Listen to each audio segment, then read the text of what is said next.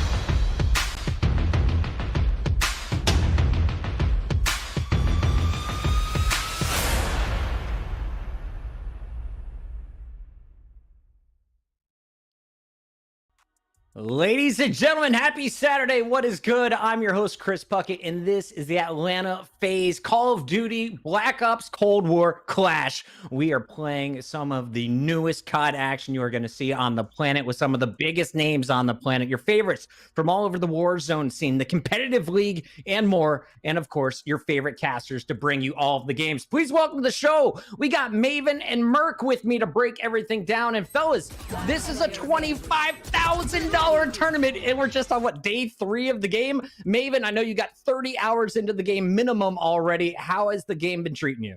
It's been a blast. It was rough at first until I leveled up some weapons, but I think I streamed 16 hours straight yesterday, then watched some of the tournaments pro players were playing until about 4 a.m. So yes, it was a long session of Cold War yesterday. It's so good, Merc. It's so good to have that fresh COD title. I know my KD was struggling for the first 2 hours of gameplay, but talk to me about the Merc setup. What's the fast track to success? Ooh, fast track to success. It's a different year. I think a lot of people, when you go from Call of Duty to Call of Duty, the devs, they have a different, the way they like to do things, right? And there's a lot of muscle memory involved. I think the big thing Clint and myself figured out is you can't slide cancel into every single fight or you will lose most gunfights. So there's going to take some adjustments, but fast track MP5, that thing is so darn good. And the Krig early on, you're going to see some Krig today in Search and Destroy, but that thing rips.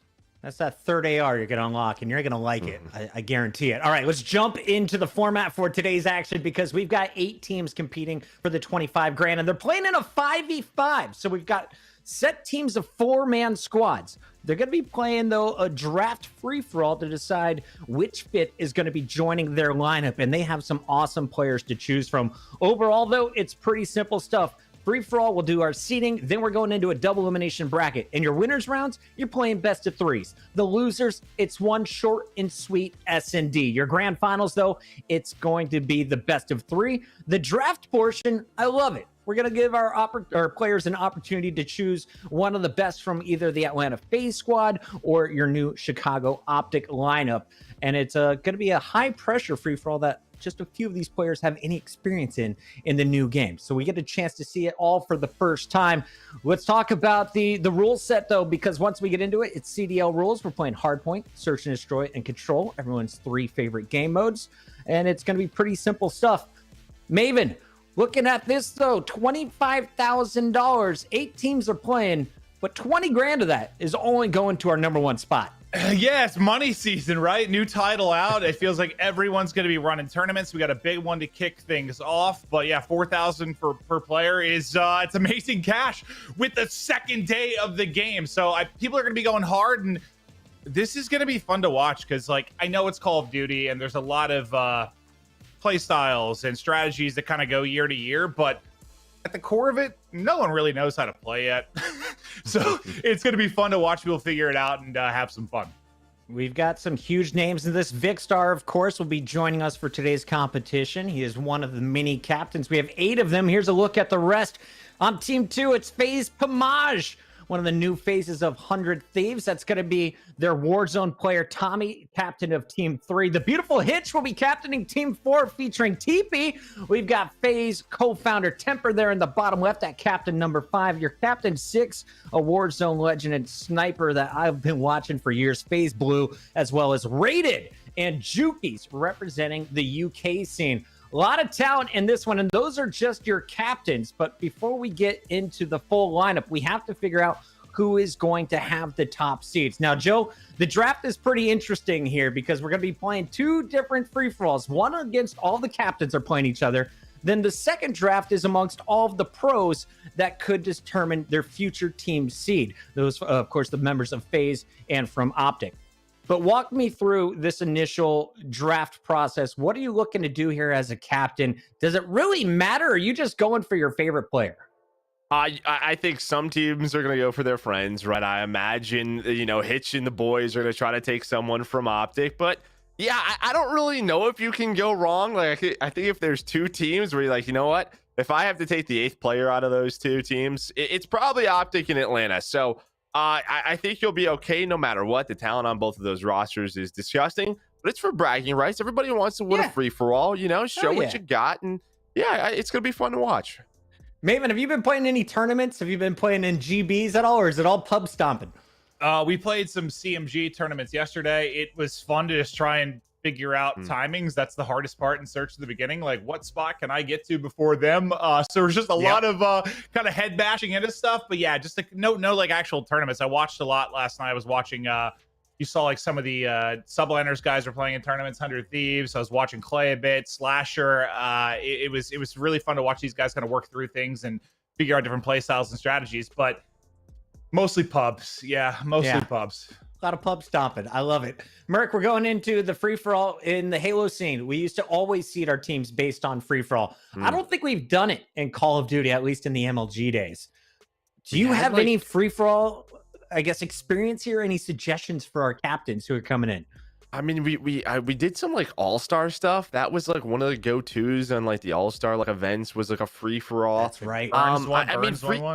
Yeah, free-for-all is tough. The biggest thing that I sort of noticed when I played in those things, like if you win that first one-on-one, typically that lets you get to a power position, and then from there you can sort of do the dirty work. And a lot of people, what they have to figure out in free-for-all is sort of the spawns. So pay attention to where you spawn, because as soon as you move like 10 yards from that spawn opens up. So it's like you win the first one-on-one, realize that, hey, there's probably gonna be someone spawning behind me. So it's a lot of quick reactions, but that first gunfight's so important to get to your spot.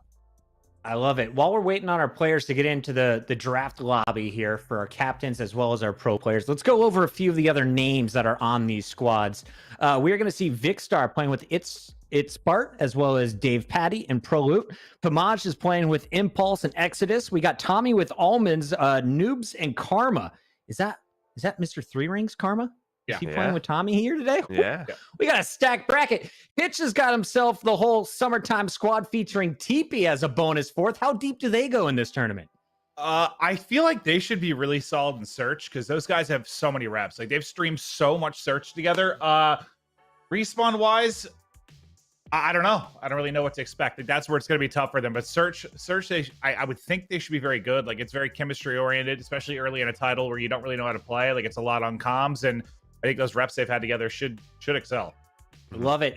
Temperrr's alongside SlaterKodish. We got Drizzy as well as Sturzahh in this one. Bloo is playing with Unrational, Exotic, and Royalty, 2 of my young faves that are now old men in the Call of Duty scene.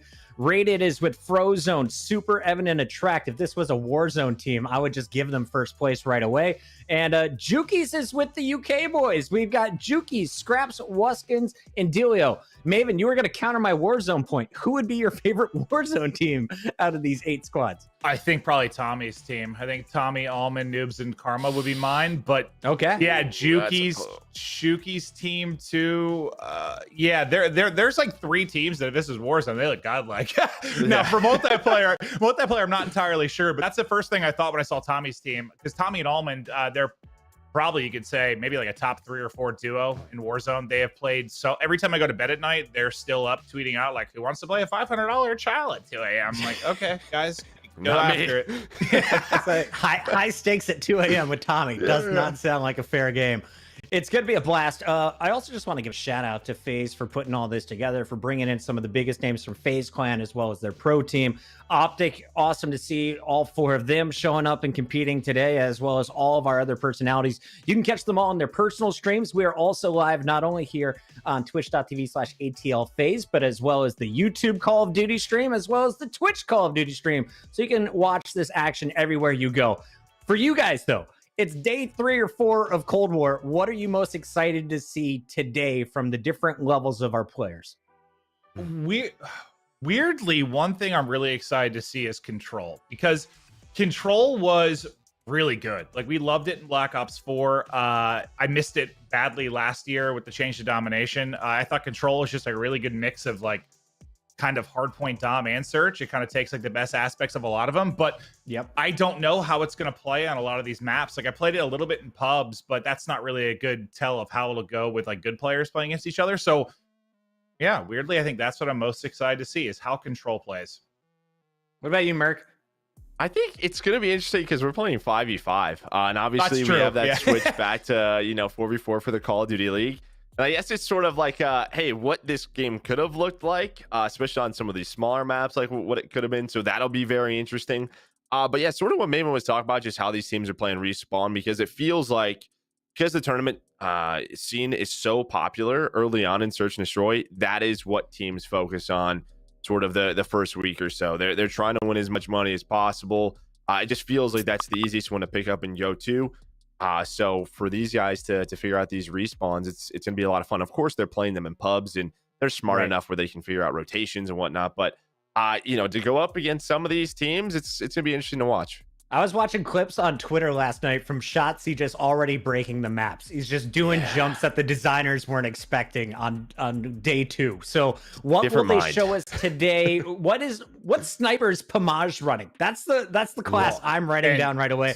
Guys, tell us, who are you most excited to see as we kick off our captain's draft? Again, this is Vikkstar, Pamaj, Tommey, Hitch, Jukeyz, Rated, FaZe, Bloo, and Temperrr, all fighting for their draft order. They will be choosing from Cellium, Simp, aBeZy, Arcitys, all the FaZe boys, against as well as Scump, Envoy, Formal, and Dashy from Chicago OpTic.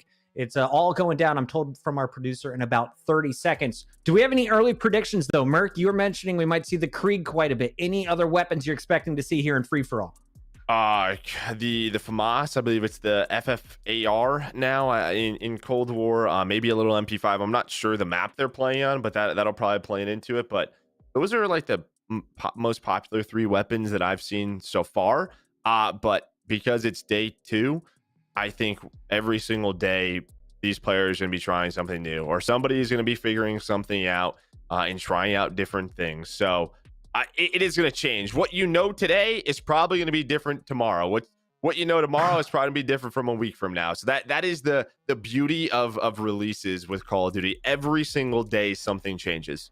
I love that you had to remind me it's just day 2. It's like, no, the game officially dropped on Friday. Today's only Saturday. I was you were like Thursday day 4. midnight. I was like, when did you get the game? I woke up and I played. Then I took another nap. I played again for my 3rd time last night. So that's how we got to day 4 already. Ignore me and watch the games. It's time to kick things off. Maven and Merc, our first free-for-all. This one determines your draft order. Who gets the #1 draft pick on the night? We're about to find out. I'll let you guys take it away. Thank you, Senor Puckett. We're ready to get right into it. We'll be watching. We're going to hop into Codcaster when we get to the actual matches, but we're going to be checking out the free-for-all from the different streams, POVs, and we're starting off with TST. I think they're going to be really good in search. And Joe, you were talking about the FFAR, the FAMAS. I rocked a little bit in the wagers we were playing yesterday, but yeah, it's nasty. It's kind of just the do it all weapon. It shoots quick. You can win close range gunfights with it. But yeah, you can see in the bottom left, it looks like, we have some AK, we have some MP5. The MP5 can absolutely work on this map just with those close quarter situations. But yeah, you can see right now, Tommey, from 100 Thieves just joined it. Shout out to Tommey. Big moves from him. He's in first place right now. And yeah, you would imagine with that competitive experience that's going to shine through. And yeah, that was bad. Yeah, he got smoked. But no, that's what I noticed the most with the FFAR when I first used it, because I felt like when I was running like the M4, when I would get caught close range by an MP5 or something, I just got smoked. Like I had no chance. It didn't matter if I got headshots. I just got fried. But with this thing, yeah, you can win those close range battles. And I think Do It All is kind of nailing what makes it special. But it was interesting yesterday, man. Just trying to level up guns, trying to keep up with everybody, and you know, there's so many attachments in the and different combos you can run nowadays. It's pretty crazy. Yeah, I mean, it's almost like, I mean, you watch these streams and they're like, huh, what did he have? You know, you have like that drop shot wrap that a lot of people think might come into it. There's so many different things. Do you want to prioritize strafe speed? Do you want to prioritize ADS speed? That is still very much being figured out as we switch to Tommey, who is our leader up to 16. He's rocking the MP5. He's got a reflex on it. He's probably stacked this thing up with 8 attachments, and he's just flying. He's just taking on one-on-one after one-on-one, taking down Pamaj. He's just doing whatever he wants. He's feeling comfortable. Yeah, I think that's what I would have done here. MP5 and just go back and forth between these buildings, try and catch people off spawn as well. Yeah. But yeah, the MP5 is nasty, especially you get a headshot or two, people just get incinerated. And that's what actually, I think that's what stood out to me. Like the first day playing yesterday is, you know, they talk about the time to kill in Treyarch titles, usually, you know, a little bit longer than something like an IW title. But like with MP5s, I was like, I feel like I'm playing Modern Warfare. It just melts people. Well, it's already something that's been, you know, tweaked since the beta a few times. Could be tweaked even more. Yeah, I think that is one big thing. And we'll see what happens with it. You know, Treyarch very quick to respond to a lot of the feedback, but he's 3 points away from winning this one. He stopped shooting there. You see the code name? That's just a bit of streamer mode, so someone's hiding their name. Doesn't want anyone to know who that is. But yeah, he's just roaming around the map. And this was a very fast free-for-all. So he's got 27 in about 3 minutes, up to 28 now. And it's looking like Tommy's going to run away with this one. Second place has 17. 17, Clint. Yeah, no, he is big frying. Tommey is nasty, and you know, one of the greatest Call of Duty esports players of all time, especially when you talk about the European side of things. I mean, he has a long and storied career, and I just think he's a great guy, honestly. And I'm really excited to see his success in Warzone and success, you know, joining 100 Thieves. Like, I love Tommey. He's the man. Pride. Okay, that one's done. It looks like Jukeyz got second, so he'll have the second pick. Hitch was in third. Interesting to see who Hitch goes with, but that'll be the decision now that these guys have to make. So this is deciding the draft order of our CDL pros. So these teams have 4 players already selected. There's 8 CDL pros from Atlanta FaZe and OpTic Gaming waiting right now, and these guys are going to select those pros. So that is the draft order. There we go. Pamaj had 4 kills, so I don't know if he was trying to snipe or what. He might have been, but no, I bet Tommy's like, hey, Jukeyz, you've been doing really well in Warzone, but welcome to my house. Like, that's what I actually am like. That's what I'm most excited to see. Because obviously a lot of Warzone streamers and I think players, I think they have a competitive Call of Duty background, right? I think that's where a lot of these guys sort of started. There might be a few who came up with Warzone, but usually they've been playing Call of Duty for some years. And usually what that means to me is like they didn't have a ton of success on the competitive Call of Duty side. And they found Warzone and it was working for them. So yeah, that'll be fun to watch. Yeah, they're just very different games. Like, I love them both independently, and yes, it is still Call of Duty, but it is far different when you talk about the gunfights now you have to play. So Tommey fries the lobby. Can't be shocked to see that. Again, one of the greatest players of all time, and love to see that. But to join us as we get ready for the draft, we're going to throw it back and have Christopher Puckett. Oh, thank you, gentlemen. I was just looking through the numbers here, and honestly, I didn't get past our 5th place. Tommey, Jukeyz, Hitch, rated Temperrr. And I didn't even find out the bottom 3 yet, but we'll be looking for these numbers to officially come through. Bloo is 7th, Pamaj is 8th, so Vic must be 6th. So yeah, it's Vic, right? Vic's the only other pro. So or Well done. only other captain we're missing from that list. So yeah, Vic, makes sense that Vic is hiding his name. I would imagine I would do the same if I was Vic. Yeah. Don't look at his name, guys. Don't send him a friend request. He doesn't want to be your friend. Yeah. He's got enough of those. Can I just call out Purity in the chat though? I was listening to you guys with your excellent commentary and great call for the positioning from Tommey. But Purity said Tommey's overrated. The man won by 10 kills in a game to 30. Where do you think he's rated right now, and where would you put him, Mr. Purity? Because I'm pretty darn impressed with the guy's ability to frag out. That comment's just dumb. I don't even know what that means. Yeah, no, Purity got destroyed a few times in a couple of Warzone lobbies, and he's no longer a Tommey fan. That's what that is. It's a salty superstore drop. Understood. Let's talk about our #1 pick though, because now you have to fill out your team: Cellium, Simp, aBeZy, Arcitys, as well as Scump, Envoy, Formal, and Dashy. The Atlanta boys going to the finals last year. Of course, all of these other names, everyone knows and loves them as well. Merc, let's start with you. OG team builder. Who we going with the #1 draft pick if you're Tommey? I think I would pick. It's between Cell or Simp for me, and I'm just such a Cellium fan that I'm going Cell. I just feel like Cellium, he, you know, you were talking about Shotzzy, the way he breaks the map. Yep. Cell is similar with the game. He has a different mind with things, and I think most pros do. But Cell is just good at everything. So I would take Cellium #1. He picks it up so quick. What about you, Maven? That was probably going to be my answer too, but I think I just go with, now all these guys are very good and very talented, but there's not as much strategy in this as everyone's playing the title for the first time, and I think just I would go probably highest like skill ceiling. I think I go Dashy. I think Dashy's got the most potential to fry a lobby. The guy is absolutely nuts. He's coming off a year that he wants to forget forever. I got a feeling he's going to be putting in work. Yeah, one of the OpTic leftovers who's still on OpTic. Dashy, we'll see what's going on with this man. I want to see where Scump lands, and I have a feeling with the #3 pick, Scump might still be available there for Hitch and TST as well as T. That would be quite the throwback lineup to see once again. It's going to be a fun day, and as we mentioned, we are just waiting on our pros. We did 2 different free-for-alls, our captains to decide the draft order, but our pros, they all carry a bracket seed, and which is interesting because if you find out the #1 seed went one direction, you don't want to match up against that team, you're definitely not going to pick the player who got 4th. You don't want that first-round matchup here. And it's all about the winner's bracket too, right, Merc? So we could do some big brain theory crafting based on the other picks, even if you are a guy like Pamaj or FaZe Bloo there with the 7th or 8th pick of where you're going to end up. Today, though, it's the new day. It's Cold War. We finally get to see it in a competitive setting. Maven, you mentioned control. We haven't talked about maps, though. I believe 4 maps are in the rotation today. What map are you guys loving the most? Which map do you want to learn how the players are figuring things out in a 5v5 setting? I think Moscow probably plays the best in everything. It's just kind of your traditional Treyarch type map for me. It makes sense. I think it's a fantastic map. That's probably the one I'm looking forward to watching the most. But actually, I kind of want to flip that opinion. I kind of want to watch the others because I'm not sure how they're going to play. But it is difficult because it's 5v5, and a lot of these maps are pretty small. Like I was worried. I heard Slasher and company kind of talking about like how Controller Hardpoint will play in some of these maps because they are pretty small, even for like 4v4. So this should be pretty chaotic, but in a fun way, I would think. Merc, you got a favorite map to watch? Well, I think, I think Moscow and Miami will work well in this 5v5 because they're a little bit larger. Miami as well.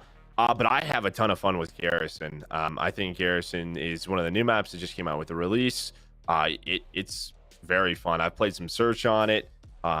Yeah, there's a lot of verticality to the map, a lot of positions you can take, but 5v5 on it will be interesting. Will be very interesting. And what is the pro move? So a game comes out, you're a content creator. Do you start in hardpoint domination? Are you going to team deathmatch? Where do you think our players are most familiar, knowing this is just the 2nd day of the game?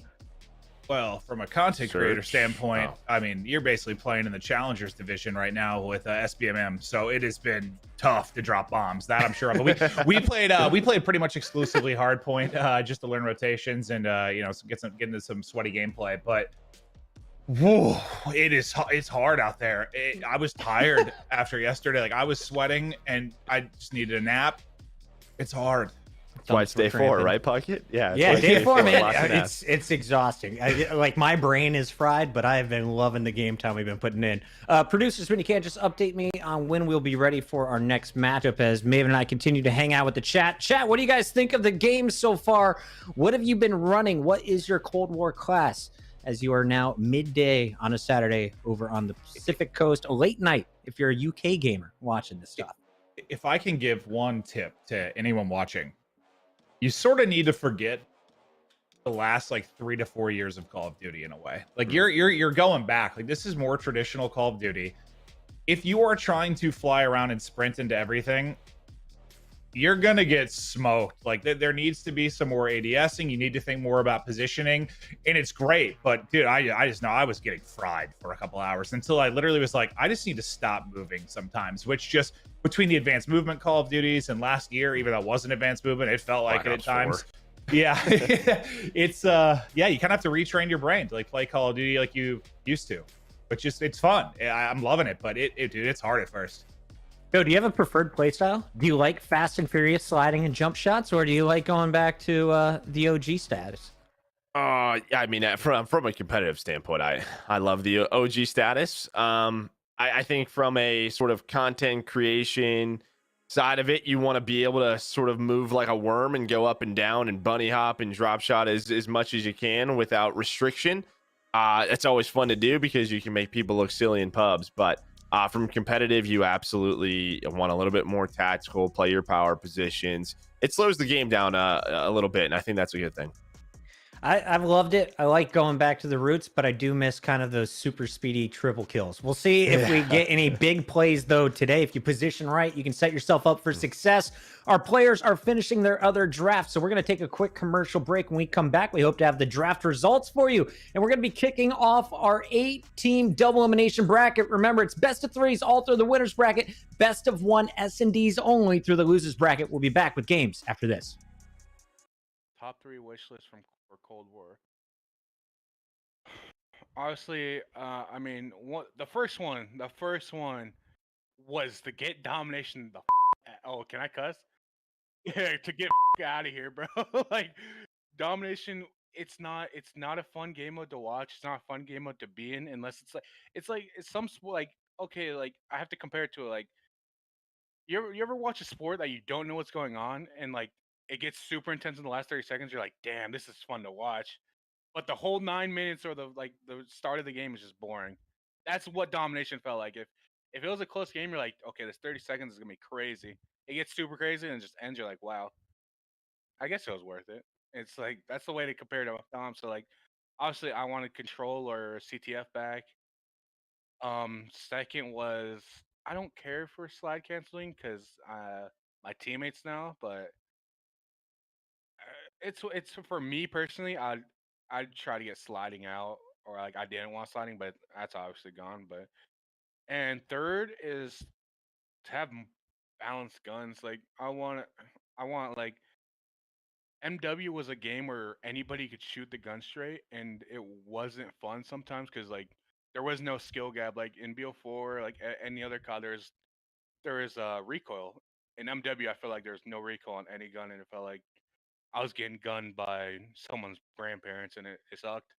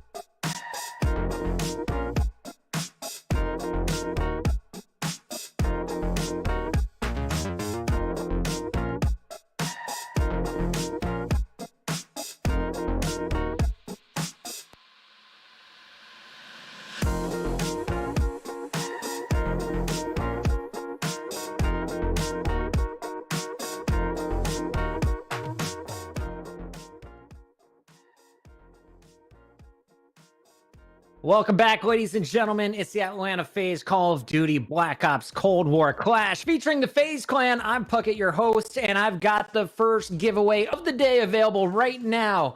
You guys get a chance to win stuff no matter where you're watching all day long just by hanging out with us on stream. And your first opportunity for the giveaway is up at this moment. Are you ready? It's time. All you have to do is type hashtag EZAF, all one word, EZAF, in whatever chat you're currently watching this stream on. You have a chance to win some awesome Atlanta FaZe swag. I've got some of it on right now. We got the hoodie, got some t-shirts, got some hats, and more. If you are selected as a winner on Twitch, a moderator is going to be reaching out to you on Whispers, so check your Whispers today, as well as if you're on YouTube, the moderator is going to ping you in chat with more information on how to collect your items. And remember, we will be doing many of these throughout the stream. We are celebrating Cold War. We are celebrating your FaZe players, as well as all of our content creators today in the newest, hottest Call of Duty title yet. Just a moment from now, we're going to have our official draft picks selected. Our captains are doing that. Our admins are going through all of the results and getting your bracket ready for us. And I'm told by our producer, we're just moments away from having that graphic. If you're just joining us, we started today with 8 teams of 4. Each captain was able to pick 3 teammates, and now they're adding in a 5th player from a group of pro players from either the Atlanta FaZe or the Chicago OpTic. At the end of this all, we're going to have a double elimination bracket where the winners will walk away with $20,000. Second place, $5,000 in their pockets. And your casters for tonight's show, we got Maven and Merc from the Call of Duty League. They're back. They're beautiful. And they just cast the first draft round of free-for-all where Tommey showed up in a big way. 30 kills for Tommey. The next closest was Jukeyz at 20. Maven, how you feeling about this? I can't think about anything other than your beautiful blue eyes. Is anyone in the chat distracted by them? Like, wow. I just wish I had blue eyes. I'll give you mine. And hair. But you can like get them though. There's like you can get blue eyes, right? Like there's like contacts or something you could do. I don't know. I'm yeah, sure the White that you could do Walkers had something them. to get blue eyes. Yeah, I'd look like a White Walker. I'd look horrible. But Chris, it'd be pretty cool. Have you thought of going as a White Walker, Maven? Just like not on Halloween, but just every day. Just dye the beard. Probably should. Well, that's what we were worried about. We got a Merle Pomeranian, our puppy Kevin, and Cat was so worried to look like a White Walker because like they have like blue eyes and like one's blue and one's white. It looks kind of freaky and cool, but she's really worried about that. But it turned out okay. You named your dog Kevin. Yeah, she loves human names. So we had Todd before he passed away, and now Kevin, and it's just great to yell Kevin. It's fantastic. I just think Home Alone. That's incredible. 100%. He's a little baby. I love it. Joey, do you have a mammal, a fur baby? Yeah, I got a big Louie, my puppy. Yeah, he's I don't know. He was hanging out with me. I think his mom got home, so he likes her way more than me. Oh. Same. Hi. Hi, baby. We got a little bonus here in the Puckett household, ready to watch some Call of Duty with us today. Sorry if you hear her snoring in the background. That's my Frenchie Olive. All right. With all that said, graphics guy, I tried to buy you time. Do you have our draft picks? Not ready yet, but I was told I can leak the first pick. Are you guys ready? I've never been more ready. I asked you both who you would pick with your number one selection. You said Cellium. Cellium was not the number one pick. Joey Merkdeluca's B answer, or Maven's B answer, was Simp. Tommey went with Simp. The rest of the rosters were still figuring those out. But I have the number one pick, and the other 7 are coming in. But Simp, let's talk about this guy. What makes him number one draft pick worthy? Because he's been a monster. As soon as I walked away from the game, it was nothing but Simp all over my Twitter feed while I was casting out. Yeah, his first tournament, he was the best player at the tournament. And this is one of those guys where I'm trying to compare it to kind of like regular sports, like I don't know, a Kobe or a LeBron, like somebody you see in high school where you just know like they're going to be the guy. You just know it. And he's someone that when he was 15 or so competing, just waiting to turn 18 and compete, like it was literally just a matter of time. You knew when he got to that level, he was going to be good. And I still think even then he's exceeded expectations. He is a freak. He is good at everything. He is one of the most talented players I've ever had the privilege of watching. You cannot say enough good things about Simp. He's a world champion, a monster. You can catch him on Tommy's team. Here's a look at the rest of our draft pick breakdowns, though. We've got them all for you. All 8 of our captains made their selection. And as you can see, Team Vicstar. Vic finished in 6th place, and with the number 6 spot, he went Dashy. Pamaj, even though he was in 8th, was able to grab Formal. I'll take that. Tommey with the number 1 draft pick goes with Simp, and Team OpTic is going to feature Scump, as Hitch was able to grab him with the number 3 spot. Temperrr with the number 5 pick grabbed aBeZy. Envoy was scooped up by FaZe Bloo, who had the 7th pick, and Rated was able to grab the AR powerhouse in Arcitys. Jukeyz, though, number 2 pick right behind Tommey. We said it was going to be Simp and Cellium. Well, Cellium is going to join up with the UK boys there, as that is a deadly trio of Skrapz, Wuskin, and Cellium. That'll be fun to watch. Looking at these lineups, though, now that we have them all formulated, who would you say is the scariest team on paper? Oh, that's actually right. We didn't even think about that. Probably Team Blue, just because Unrational will be good. I played with them all day yesterday. You have Exotic and Royalty, who have been either pro or top level AM players for a while, and you have Envoy. Like, I feel like that has a lot. Or Jukeyz, dude. I think Jukeyz team. Jukeyz Blue. Like the TST boys are probably close there as well. But yeah, I mean, you just have pros on those teams, right? Like Jukeyz is playing with Skrapz and Wuskin. That's already 2 pros. Plus you picked up Cellium. So that's sort of the standout for me. That was dirty. Close. Yeah. You got the twins plus Cell. I don't know how you beat that unless your team's summertime, baby. Hitch, Blake, George, TeeP, and Scump. Are you kidding me? Team OpTic's got this one in the bag. Or do they? The FaZe boys are all spread out throughout this event. And of course, so are our streamers. Want to remind everyone, you can watch them on their personal channels throughout the Double Elimination Tournament. You can also hang out with us here for some of the best commentary in Cold War, the first $25,000 tournament I'm aware of, and definitely the biggest show we've had for the newest title in the Call of Duty franchise. Also, while you're at it, guys, make sure you are following all of our channels if you are a FaZe fan. We've got our Twitter page, that's ATL FaZe, as well as Instagram, ATL FaZe. We've got the merch store open, and as we mentioned, we are giving out all kinds of awesome gear throughout the day. We just did our first giveaway with the hashtag EasyAF in the chat. I will prompt you when we have more, and plenty more is coming throughout the show. Trust me. We're going into best of 3s. It's the winners bracket coming up here, and it's going to be a blast. We just highlighted some of our big teams, but I didn't get a chance to see what seed they all ended up on. So will it be Team Vicstar versus Jukeyz in the first round of 8? That's what it looked like on that graphic, and could be a very fun matchup to kick things off. Producer's going to let me know. We're going to figure all this out. And that's, the matchups are big because losers bracket, you're playing one search. And some of these guys got reps in various tournaments yesterday or wagers, but it's one search. Anything can happen this early in a title. So yeah, you want to stay on the winner's side of it if you can. That's for sure.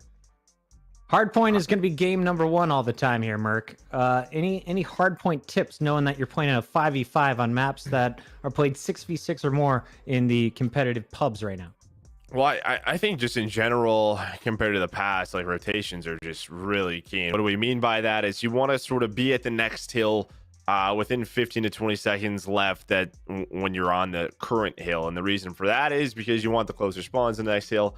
And there are some spawns like Moscow, Miami really shows out to me as well, where if you don't have the close spawns, you are going on a hike. You are going on a hike, and I don't think our players are used to that. And what do I mean? It takes 10 seconds to get across the map. Or and more. That's how traditional hardpoint was for a long time. But with the speed of the last couple of games we've had, that's spawns have still been important, but not to this extent. So that's what I would watch out for. Those rotations are absolutely going to be key.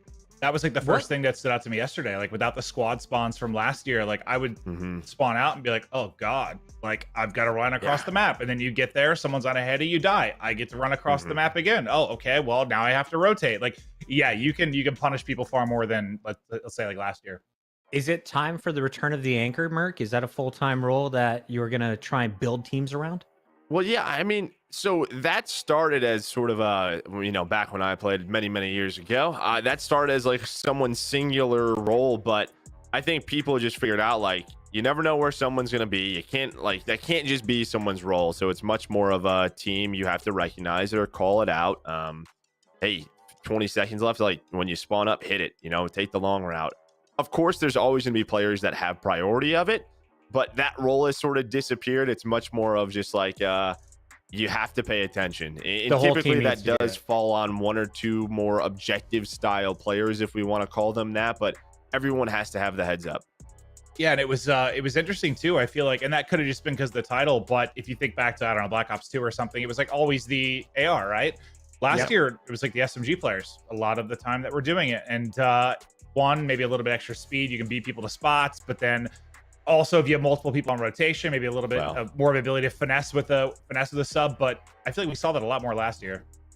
Well, it started out that way for some reason, and then I think someone just figured out, like, if I just go early with a sub, I'm gonna run into a close quarter position to an AR, and I'm gonna have the advantage. Yeah, not only are you faster, but you can sort of pick that fight a little bit easier because that person has to go on a pretty far run across the map. So that's just something that's changed over the years. It started out one way, and then someone was like, why do we do that when we could just do this, right? Like this makes way more sense. Not only are you faster, you can make any gunfight work for you with that submachine gun. So yeah, it's just something that's changed.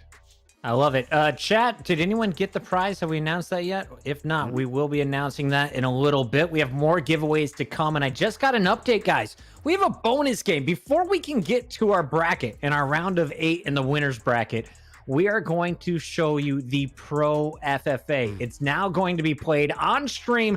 In order to do that, though, we need to get all 8 players in the same lobby, and that is taking a bonus moment. So we're going to take a quick break, show you some love here from the FaZe guys. When we come back, we got another FFA come your way.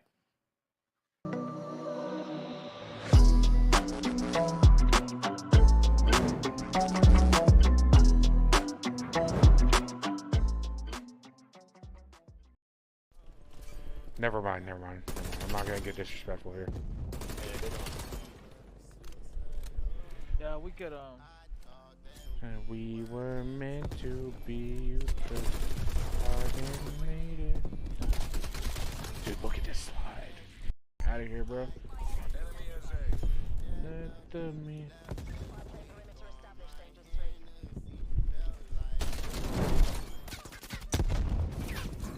I slide, brother, like you're f***ing here. Neutralized. Hostile spy plane established overhead. you know that spot is course. Nice play. Dude, I got pinks in the bag, bro. Mac and cheese. Is this the same team we're playing? I think Yeah, it I is. think it. Were we playing a team like? I latency. It says in the top right. I'm lagging, guys. Lagging. Why The would it game does say not that? count. Alex can do bad. No counting. Hostile down. Bro.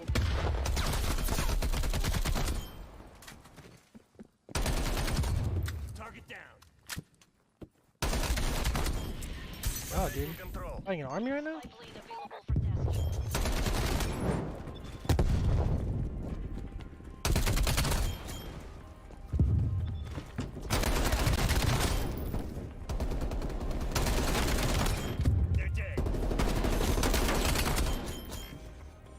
It is. You guys, round Deadass does have hella ammo. Yep. Try I again. love you. Try something Yeah, harder, snipe. dude. Yeah, it's night. And he killed. Blah blah slime blah blah. Like, get the. I gotta see this. I have to see my cooker. M16. Like, kids are really using ACOGs with M16. No, It's don't not kill even me. an assault rifle, so it's gonna be banned because it's a hunting rifle. They tried to kill me. Ah, sorry.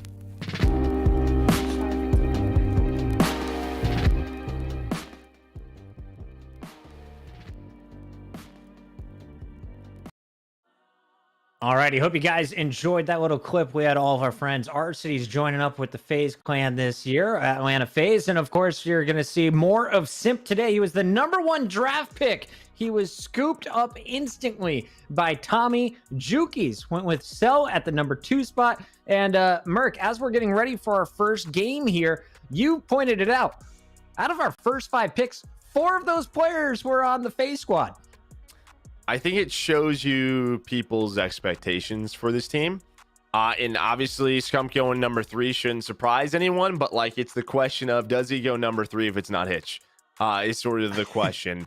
I think it just shows you like with RCs on this team, Cell, aBeZy, Simp, they've been so good these last couple of years where Atlanta FaZe is supposed to be that team. All right, we're going to be joining up with the Ginger Ninja. It's going to be Scump kicking things off.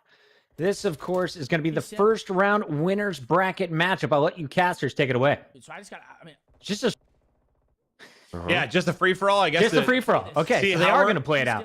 Yeah, how we're going to be seeded into this. Scump, I mean, I think one of the people you've got a favorite in this. He probably plays a lot more pubs than a lot of these players, or he has historically. But your guess is as good as mine, Joe. Here, anybody can take this.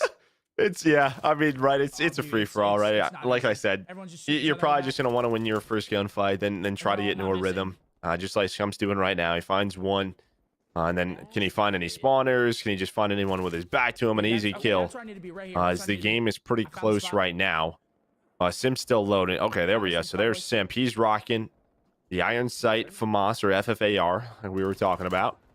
There's going to be a lot of kills being traded back and forth because these guys are just so talented. over here. Yeah, it's going to be a lot tougher to go on like a 8 spray or just fry the lobby like I think we saw Tommey did. Now, somebody could do it, but it's going to be a lot harder with this level of talent in here. The OpTic Chicago lineup, the Atlanta FaZe lineup. There's not really a weakness anywhere there. I mean, when you think about going into next year for the CDL, just from a talent perspective, God, what? Dallas, Atlanta, Chicago, who am I forgetting? LA Thieves. LA Thieves. Yeah, like maybe those probably be like your top 4, maybe from a talent perspective. It's going to be a crazy year.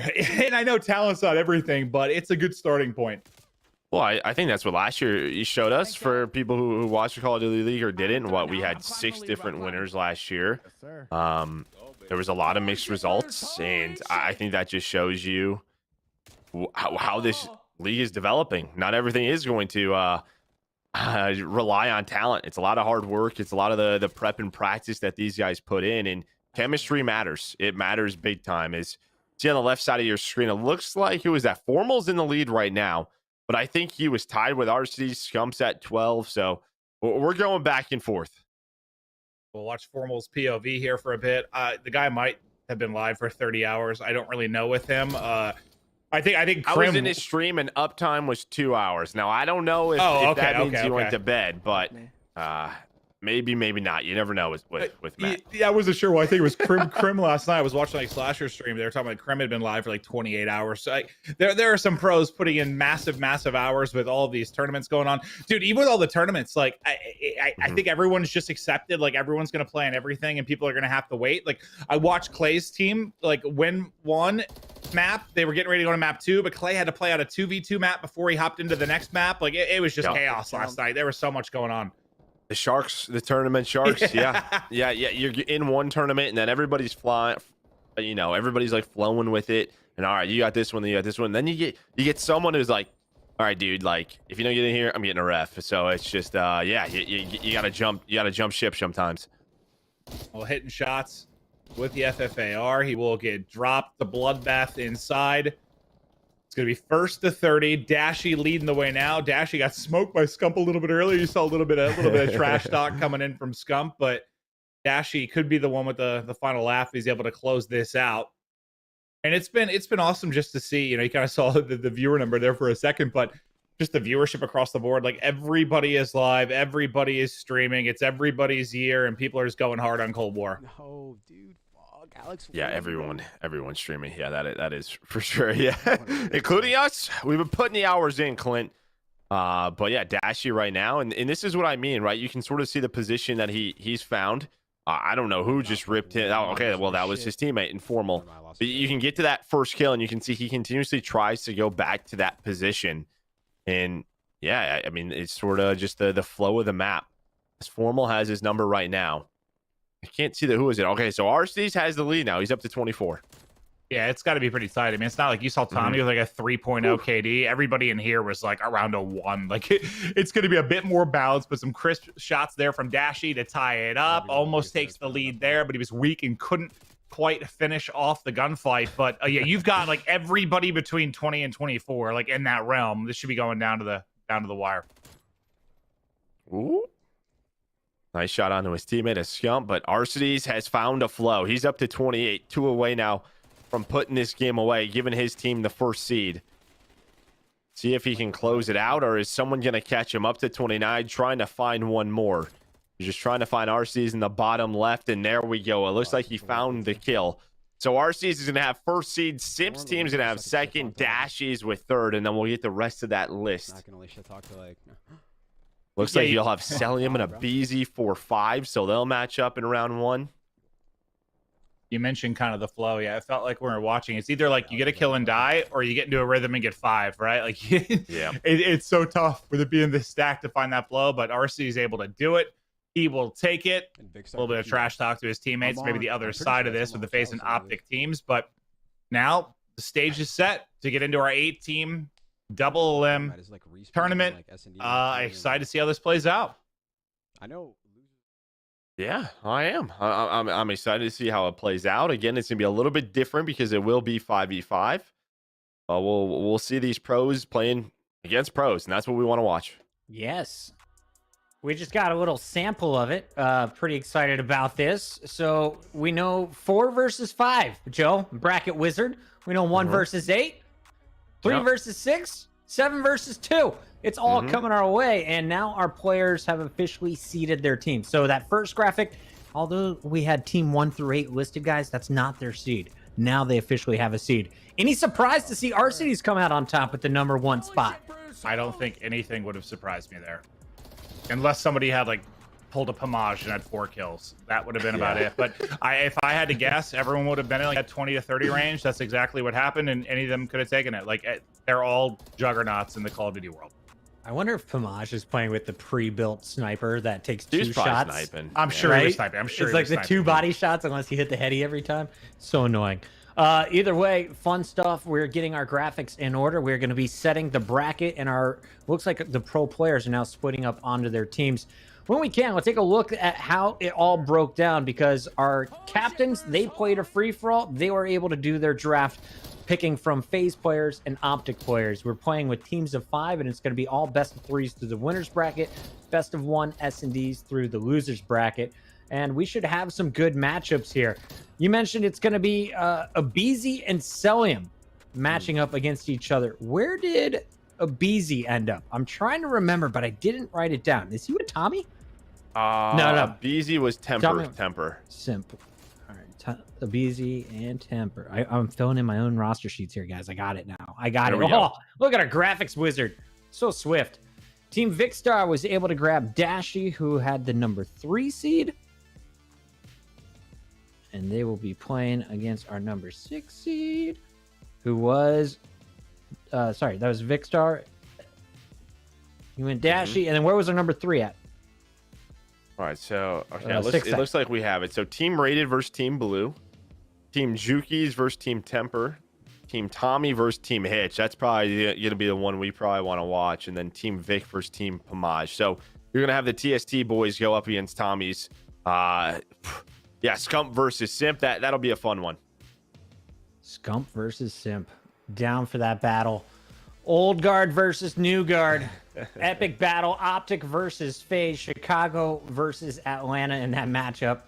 Karma also in the building today. The GOAT is going to be playing Call of Duty for everyone. I hope we get to see a lot of his stream. A lot of fun still to come. And of course, we're just waiting on that bracket to kick off. Our players are going to get on the squads, and we are getting this one kicked off. Chat, do you have a favorite player? Looking at all of these huge names in the competition, we got some of your biggest pros, your biggest streamers, all from the Call of Duty universe. Who are you excited to watch? Let us know. We'll make sure our obs is going to be following them throughout the action. And we should also remind you guys, we are going to be giving away 4 trophies today. And that is going to be going out on the Atlanta FaZe's Twitter feed. So if you don't already, follow at ATL FaZe on Twitter to find out who is going to be the winner of It's Your Year. That's going to be our streamer MVP. It's Your Year again, the pro MVP, Hard Carry, who has the best KD, and the Dirty Work trophy for the highest OBJ score, which might be TeeP if you've watched Call of Duty in the past. I don't think on that team that will be the case. Not on that but squad. Yeah. Not on that squad? no. Not today?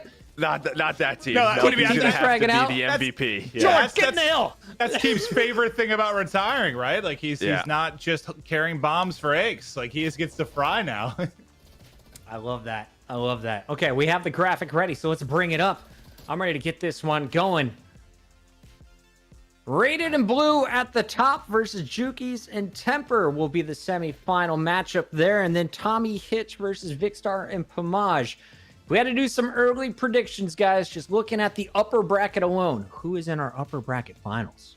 I think it'll be Tommey versus Blue. Tommey versus Blue? You backing that? I'll go Jukeyz. I'll go with the twins, and then I will say Vikkstar. Yeah, I think Tommy's got the. I think Tommy's got the bottom bracket, no problem. If they can get past Hitch, I think they can. So I think they're gonna win that one. And then up top's a little bit more competitive, a lot more competitive, I should say. It's gonna be fun, and hopefully we'll be joining those games. Definitely want to see what the UK boys are doing against NA. Is everyone in North America right now? Are they playing over international waters? I'm not sure how the whole servers are working Some today. are for sure. I mean, if you think of like Vic, Jukeyz, Deleo, like there are definitely some people playing. I assume the host is going to be here in North America, so that's another piece of this puzzle too. I think people like Rated and Tommey, they're currently in NA, but yeah, there's a mix for sure. I don't know. I think the twins might be home too. So. Ooh, lordy. All right, it's going to be fun for a lot of players today. And remember, this is just an exhibition. We're bringing all of your favorite people together, but there still is serious money on the line. $20,000 up for grabs for first place, $5,000 going to second place. And then, of course, this is just the beginning, as it's day 2 of Call of Duty Cold War. We're going to see so much action this week. Our first games are just moments away. Stay tuned in the chat, guys, for more giveaways. Also, check your whispers. We just announced our first winner. That answer is waiting for you either on Twitch or YouTube in your inbox. We'll be back with more action. It is the Atlanta FaZe Call of Duty Black Ops Cold War Clash. We'll be right back. Hey, Bill, I'm in the mood for a switch up. I hit the function, hit the rose till I hiccup. I hit the stage and leave with money that say stick up. She picture perfect, so I told him I'm a flick up. Bill, I'm in the mood for a change up. I leave the city and return with my change up. They got amnesia, don't remember how they played us. They wanna knock me down, but somehow I just stay up. Look, straight from the mud like rugby. Straight to the stage, they love me. I understand they hungry, but please don't hate that. I'm FaZe Swag, and this is Controller Gang.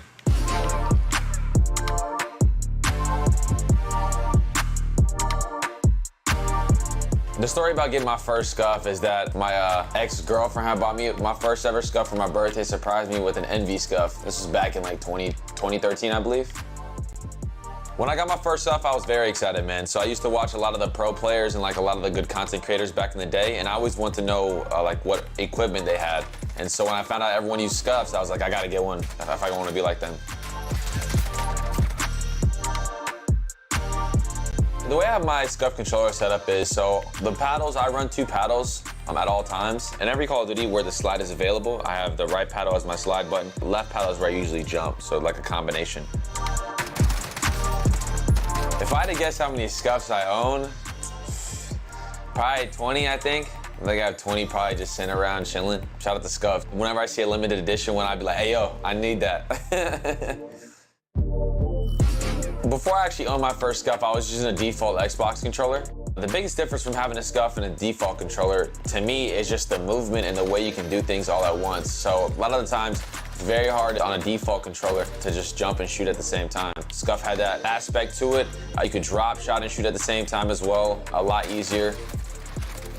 The way I actually got my own Scuff was all the Scuff creators, like partners, they play in a tournament, they have a code tournament. So their fans, whoever got the most code usage, wins their own Scuff. Fortunately, man, my fan base went hard for me. I had the most codes in that tournament, and I was able to get my own first Scuff. One of the big things that I have coming up with Scuff is I'm really trying to work on giving back to my stream, to my subs on Twitch, man. So me and Scuff are trying to work it out to where we can give away a Scuff controller very often over there. A lot of people, they always want to try Scuff. If they see that like other good players using it, they want to rock it as well. So just give people a chance to have one is like a big thing that I'm trying to work on right now. What? Yeah, he's not AFK. No. No. Oh. Oh. Oh, let's go, man. I'm FaZe Swag, and this is Controller Gang.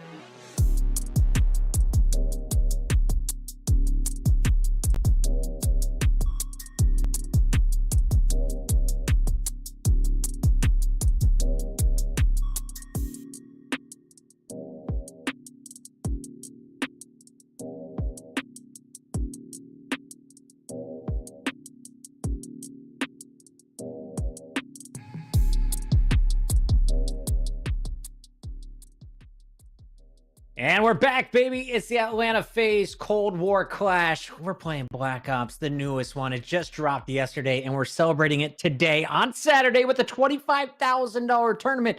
But it's not just our players who can win big today with 25 grand on the line. But we want to make you guys feel special with some swag to celebrate it. We've got FaZe gear for everybody, and we already gave away our first round. It's in your inbox if you're a winner on Twitch or on YouTube channels. Just check your inbox there in your whispers or your chat. But now it's time for the second one, and if you guys want to win, you got to put this hashtag in the chat right now. It's hashtag EasyAF. It's one word, ladies and gentlemen. Put it in the chat. Our admins are going to be selecting winners, and we will be sending out the notifications through your whispers, through your chat on YouTube as well. Do it right now.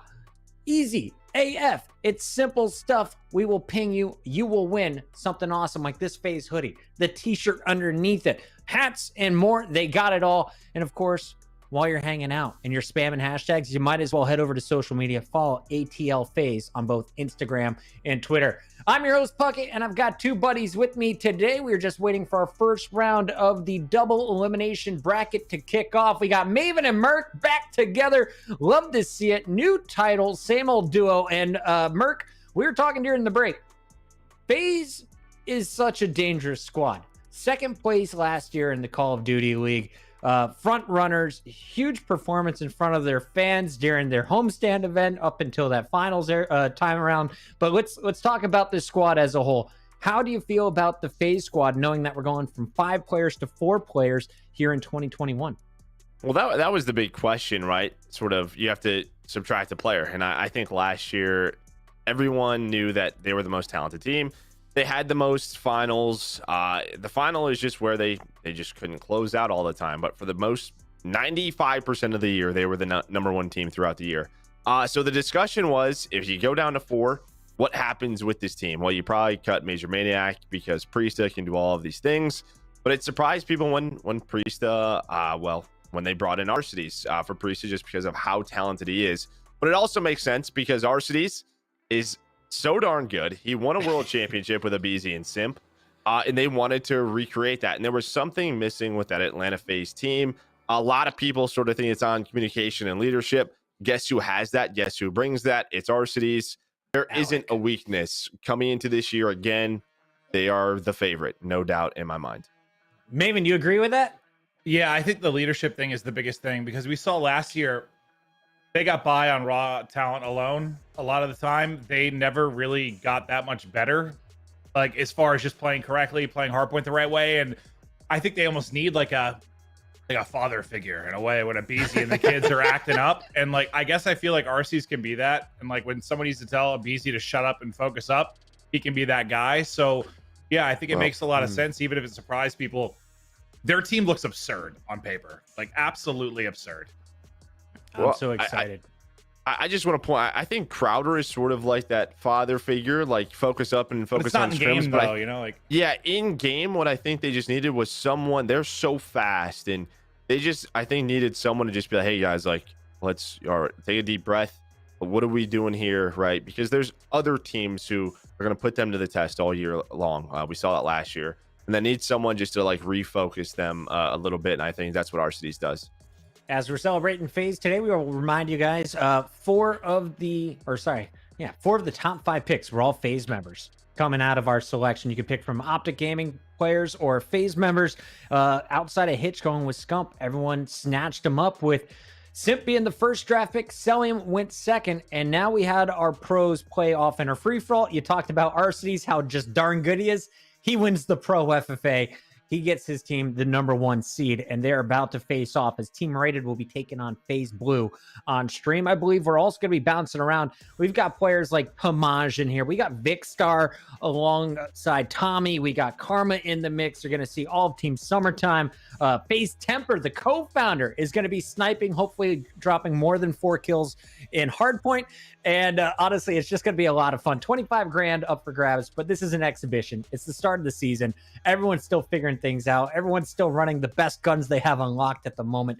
In customs, can you just run anything? Is now the time to experiment? Or okay. Yep. So if you were making a class, Maven, have you theory crafted anything you could steal from the tournaments you were watching last night? Yeah, sort of like to what Joe said at the beginning. It's gonna be Krieg, FFAR, and MP5. I think is what you're gonna see almost exclusively, unless somebody, well, obviously sniping and stuff in Search and Destroy, and sniping is very good. Like I was watching Clay last night, and he was just quick scoping people. Like they had a match against the 100 Thieves guys, and like Slasher and them on Moscow were completely caught off guard, like towards the A site, because they just hadn't really dealt with it yet, and their whole plan to get that half wall and just kind of hold it defensively was just he was ADS there with a sniper and just completely putting them in the blender. So sniping is very, very, very, very, very good in this game. That'll be something to watch and search for sure. Joe, any other changes? Because we are playing with CDL rules. Anything else that you're familiar with that is going to be very different from what the community is watching in their pubs? I mean, I think I don't think we're playing with tactical rifles like the M16 and the AUG because they one burst everything all the time. They're very strong right now, so I don't believe we're playing with those. So yeah, if you're watching this and you're like, hey, what gun should I run? Yeah, the tactical rifle selections are very strong with the M16 and the AUG. When you get those things leveled up, they one burst a lot. So you drop a lot of bombs with that. So you won't see any of those. But yeah, kind of what Maven was saying, you're going to see maybe a little AK, but the sort of question is, what attachments am I running? Because there's just a lot of choices. How do you want to build it? That is going to be what people are playing with and just trying to figure out what they best like. That's what was so crazy after, I've been grinding pubs, but there's so many attachments and so many levels of the guns that you have to go through that I only got like halfway on most of them. And a lot of the really good attachments are, towards the bottom and the later levels. Yep. When I got to play customs and use all the good attachments, like you're using a different gun. Like it is so much different. So yes, you will be seeing some stuff that you might not be able to use yet in pubs, which is the tough part, but get your grind on, go unlock them. Yeah, it's time to prestige, guys. Just do it. It's day 2. You well, should be that there changed by now. too, by the way. So prestiging in the past, like when you would reset in prestige, you lost all your attachments, you lost all your guns, you had to unlock them all again. Now when you prestige, you keep all of that. So I like that they add it because like something to work towards, and you see the icon change. It's just something, I don't know, nice for your brain to kind of reward the grind, but you're not, level 1 with a default gun, no attachments again. So that's pretty cool. While we have some time, we're still waiting on our players. Can we talk about the league a little bit more? Because you guys are two of the biggest faces of the Call of Duty League. We had a fantastic inaugural season, even amongst the pandemic. We made it work. We powered through. We crowned a champion. We're going into a second year with a lot of changes. First of all, you're on PCs with controllers, basically, it feels like, for the maximum frames. We're going to be showcasing a lot of talent across multiple different jerseys, though, this year. Major transactions in the offseason, Maven, as everyone cuts down from 5 to 4. We saw tons of player movement. Yeah, I think what's going to be really, really interesting about this year is Challengers is going to be lit. Like, it is going to be stacked with a lot of players that have been pro players in the past. So that'll be really interesting to follow at a pro level. Yes, since it went down to 4v4, I think last year was already our most competitive year of all time because it went from a lot of our pro leagues in the past had 16 teams. We went down to 12, so that already made the rosters a little bit more stacked. Now we're staying at 12 and cutting from 5v5 to 4v4. So like teams are going to be absurd. I'm not sure yet. Like, it looks like it could be a little top heavy. I mean, some of the top teams look really good. But it's going to be awesome. And then just excitement for Joe and I think the second, like, you have OpTic back with Hex. So you have OpTic Chicago. That's awesome. You have Nade Shot and 100 Thieves back in it, which automatically is a W. So there's a lot to be excited for in year 2 for sure. Merc, any teams outside of FaZe that you have your eyes on coming into 2021? I mean, there's the obvious ones. And I think Clint's right. People are thinking top heavy. But I think, again, last year, I mean, people, we didn't expect that to happen. I mean, 6 teams won an event last year. We thought it was going to be top heavy. It wasn't. Almost every team made a semifinal last year. So I just think with the league as talented as it is, you're going to have teams that are outworking others. If there's one team that maybe isn't talked about enough, I think Minnesota got away with a great team. Just overall. The fact that you get a Priesta, you get an attach off of New York. Those are 2 big landings. And then teaming up with Major Maniac and Accuracy, who selfless guys in leaders as well. So I think Minnesota reformed. They're going to be a very tough team to beat. And then I'm excited to see it. It sounds like Hydra is going to be on New York. The rookie coming over from Europe. Excited to see how he performs with some veterans in Zuma and Clayster. I love it. Like we've always had kind of the old guard amongst the top teams for it felt like the first 5-6 years of Call of Duty esports with just different rotation of those players. It's like the French Shuffle and Counter-Strike. Same names, just different lineups. So many new faces in the league over the last 3 years, Maven. Yeah, and I think that's actually one of the things I'm most excited for because there is this stigma in the Call of Duty esports community and even with the pro players a little bit, with the fans and everything, that some of the new players benefited from the chaos that was Modern Warfare. So like your Awakenings and Mac Melts and these guys that came in last year, I feel like there's this thought that maybe they won't do that well. But I've always been of the opinion, COD is COD.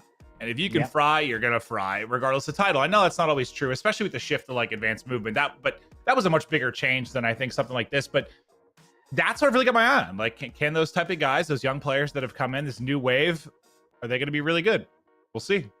For anyone in the chat who's interested, there's all kinds of tournaments available right now for kind of the grassroots community, even the pros, multiple different sites where you can set up wagered matches or just online tournaments against each other. And of course, you can also join the Challenger Series. All of the information you could ever dream of is available on www.callofduty.com. Just go click the COD League info and read up on it yourself. I'm told by the producer, we are moments away. Moments, guys. I know we've been stretching. You might be tired of Maven's beautiful smile, but don't worry. His face is going away and the gameplay is coming up. This is your round of 8. I believe this is FaZe Bloo versus rated number 1 versus number 8 as rated had Arcitys, one of the top performers in the pro free-for-all draft, getting that top seed. Gentlemen, the lobby is ready. I'll let you take us away as you can take a look at everyone loading in. Yeah, they might need to. I know one issue we had yesterday, and I don't know if it was people on console versus people on PC, but we had an issue where like some people, if you didn't add like a 30-second timer before the round, they weren't loading in time. So like we were getting into round 1 of search and like 2 players weren't in yet. So that might have been the problem there. A couple people might not have loaded in. But Joe, I also want to show you, I have a brownie. Ooh, I'm jealous. Yeah, you started talking about food during the break, and I can smell, there's an aroma in my house right now of whatever Mo is making. And whenever we go to a break at some point, I can't wait because I'm just going to eat a whole meal within 3 minutes. The last break, I ate half of a Italian sub. Yeah, that sounds, I'm jealous. Yeah, that's what I want to do. And tonight I'm going to eat an entire pizza as soon as this broadcast is over. Yeah, you're in an Italian mood. I like that. I like that about you. I just really like all foods. I know. I like every food. I just really like food. But enough about food. And on to our first match. As soon as we can get loaded in, it should be a thrilling one. But there's a lot of things to keep eyes out on. And again, if you are watching this as a huge CDL fan, just always keep in the back of your mind, this is 5v5. So it's going to be a little bit different than we're obviously going to see once our season gets started up, whatever that's going to be. But this, as much as it's for money, it's going to be fun, right? Like there are a lot of personalities and content creators that are involved in this. I don't know how many high level strats we're going to see, but you should be able to, from the individuals we'll be watching, hopefully you can get some nerdy spots or learn some different mechanics. You might be able to, I mean, I think somebody already mentioned it, you were Puckett, like the Shotzzy thing on Armada, like jumping from the top into the window. I definitely die if I tried even that. just watching like some search tournaments, I'm like, oh, I didn't know that existed. Oh, I didn't know that angle existed. Oh, I didn't know that. And we're learning, they're learning it as they go through. Like it's like every death is like, where was that from? Where was this from? Again, that's like, as a ex-professional, it's one of my favorite things, is just trying to figure new things out. What do I want to run? How does this work? Like it's always just a good time. What's the snow one again? Is that Crossroad? Yeah, I was the guy that usually would go in and kind of hold the bridge or take that one-on-one, like bridge to like that doorway to doorway, and I would just be strafing it with like an MP5 and hanging out. And then like I was watching Slasher's POV, and he was like backed up behind like a shelf or something where he's looking through a tiny crack to hold the bridge. I'm like, well, if I would have pushed there, I would have been dead 100 times in a row, because I did not know that was a thing. But yeah, that's one of the cool things watching these are, like you said, kind of the cool spots that you'll find. I'm sure we're going to see a fair amount of that. Yeah, and use them to your advantage. You also see some score streak usage today. RC cars are very strong in the meta right now. Treyarch loves their RC cars. I don't know if it's something where Flak Jacket doesn't have the application to them at the moment, It seems to be that way, or I don't know. I think there's an issue with Flak right now because if you read what Flak says, it says explosive damage and also says fire damage. And yeah, yesterday we were playing a wager and I died to 1 RC card full health. And then the next time the guy got the bow and arrow and didn't hit me direct, just lit me on fire from distance. And I burned to death over 10 seconds. So I think there's something maybe up with Flak. But yes, in the current form, because if I remember right back to like, what sticks out, like Black Ops 3 with the RC card, like if you like drilled, if you drilled somebody with it, like if you like pegged someone with it, I remember it could one-shot kill, but outside of that it didn't. But I feel like nades were the same way. Like if it was directly on someone's foot, basically it could kill you, which I don't really have a problem with. But yeah, if it's 5 feet away from you or something, you should live through that with Flak. Well, it's not 5 feet away. These cars are 50 yards away. Yeah, no, it's pretty wild right now. So you'll see that a lot today. Yeah, I mean, typically those are used for more of like an information thing because, yeah, usually players have flat jacket on or they'll hear them. And it's just sort of, especially in search, you can almost like throw the car one way and they'll be like, oh, they're getting all this info and they'll just sort of hit the other site. So there's a lot of things that you can do with the information from those score streaks. We're almost ready to hop back into the game. Sorry for the delay. Just waiting for everybody to get to the party. Yeah, I know we had some issues with this yesterday. Just like I couldn't get like into some people's game we were playing against. I'm sure they're probably dealing with those similar issues. But as soon as we are locked and loaded, we'll get into it. We'll probably have 4 or 5 hours of incredible Cold War action as we go through this double elimination bracket. We talk to you about our favorites, players to watch. I mean, there is a litany of just beasts on the map, and it's going to be cool to see what they are capable of. For me, though, still, I don't know. I know it's 5v5 versus 4v4, but I want to see how stuff like control plays because we've only had it in 1 year on the CDL esports side of things. And hardpoint, I mean, even when we were playing it in 6v6, it kind of, even on the smaller maps, it didn't feel that hectic and crazy. So I feel like 5v5 should be really fun to watch and kind of see it break down and who's got the advantage in the rotations. It's a little different when you have 5 highly competitive players spotting at you with MP5s. That's true. That's true. That'll be different, but yeah, I love control. Can't wait to see control. Love that game mode very much. And you know, just looking at these two teams, what we're going Blue versus Rated. On one end, you have Rated, who used to be a pro player, and there we go. It looks like we're in it, and he's playing with some, you know, Warzone players that you might recognize. What Evans on that team, aHTracTXII. On the other side, Blue playing with Irrational, but he's got Envoy, he's got Royalty, Exotic. So Moscow hardpoint map number 1. And I wondered how many smokes we would see because, you know, we've been kind of talking about the fact that you can either run 2 perks and kind of have tack and flak, or you can run multiple trophies and it kind of limits the use of those lethals and tacticals. But wasn't you that said to me, like, you think smokes are going to be huge in a lot of the modes? It'll get to that point. Yeah, I especially in boots, in search and destroy. Yes, you need smokes. Kind of what you were talking about with hardpoint when you were like, man, I have to run 20 seconds and then fight someone on a power position. You know what helps that situation a lot is a smoke, right? So you need to, when you're going that far across the map, it just helps in those situations. But team Rated right now, strong start. Evan 5-1. We've been seeing a little bit of the Krig, a lot of FFAR. There's the MP5 from Envoy. But Blue's team, you can see on the minimap going all the way around as that second hill is going to pop. And most of these teams just fighting for this back position. Well, you get the time in the first if you're ready. You get the rotation to second as well. And now the onslaught from Team Blue to try and break in. Multiple players from Team Rated have spawned out. I think Frozone, though, spawned safe. So a bit of assistance will be here as he's rocking the FFAR. Slow start for him at 1 and 2, but we'll see him get rolling, and well, no, he's going to roll into an early grave as Irrational is able to take him down. Yeah, but watch Frozone immediately. So Frozone, you'll probably know him from Warzone, but he played a lot of competitive Call of Duty. He's been to some events as an amateur, so he knows how to play this game. He was trying to fight for spawns on the opposite side of the map as we rotate to this third hill. But this is sort of what we were talking about. You see the transition going from second to third, how far you have to really traverse across the map. It's going to take some time. So you're going to have these big leads. And poor Blue like spawned right before the next hardpoint pops. So he spawns out across the map, and now it's a bit of a split spawn for Team Blue. They've got 2 players that technically could have a bit of a flank if they can get there in time, but it's RC's POV getting in, finding the kills, getting to a bit of cover, and there's a good use of a smoke. I mean, those are like free kills for him without that. He can just line them up as they push in, but now Envoy able to hit the gap. Yeah, but then you see the trophies go down immediately. Trophies are very strong. You can run perk greed. We have some players doing that. With that perk greed, you can stack up on perk 2s, and you know that just allows you to get those trophies a little bit quicker. You can hold 2 of them. They're so powerful. But yeah, this is a 90-point lead after 3 hills. As that, well, Arcitys having a solid game at 8-4. Well, I picked Team Blue to be in the final, the winners bracket final, so it's not looking very good for me through the opening couple of hard points.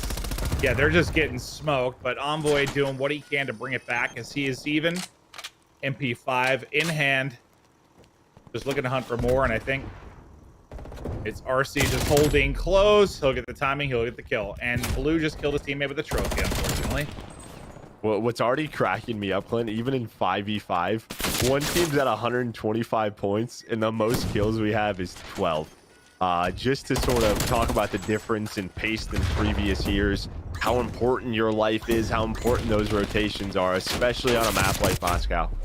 Well, hell, this scoreline wasn't even like possible last year, except for like a map or two. Just because of the squad spawns and how messy it would be, how many times the hard point would shift hands. Now you've got those kind of old school money hard points all over the place where you can lock it in and rack up a ton of time, and the lead just continues to grow. A rated squad is clicking. Evan leading the way. Arcitys and aHTracT right there behind him. It's flowing right now.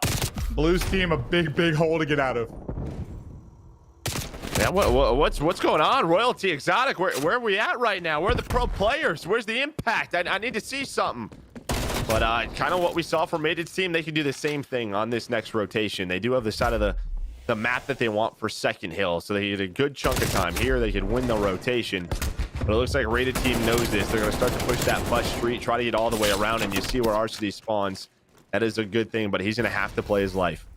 And one thing we haven't touched about really at all today is just kind of the difference with score streaks, right? Like it's a little bit different. You keep them through death. You have that constant accrual, and a lot of times they're going to be coming in late in the game in key moments, and maybe that's somewhere where Blue's team can come back or they can get buried. It's actually, I really want to see how it plays out in a competitive format, because it's almost like they combined the specialist meter that was always going up and you always had in previous Black Ops titles with like the score streak system, and they met them in the middle a little bit. How does it play out? Well, if it's a blowout, you're not going to get anything. I mean, we were on with Royalty a little bit ago, 9-14, and he had very little progression on anything. Only one that's probably going to get close right now, from the looks of it, is like Evan. He's 17-11 as he continues to fry. Lead still floating around 100. Team Blue's team trying to rotate over. Quarter to go for that artillery strike, so he still even has some work to do. Whew. I know we barely watch. It's map 1 of this thing, but has there been anything unexpected that you've seen so far? I think we thought that Blue's team was probably going to win just with the players that they had on their team and the experience they have. I meant more from like a gameplay standpoint, like weapons or anything you see on the map that's like stood out, or pretty much what you expected. A lot of Craig, one or two Craigs, FFAR, some MP5s. I think Rated is rocking an AK. I saw that a few times in the kill feed, but no, I mean, this is kind of what I expected. Even playing pubs, like if you do not win spawns, this is the scoreline you're going to see all year. Just plain and simple. Rotations are so key. Team Rated still able to hold. They can't quite win it here, but they can nearly put it out of reach. It might already be out of reach with how this game plays currently. It has just been a spanking from the get-go, really. As Team Rated's team looks like the team to beat, at least early with map 1, but we'll be going to a search and destroy next. Obviously, a far different game mode, maybe where Blue's team can rally back, but currently it's Rated on 5 in a row, make it 6. The shots are hitting, but Exotic finally able to put him down. For the Krieg, I didn't really mess with it much at all, to be honest. Why is that one of the go-to weapons? It is... I think it's almost like, you know how we have like that sort of 3-weapon meta. If you look at like Black Ops 4, you had the ICR, you had the Maddox, you had the SOG. It plays into that a lot, where the Krieg it hits really far range. It's good for long ranges. It doesn't move a lot. and it just hits hard. Yeah, it's a laser beam. Yeah, just watching it here, like I really haven't used it at all. I think that was actually the FFAR. It's been my favorite gun. It's been my favorite gun to use so far. I got to mess with that tomorrow when I grind. The one that I actually ended up using a lot, I think you or TeeP made the comment, like the AK hit so hard. I probably had my best games with the AK. I was using that thing. It chunks, but 250 to 81, 100-point club to kick it off. SuperEvan was nothing short of super throughout the first map. And you can see he's been playing a lot of Warzone. Just slide. yeah, but Evan, he still puts together a great game. So nice map number 1. What, 100-point club, 250 to 81 from Team Rated. Whew, it was not close. Now you hope you get a change of fortunes when we go into a search and destroy. That's one of the great things about having the different game modes, maybe different than a lot of esports that are out there. It's so completely and wildly different than Hardpoint. Your momentum from Hardpoint rarely means anything because you're going to a mode that slows down a lot, comes down to a lot of these 1v1 gunfights. So you still have to give Blue Team a chance, but as I pick them to get to the winners bracket final, I am disgusted with them. Wasn't great, Clint. Wasn't great. It was horrible. It was horrible. Yeah. It was like my OpTic prediction of last year when I said they'd be the best team, and then they came out with horrendous. Could have been. It could have been like what we talked about, right? With where a lot of these pros early on aren't playing a ton of respawn because of search going on and sort of that scene with all the tournaments, and maybe those guys just were like, I don't know, dude, I played this map like once, so maybe that was their second time playing. I played 10 hours of Hardpoint yesterday. I still don't know the rotations, but we're gonna bring back Christopher Puckett. How you doing, sweetheart? I was just thinking the same thing. I've only played Hardpoint, and I don't know the rotations. I don't know call-outs, or I'm like, he's in the corner hill. The one with the easy setup to defend. Got it. Merc, I saw a lot of trophy systems on both sides. We saw a lot of smokes. Is that a Hardpoint only thing? Is that something you expect to see across search and control? Yeah, I mean, trophies are in a really strong position right now, maybe a little too strong. I forget the exact name of the perks because the game just came out yesterday, but there is a perk in the perk 2 slot when you're running perk greed, or you can even just have it. You can carry 2 of them. And that, when that's basically the field upgrade that most people are going to run. I mean, that's it with sort of, Ninja being a perk once again.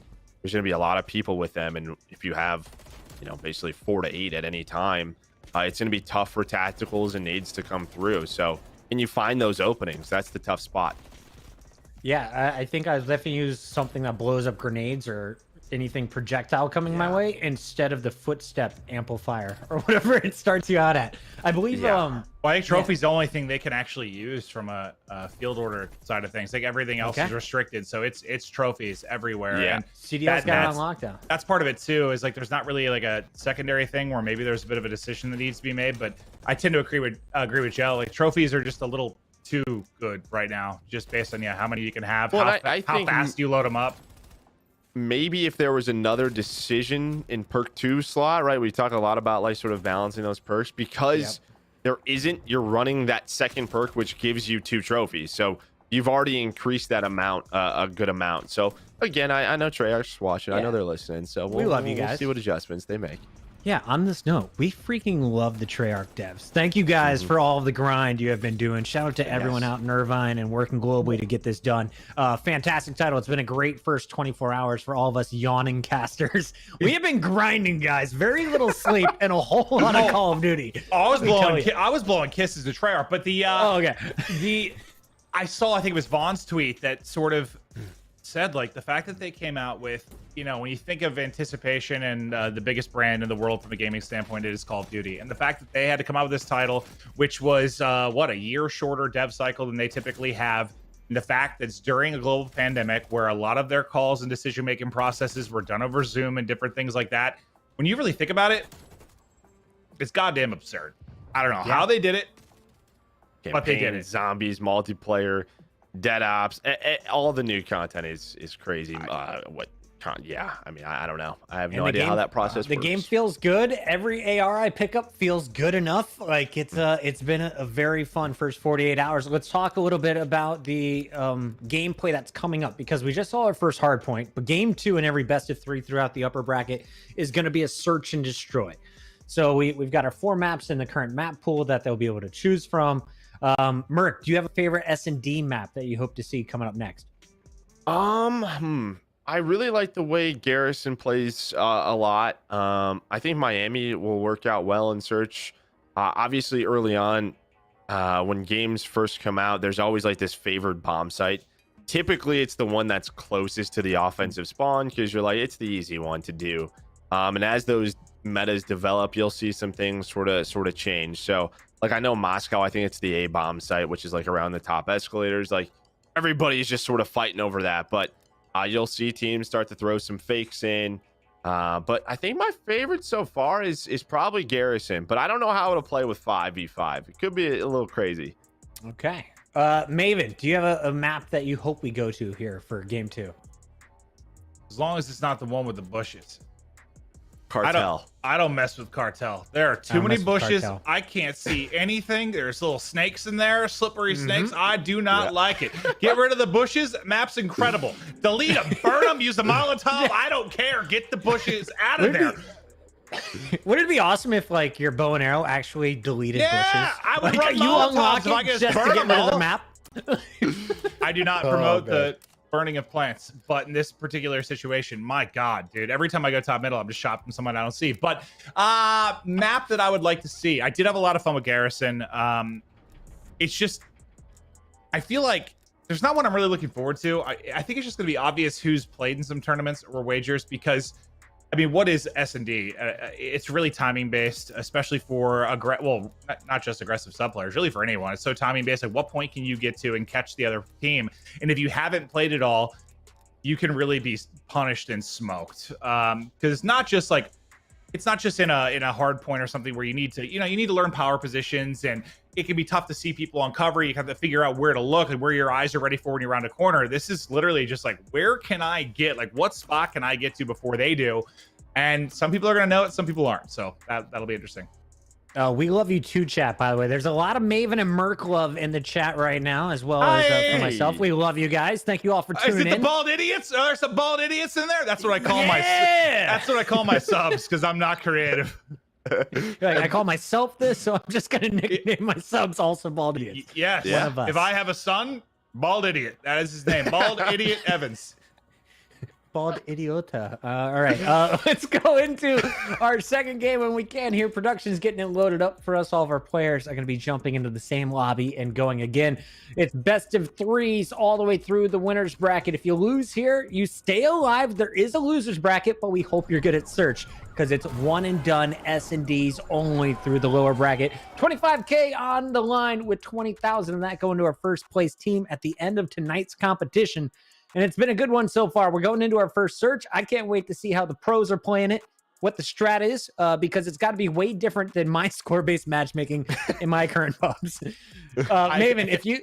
Oh, go ahead. I can't even imagine who Chris is playing right now. We got to team up with Chris. Dude, that's what I was just going to say. You host our lobbies. I felt like I was in the Challengers division like all of yesterday, dude.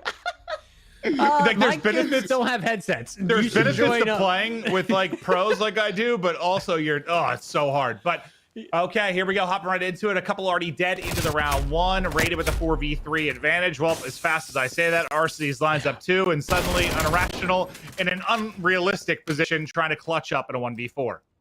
Yeah, so that's sort of what I was talking about. It feels like because the offensive team can sort of get to this A bomb. It may be a little bit ahead, but almost the same time as the defensive team. And what does that create? It's like a 50-50 situation sort of fight that you can just sort of run at. And maybe your nades hit, your stuns hit, whatever it may be.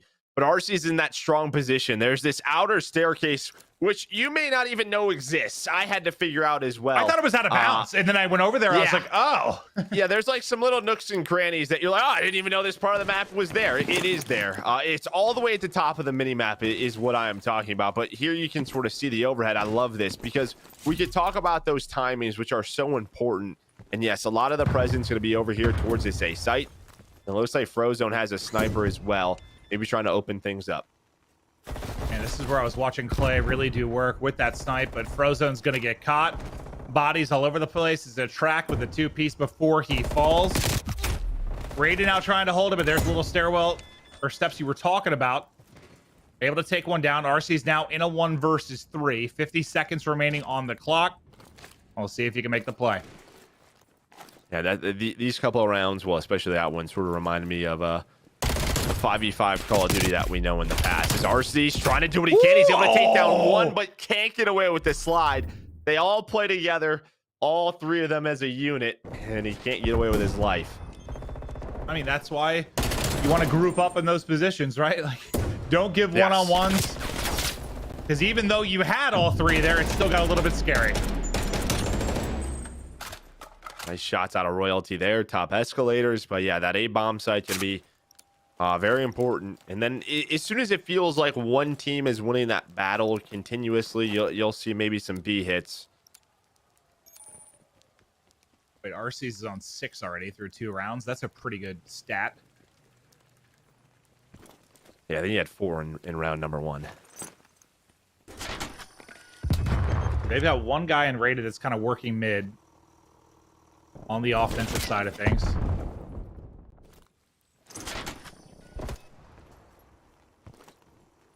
We'll see what kind of angle he can find, because Arcitys back in that position. So good. Well, a little jump peek. Yeah, didn't know that was the spot. I thought you had to like slide out and challenge that, but you don't. You know what stood out to me yesterday? Like there, in Warzone where it's like a wall that seems like you should be able to jump up and mantle it, like it's not that high, but you can't. In this game, you've got like a vertical, bro. You can hop and jump on stuff that like doesn't look like you can. And yeah, that surprised me. Did it, yeah. Rated's team, though, they're going to push through the middle of the map. Or sorry, Blue's team going to push through the middle of the map. They're going to find the opening. The players at B were not ready for it. Is that okay? So it's not just me, right? So Rated's team is blue, but aHTracTXII is red on the minimap. Okay, just making sure. Yeah, I was confused for a second there because the outline was blue. I didn't understand what was happening, but he has put it into a 1 versus 1 with 20 seconds remaining. aHTracTXII looking to clutch up after getting the plant in, player playing from the opposite window. And we'll see if that's a bug or if our folks handling the Codcaster can get that resolved. He's about to get shot in the back. Oh, he's able to spot him. Not a fun gunfight. Unrational toying with him. Can't hit the shots. aHTracTXII puts him down. Clutches up in the 1v2. But not enough time to get the defuse. Yeah. Dude, I think it was the colors confused because I thought he planted the bomb. I'm not even kidding. I literally thought he planted the bomb. Yeah, no, that would be a that would be a very that is why I was so confused. I was like, I thought Blue planted. Yeah, okay. Well, that explains why Unrational was like just kind of toying with him. Yeah, he was just wasting time. So Unrational did his job. While it looks like it was a bad death, he was just wasting his time. But that is the power of, if you can work that B site and you can get the plant down, there's so many areas that you can check the bomb from. You can take middle, you can take it both of those window rooms, and it is tough to defuse at that position. Okay, I'm gonna try and not get confused by colors anymore. I can do it. Yeah, I was like, why is this round not ending after he got the kill? Look at the kill. I mean, it's 2-1, but like, look how many more kills rated teams have right now. I mean, just a lot of meaningless ones, I guess. But there is a team kill that comes in. Frozone takes out Arcitys. His timing. The Unrational plays a sneaky corner, but he doesn't finish the kill. Frozone doesn't turn on him, but aHTracTXII was able to get that trade. Is now we're in a 1 versus 2. Envoy, he was playing towards this B site. He knows it's towards A. You see the bomb is down over there. Rated's going to pick that up, and you have Evan, who's kind of watching a lot of the map, but they don't know where he's playing from. Rated knows that he's been over there for about a minute now, so there could be a flank. You could see how worried they are about it. It feels like Envoy's just sort of playing the rotation. Thinking maybe they're going to rotate towards B, but no, the A-bomb's starting to get planted right now. This is not going to be a fun retake for Envoy, but he had some of the more spectacular clutches last year. A player totally capable of doing it. If he had non-CWL, CDL type pros on the other side, I think he's got a really good chance. But Rated, obviously, he's been in and out of the league and one of the better ARs we've ever seen. So, gonna be tough to do. But with 20 seconds left, he's got to go. The position that I think Evan's playing in is he finds this kill. I think Evan can see the bomb from here as well. So they planted it where they backed all the way up.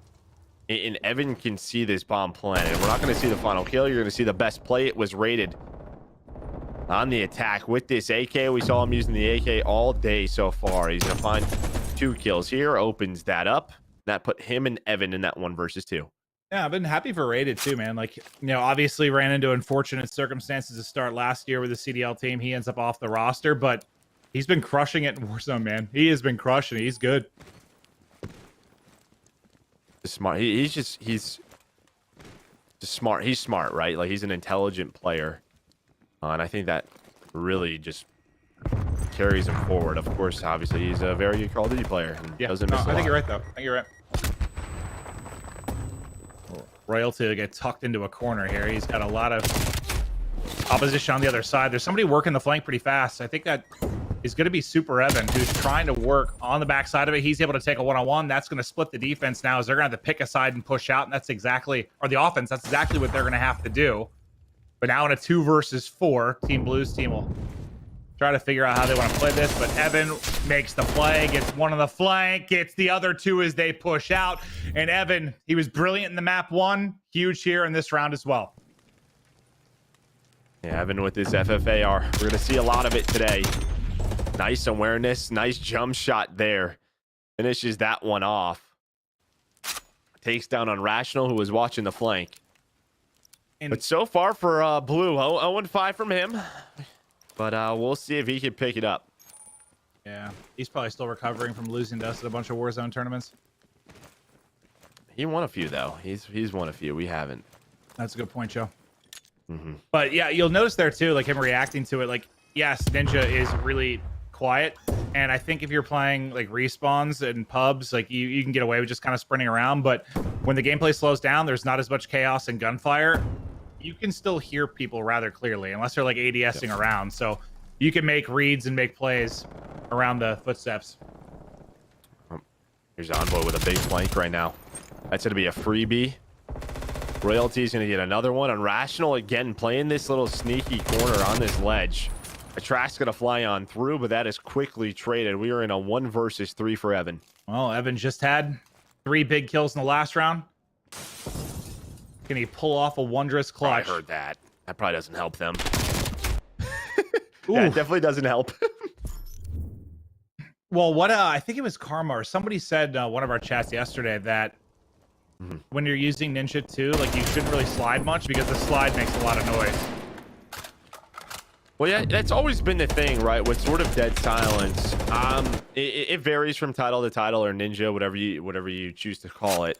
I've always liked it where, yes, your footsteps are quiet, but I feel like mantles and there should be sound cues still, right? Like there should be something at some points if you decide to make those movements. So I guess that kind of makes sense with sliding. No, yeah, it does. It does. I just didn't realize it until someone said it. I think it was Karma, and I was like, oh, okay. So I'm not gonna try and get the Warzone movement out of my brain and not slide every possible way. But Frozone with a good position to kind of hold that window, and Rational's gonna have to dodge some utility that's coming in. Evan's gonna peek the angle. Oh, I thought maybe 2 were gonna line up for him, but he's not able to finish any of those kills. So just 1 down, 4 for either side. We're tied up at 3-3 with a minute to go. aHTracTXII leading the way on one side. He's 9-5. But Envoy able to put the odds in a Blue's favor for now. Sometimes when you run into that MP5, man, it just does so much work. But that's what I was talking about. There's going to be trophies all over the map. Doesn't want to destroy it. Doesn't want to give his position up. aHTracTXII's going to take one down, but the majority of the attack now is through the middle of the map. And there they go. It's going to be on Rated to see if he can do what he can. He's able to find one. Envoy with a fast trade. Now down to a 1 versus 2 for aHTracTXII. 10 kills already this map. The last time where I thought he had a clutch, he fell just a little bit short. Not enough time to work the defuse. Can he clutch up this time in the 1 versus 2? Royalty and Envoy working over to get this plant down. Let's get to aHTracTXII's POV. He's coming in. Can he catch him on the bomb? Able to snap on the 1. The second on the bomb gets it planted and pops just in time. He gets there, what, a second earlier? Maybe he can catch both. Yeah, he's hoping that Envoy's still on it, right? He's hoping that he's still planning so that he has to stop. Whoa, okay, so he actually did stop the plan. I don't think he ended up finishing it. But he does finish that kill. He just pop off it. But he's hoping he could catch that timing. Poor Blue.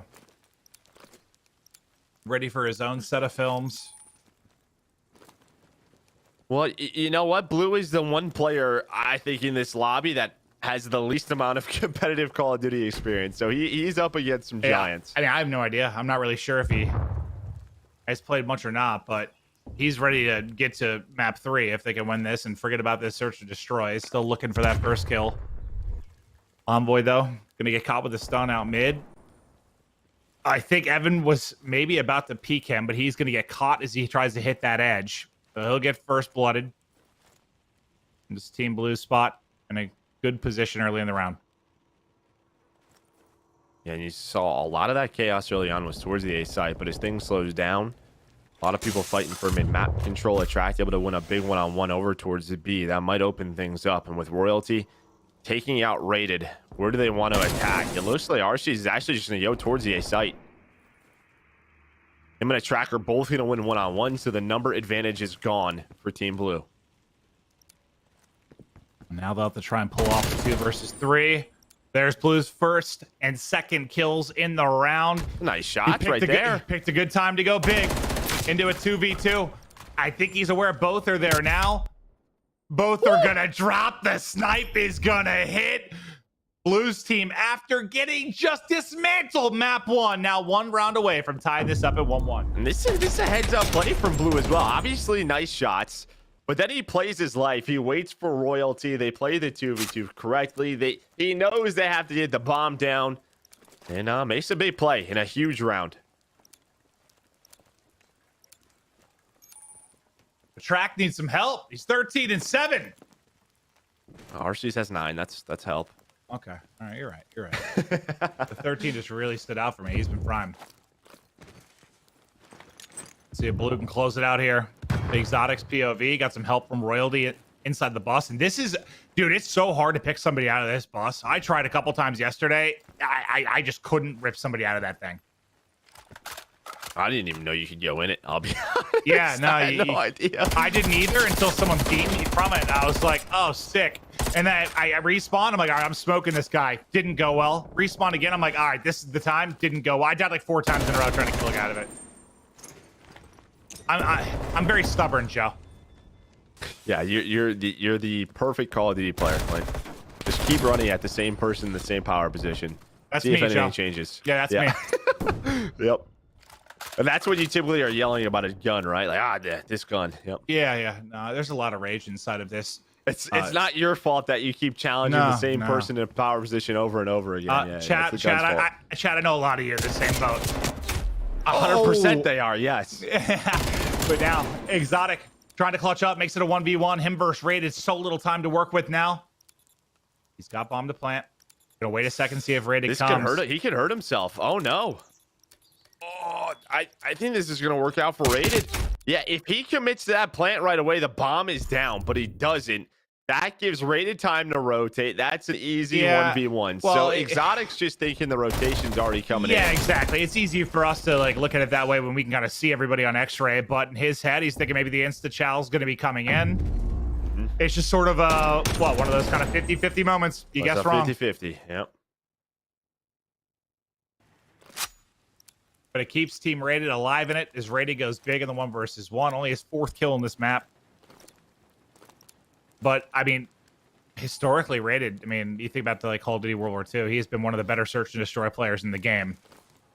Great mind for it, without question. Let's see if he can bring them back to push this to around 11. Kind of a 2-3 split. You got 2 players over towards B. Oh yeah, no. Every single nade I've seen thrown has hit a trophy. Every single one. Like, look, there's everywhere. Yeah. So this is kind of what Joe and I were talking about. Trophies might be a little bit too good right now. But the first blood comes in behind. Arcitys, Team Blue's team falling apart. They're getting melted. They're getting picked. It's looking like around 11 early. Well, and just like, I mean, there used to be equipment that you would choose, right, between a stun or a smoke or a nade. Yeah, them being a field upgrade right now puts them in a strong category. Because I think what we saw last year with field upgrades in Modern Warfare was like, you didn't run a trophy, you had to get silenced. So there wasn't that decision. Right now, everybody's just running trophies. Yeah, they should just be equipment. Correct. Yeah. Got it. All by his lonesome. and he gets put down. Rated squad takes the round. And we've had one search and destroy, but it's the beautiful, sexy round 11. We'll get to kick this thing off. Who's going to go clutch? Who's going to make the play? Joe, you got to pick who's winning it. Well, I'm going with Team Rated. I think they got the momentum right now. I'm going with Rated's team. I trashed up to 14. Arcitys is helping him out finally. Clinchy is up to 13 for him. Yeah, thanks, Alec. But yeah, on Team Blue going to be on attack. Yeah, the whole arrows thing is really, I really have to focus on what I'm saying. Oh yeah, so I don't get it wrong. My brain literally hurts from the colors. But we're gonna get there, and we're gonna have a great day together. It's gonna be fantastic. Thank you, everybody that is watching. But here we go, round 11 time. Over to Royalties POV as they're just holding from the low steps, looking to make this push, and in a position we've seen somebody in pretty much throughout. This will be a track kind of holding that little half wall where he can get the peek. They try to nade it out, not able to get the hit. And there the shots come in. I thought he had the position, but Royalty gives him a haircut. Wow. Okay, see you later. Yeah, nice shots out of Royalty. That was insane. And now what do they do with the man advantage? That is the decision. Arcitys is there for the info. There are going to be 4 players here on the defense. Here we go. 5 versus 4. Arcitys trying to do what he can, and they have to give up this position. Frozone, though, with a nice snipe. Rated with another one. Now a 3 versus 3. You do have Evan, who's working the flank. They have to wait for him. He's going to be the playmaker, and there it goes. Now a 1v2, though. It's all down to Arcitys. It's 1 versus 1. Rated's team able to get the W. They close it out. I even see it went from a 3v3 to a 1v1 so fast. Just chaos in this final round 11, and Arcitys able to go big. The shot on point. And I think from when I said aHTracTXII needed help, Arcitys went like 6-0 or something like that. Like he absolutely went off in the final 3 rounds of that game. They get 3 straight rounds. They get the 2-0 victory. Team Rated moves on. They're looking nasty. Yeah. No, he said to eat your words. Yeah, he said, "Shut up, Maven." No, which is the common phrase in the Call of Duty scene. Yeah. Yeah, I mean, I also picked Team Rated to be in the final. True. No, you didn't. I don't remember who you picked, if I'm being honest. It was the other team that just lost. Okay. Yeah, Puckett, we miss you. Yeah, congratulations on your perfect predictions so far, Maven. Excellent work as always. He never gets them wrong, guys. Never. Also, Never. I would have just picked the blue team there because it was a win-win. Yeah, I mean, blue did not yeah, match yeah. up as a commentator who has a lot of time dealing with this scenario. You guys did incredible. I would have messed up so dude, many the more search times. round, I was like, wait, he's playing the bomb. I was so confused. Then yeah, then it started to click. But yeah, no, we just have to. I was taking notes If for the Envoy, devs. if Envoy can game with his headphones on backwards, I can figure out the color thing. We're gonna make it work. We did great. We did great. Did Envoy really do that? And for No, how it's- long? No, he plays that No, way. that's how he plays. All his audio. I don't know if he switched, but that's the way No, he plays. He plays It's this like- audio flipped. He did it since he was a kid. He's just used to it. So left is it's right, like and right is inverted, left. but his headset. Yeah. Yeah. Oh, I hope he doesn't walk outside. Cars still come from the side you hear them on. Oh, it's All so right. weird. It's the weirdest thing ever. But Oh, that's fantastic. That's probably the weirdest thing I've heard in professional video gaming, that you up can be a there. pro player and wear your headset backward. So far, we have at least one of our first round matches done. Congratulations, Team Rated moving on to our upper bracket semifinals. FaZe Blue's not done yet. They will have to battle their way out of this one still. But early impressions here, Merc. What did you see from our players? Did you see enough? It kind of looked like, to me, at least in Search and Destroy, everyone knew where they were going. Yeah, I think these players have been grinding. They knew what was going on. I think Blue was maybe the only one who didn't, and then he really turned it around about midway through that game. But yeah, these guys have a good idea, and if they don't have a good idea what's going on, the beauty of it, Puckett, is you have a pro on your team, and he'll be like, listen, just go here, throw a trophy. This is a good spot. Just listen to me. that sounds like our Warzone duo tournaments where we go far. Like Joe just plays me like a fiddle. Literally tells me where to go. No idea what I'm doing, but Joe guides me to the promised land.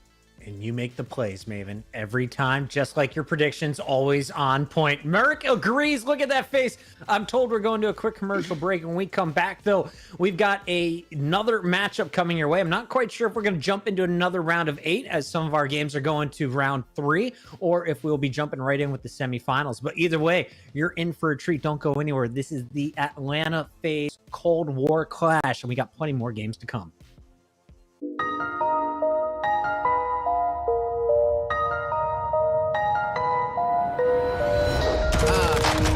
Rapping like I got it, I just go. You are not about it, and I know. I ain't listen to him doubt it, I just grow. The older United roster goes at each other. Arcitys levels the playing field. aBeZy versus Arcitys. 30 seconds, no bomb in hand. aBeZy with the power position. And this is just going to be a straight up 1v1! Arcitys wins it! Somebody dumb, man. All I've been doing is think. Y'all jump a chip when it sing. See what I said, let it sing. Down in the books like I'm Link. I'm making quite a distinction. All of your music extinct, son. 404 with your link, son. I put the pen to the paper. He can hear these players as well. He knows there's at least one, if not more, nearby. They fly out for the challenge. You gotta get the kill, though! Arcitys is gonna ruin it! It's like, hey. Losing my mind, I'm confessing insane. It's like, hey. Doing whatever it takes to attain. It's like, hey. I'm coming real legit. Love me and hate me like, hey. What a massive round this is for FaZe. They have got to take this. They have got to take this. The challenge from Major Maniac does come through. He wins it. Now it's Arcitys. 1v2. 30 seconds to go. Can he pull it off? He's got one player's position. He's so worried about the God box, but nobody there for now. Gonna get the flash out. Wins the one-on-one in the back. Now down to a 1v1. Him versus Cellium. 20 to go. He knows he's got to go. Can he get the angle over the top? He gets the kill. Arcitys with the 1v2 clutch. Rapping like I got it, I just go. You are not about it, and I know. I ain't listen to him doubt it, I just grow. I just grow.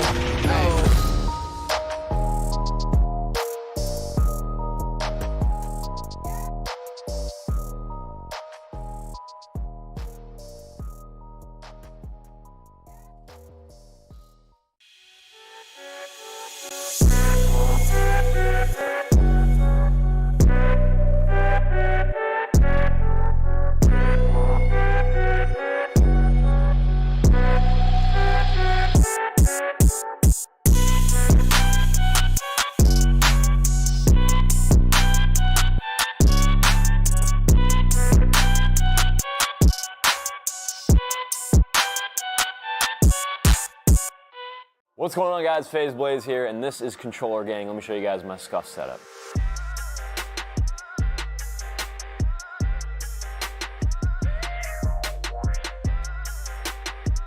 I started gaming when I was 9 years old. I got a Game Boy Color, and then I got into FPS shooters real quick with CS. Call of Duty being my first one that I really grinded. Started watching FaZe on YouTube, became a huge fan of the org, wanted to be exactly like them. Got my first scuff a year later, joined FaZe a year after that, and then I've just been gaming ever since. Man, I can't play video games without scuff. It makes everything so much easier when it comes to all the different things you gotta do in game. I mean, right now I'm using 2 of the paddles on the back every couple seconds to jump, switch weapons. And it's just the customization of the controller that makes it what it is. I mean, I can change out the thumbsticks, I can change out the paddles. I can really make it so it fits my style of gameplay. I have my thumbstick set to the same exact settings that I had on my Xbox 360 10 years ago. I really like the design of the controllers. This is my personal favorite. This is FaZe's newest design that we have on the controllers. So I run a 4-paddle scuff controller. I know a lot of people like to run 2 paddles, but I like to run all 4, and I use all 4. From left to right, my paddles go X, square, circle, and triangle. I like to have my 2 main ones on the outside so I can click them quickly. And on the front side of the controller, I have an elevated thumbstick on the right, standard thumbstick on the left, and then both of them are concave, which is what I'm used to. I play Xbox most of my life, so when I switched over to a PS4 controller, I wasn't really messing with the dome thumbsticks, brought them back to the concave. Any advice I would give kids out there who are grinding to join FaZe or your dream organization, I guess I would say get comfortable with settings that are good for you. I see a lot of people out there copy other pros' settings because they're really good at the game, but that doesn't necessarily mean that that's going to be settings that are good for you. So just try out lots of different settings, lots of different button variations. Just see what works for you and then go from there, man. Just practice, practice, practice every day.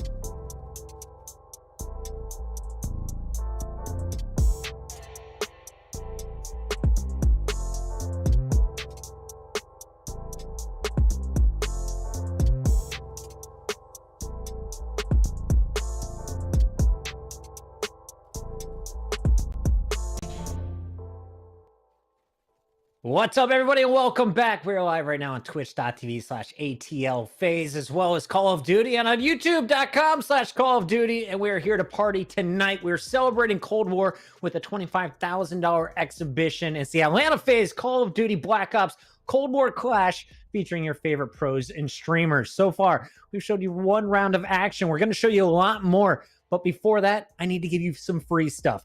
Shout out to everyone over at the FaZe Clan and at Atlanta FaZe hooking it up. And you guys right now can get your own gear. All you got to do is spam this in whatever chat you're in right now. I've got mods in every chat imaginable. EasyAF. Put the hashtag EasyAF in the chat and you have a chance to win some Atlanta FaZe swag. I'm talking t-shirts. You saw the hoodie on the show. We've got hats and more. Once again, spam the hashtag EasyAF. We'll have one of our moderators reaching out to you through a ping, a whisper, a chat, whatever chat you're in. They'll be reaching out to you. So make sure you check your inboxes because already we have given away so many prizes.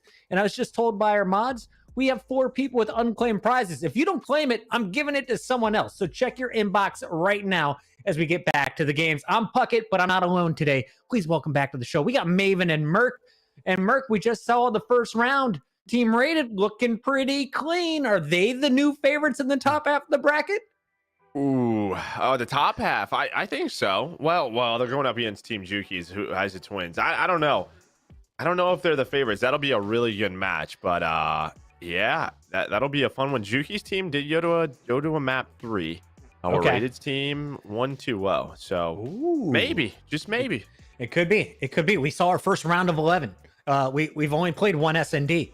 100% round 11s in Cold War. It's going to happen all year. Just get ready for it. Maven's pumped. I can see it on his face. Maven, we are about to jump into another matchup, though. This is going to be our semifinals action, and it was Vikkstar versus Pamaj. Did you guys see the update? Who made it through to our next round? Well, looks like Vic's Tommey team won. and Vic, right? Yeah. Tommey and Vic. Team Tommey versus Team Vic. So we got Tommey, Almond, Noobs, Karma, and Simp going up against Vikkstar, It's Spart. We got Dave Patty, Prolute, and Dashy from Chicago OpTic joining that lineup. If you got to get your early predictions in, we're playing a best of 3. Could finish in 2 again. Maven, who wins and what's the score? Team Tommey was one of the best looking teams. I thought when I saw it, they would be my favorite. I'm not doing well so far in predictions, so I don't know. Well, if it makes you feel any better, I was going that way, so you're good. You can make your prediction. Yeah, we're gonna go Team Tommey. I think we're gonna go Team Tommey. Tommey. Yeah. Yeah. I think with Tommey, with Karma, Simp's on his team as well, right? Mm-hmm. Yeah, that's a terrifying trio. And Almond and Noobs are good players. Like Almond plays a lot of wagers too, not just Warzone, Search and Destroy as well. So they have a very good team. Love it. That's going to be a fun matchup, and we're hopefully going to see a little closer hard point. We mentioned it earlier that this is like going old school competitive Call of Duty. We are going back to punishment if you are not rotating properly. Joe, you called it out multiple times on the cast, but we've only seen one map so far. That was Moscow that we played the first time, I believe. So where do you want to go next? And is there a map that you think could be less punishing, or do we need to see our players playing safe across the board here in Cold War? Well, Miami is definitely one of the bigger ones where you can get punished. So what? Then the other one that we have is Garrison, and what's our fourth Cartel? option? I forgot. Cartel, I think. Is it Cartel? Believe so. Yeah. I think though Cartel as well. Like I think with Cartel, it seems like one of the smaller maps, but it stretches wider than you would assume. So yeah, I mean, yeah, besides that, I think Garrison is probably the one you can get away with being a little bit more chaotic. But the other 3, yeah, you need to rotate. Maybe we've seen a lot of ARs today. You mentioned you're an AK player like myself. I think mine's at like level 26 at this point. The Krieg, the FFAR, what are you liking from the pros so far? I mean, I think all of them are valuable. Kind of like Joe was saying a little bit during the cast. Like in a lot of titles, a lot of our best titles where I think it was the most competitive, you usually have 2 ARs that are kind of in the mix. It's looking like there's a chance for it to be that way. I don't think there's been enough time yet that there's like a clear defined what is best. There's just so many attachments now over the last couple of titles that it takes a little fine tuning to figure out what's going to dominate. But do I think it'll probably be the Krieg and the FFAR? It's certainly looking that way before any kind of nerf or buff or anything comes in. But I like the variety. I mean, is it still entertaining to watch Call of Duty when you see the same 2 guns? Yes, but when there's like a third or fourth in the mix, I just think it adds a little something. I enjoy it. Yeah, I was going to say, Advanced Warfare was really cool watching the BAL, 90% of the gameplay, but it was way better when we played Black Ops 2 and we saw the Scorpion and the MS, we just saw everything. I can't wait to see what the rest of our pros are bringing out, but so far we've seen one match. Out of those 10 players, has any one person impressed you? I think SuperEvan really impressed me just because I wasn't really... I know a lot of these guys play Call of Duty, but he wasn't really on my radar until... I think he was on one of the qualifying teams with like Frozone when they came up through one of the MFAM gauntlets, if I remember correctly. They won that, and then he's kind of exploded since then. He's been one of the better Warzone players on the planet. Like holds some world records as well. Like he is a beast, and I didn't know what to expect from him multiplayer, but he was nasty. He was making plays. Still frags. Yeah, still shoot real good. Joe, do you have any players to watch moving forward in the tournament? I think Arcitys he won the FFA. He He got his team through. He clutched up in that round 11. He's basically what we expected Arcitys to be. So on the pro side, Arcitys, for sure. Watch out for him. FaZe making a huge pickup with Arcitys this year. He rejoined Simp, and they are looking to do damage alongside aBeZy again. We'll see them later as the Call of Duty League is still several months from kicking off, but our second round is coming soon. In the meantime, let's take a look at the full bracket as we have a look at how things are starting to shape up. A number of our games go into a game 3. A lot of control being done, but at the end of the day, it's Team Rated versus Jukeyz here in the second round, it looks like, and Team Tommey versus Vikkstar in the bottom half of your bracket for our second semifinals. That's the one we're going to have on stream. Remember, the lower bracket, it's all best of one. It's one and done S&Ds. Swift, furious gameplay. And at the end of it, our grand finals also a best of 3, which will determine who walks away with the $20,000 first place prize and who is going to be walking away with the $5K second place.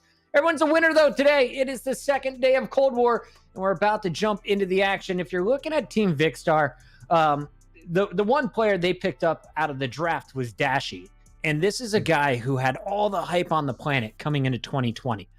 Team didn't have a ton of success. He didn't have a ton of gameplay time. We saw him at the very end, guys. Talk to me about Dashy, and what are you looking forward to seeing from Dashy as we move into the new Treyarch title? I want to see him grow up a little bit. I think that's probably the thing holding him back the most. And that I think plagues a lot of esports professionals is they are kids with not a lot of world experience. And from a lot of the bumping of brains that I heard last year between like him and Slasher, Slasher wasn't happy with like the work ethic coming out of him as far as showing up for scrims, being locked in, looking to get better. And I think Hex talked about it on one of his podcasts, and Dashy's been vocal about it, but he's got to grow up. This is his job. He's making a ton of money. He's got to be better. Called out. I love that. Merrick, I was expecting some gameplay descriptions, but do you have similar feelings? What are your expectations for, I guess, a guy I would call a young star, but he's not so young anymore? Well, yeah, I think like Black Ops 4, when we really saw him emerge on OpTic, like he was one of the best players in the world. Like, I mean, he did it all. He was a great sniper in Search and Destroy. He was a highlight maker. People love highlight makers, right? Like that's what he did. I think Clint put it nicely, but and I'll be honest, I just think last year he was probably mad that he signed a contract to OpTic and he wanted to play with Chicago, and I think he was just like, that's where I wanted to be, so I'm not there.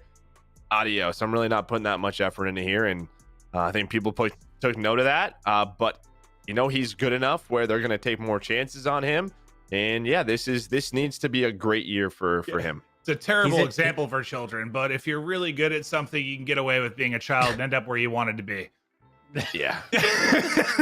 I was going to call him the Antonio Brown of Call of Duty. I was like, no, that's too harsh. That's too harsh. But I am Tom Brady, though. You got Scump on the squad to play with now. I am really excited. Like I just like him. Like I think he is a good kid, just needs to get his head on straight at times, and he is a elite talent. He's one of many players I'm looking to see bounce back and see what they're going to do in 2021, but I find myself rooting for him, man. He's just a likable superstar, which is kind of rare across all esports and sports, where you have somebody like that can play at that high of a level, and you just kind of, I don't know, you like him, you root for him. It's great. You've seen him perform at the highest level. He can do it. We all know he's capable of it, and now he's got a new lineup. The two things he was wanting last year, well, he's got them both. You're in Chicago, you're playing for OpTic. It's time to shine. We're going to take a look at Dashy and, of course, the rest of the squad. It's Spart, Dave Patty, we got Bloo and Vikkstar going up against Team Tommey. You mentioned it, Almond. He was part of the Chipotle series that we casted at the start, the charity event where Almond and the rest of the crew dominated the 4v4 competition in Warzone. Noobs I'm not so familiar with. So what can you tell me about this guy playing alongside Tommey, Karma, and Simp? For me, just from Warzone, and there could be more history there I'm not aware of, but he is a very, very good Warzone player. Just seen him in lots of tournaments, seen him playing with top players all the time, see him in wagers all the time. Like, he's just a really good Warzone player. So you would think that COD skill will definitely transfer here to some degree, but from like a multiplayer standpoint, I'm not sure. I'm not as familiar, and I could be blanking on something I'm not thinking of, but I don't know. Yeah, I think we just assume that these guys who perform at top level in Warzone tournaments and wagers and this and that, they have also competitive Call of Duty experience, sort of what we talked about with Frozone and Evan, Almond as well. Like, they're into it. They want to compete at the highest level in basically anything. Obviously, before last year, Warzone wasn't there, so I'm sure they were playing in search and destroy tournaments, and they have experience. There's no doubt in my mind. I love that the chat, by the way, is still trying to win our giveaway. It's got to be gone by now. The mods have to. I'll give away this brownie. I'll give away this brownie. Don't give that away. Spam the hashtag horrible. Maven for your chance to receive a half-eaten but Maven graced with his DNA brownie. Oh, you have to pay for your own shipping though, especially outside the United States of America. That one, Maven will do it too. It might come in a shoebox. You never know how it's gonna arrive. Maven, that looks delicious. Is that Betty Crocker? He's leaving some in his beard for later too. That's the best part. He's just got a little bit right here, just leaving it. Yep, that's what he wants. I tried growing one and it just has not worked. The pandemic beard just looked really homeless, so we had to get rid of it. Joe, have you considered going back to just pure mustache? I'm thinking about it. Yeah, I mean, it comes in, it's thick, you know, it's thick. So I'm thinking about it. Yeah, maybe work with Movember. I've been talking to them, maybe with some charity streams coming up. So yeah, maybe with some fun things. You know, we're still we got about half of the month left. So yeah, I'm gonna grow my hair back. I think you should. I've seen Joe Rogan do it. I think you could do it.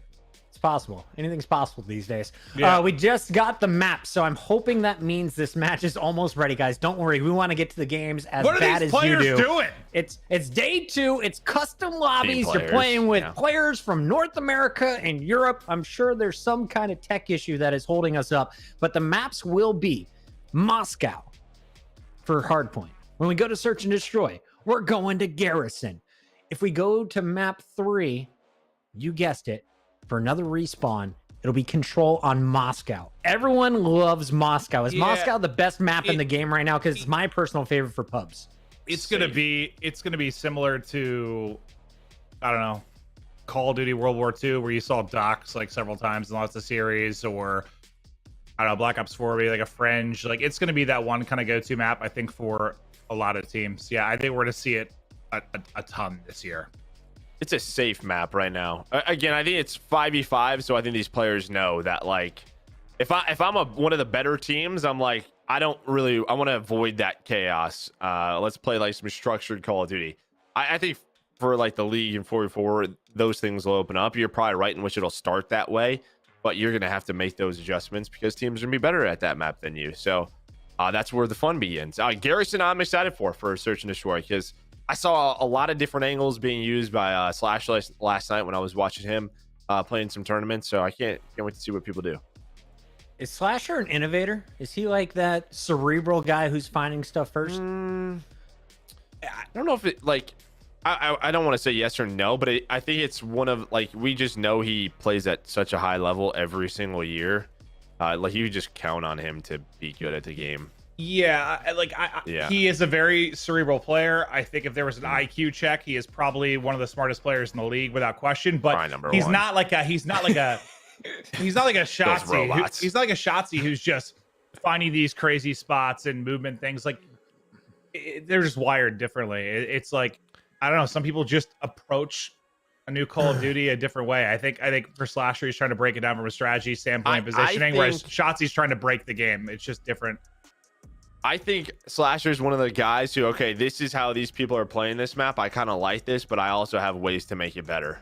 Right? Like when you watch like his teams in the past, they're doing things they're executing these things better than what other teams are doing. You're just like, that's how that's supposed to work. And you see this over here, it's just very calculated. Yeah, that's why his teams are always so good for like COD champs times. I love watching Mr. Liddycoat. Can we talk about the LA Thieves lineup that's been put together? Because you look at FaZe, this is a squad we talked about. Alec joining up. It's massive mechanical skill just all over this young team with Crowder as the brains. What are the expectations for the LA Thieves? I want to go first. Okay. I want to be very excited, but there's one reason that I feel hesitant, because this is going to be very close to, I guess, when I think about why I was really hyped about maybe the Call of Duty World War II team, which was what, Hook, Slasher, Classic, Temp. We don't know the fourth yet. Well, I guess I'm going on rumors that it's Temp because I played in tournaments with him yesterday. They were streaming, so that's just kind of what I'm thinking might happen. But I think it might just be a tryout. We don't really know. But yeah, I guess we don't know the full squad, but if that's what it was, can they play the way Slasher wants to play? I don't know. For me, it's Kenny and TJ. I think Slasher, you know what you get out of him. I think you're looking for Kenny to get back to superstar status. I think he had a solid year last year, but the game and in the team, like, sort of chemistry just wasn't there. Like, I think Kenny is one of the greats in the league. We saw that in World War II, where he was without a doubt the best player in the world. So that's it. I think it's on Kenny, and then can TJ stay focused, because there is also times similar to what Dashy was doing where TJ can be a bit of a young kid at times. All right, guys. Well, I'm told we are going to be jumping into the action. Our match is not ready, but FaZe Bloo is still in the game. Let's check him out right now. This is going to be their second match of the night. Well, we're going to find out who's going to get eliminated.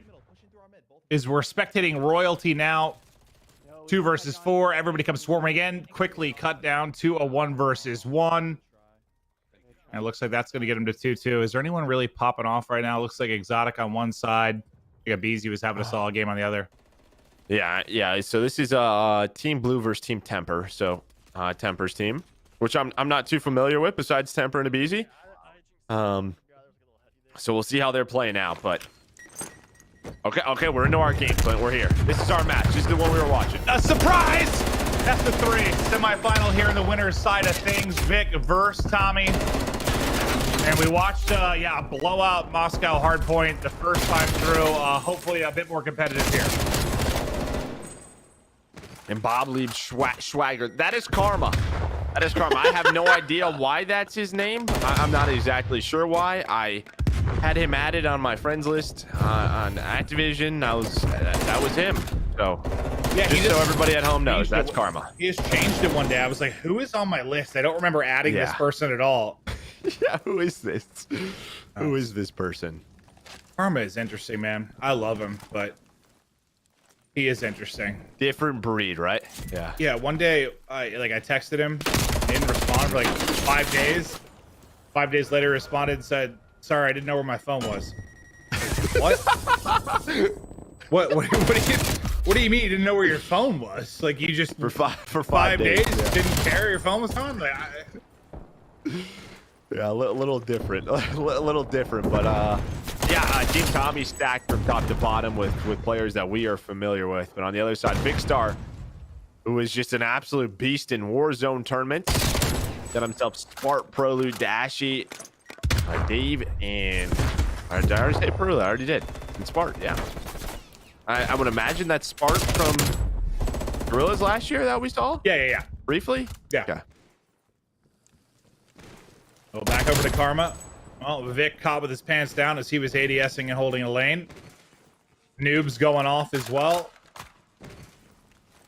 But similar to what we saw in the first Moscow hardpoint we commentated, if you win that first, you have a pretty easy rotation to second. You can rack up some early time, and they did just that. Yeah. Now look how far out Vic's team is spawning. Yeah, trouble is a nice way of putting it, Joe.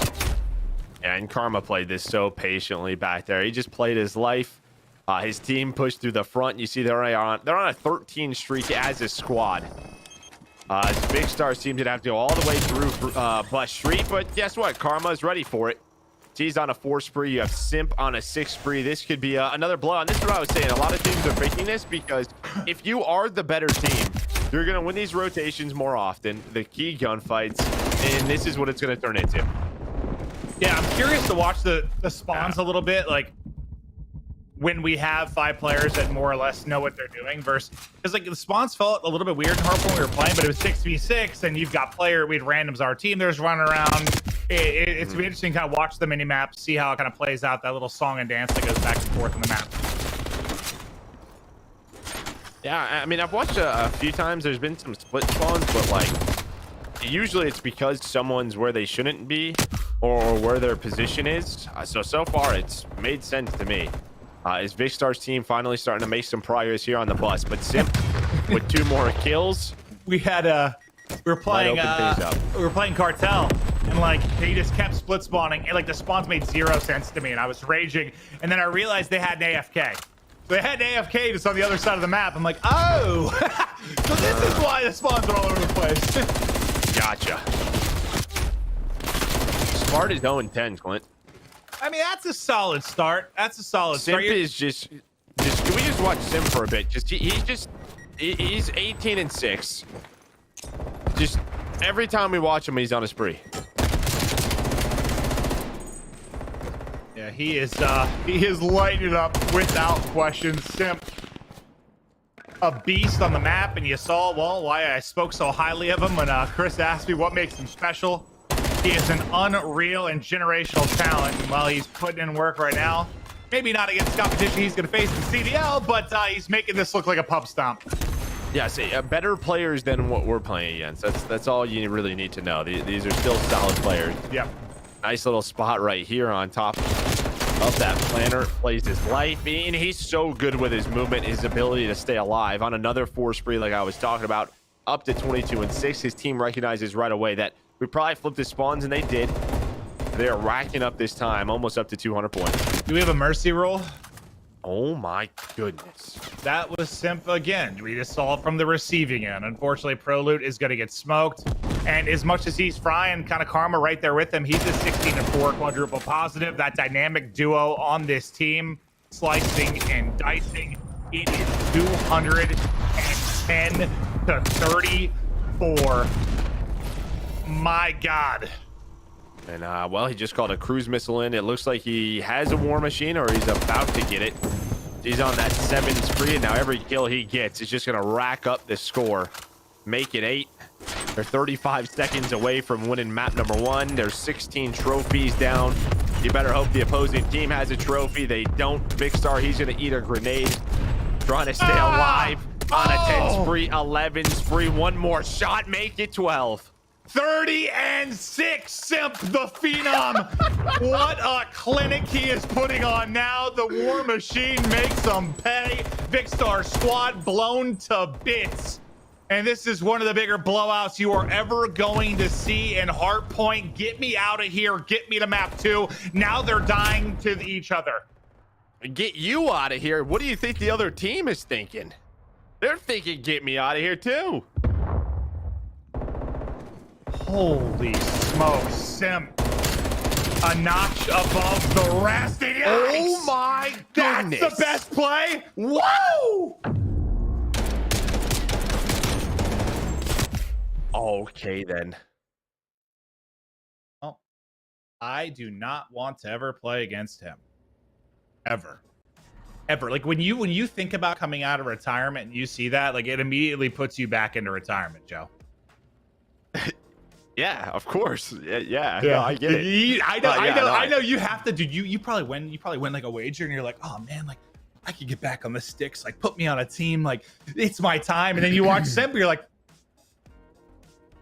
I don't want to play against that. No, not he at also all. has aBeZy on his team. Don't want to play against him. No, none of them. I don't want to. No, I'm good. I'll just cast over him. I have no problem with that.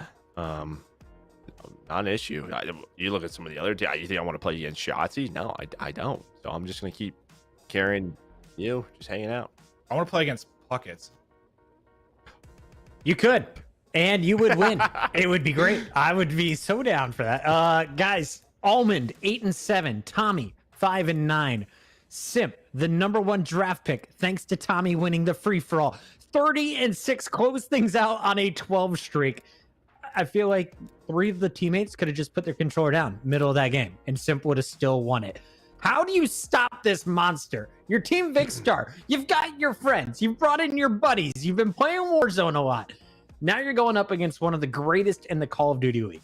Well, the best players in the world really haven't found out how to slow him down, so good luck, Vic.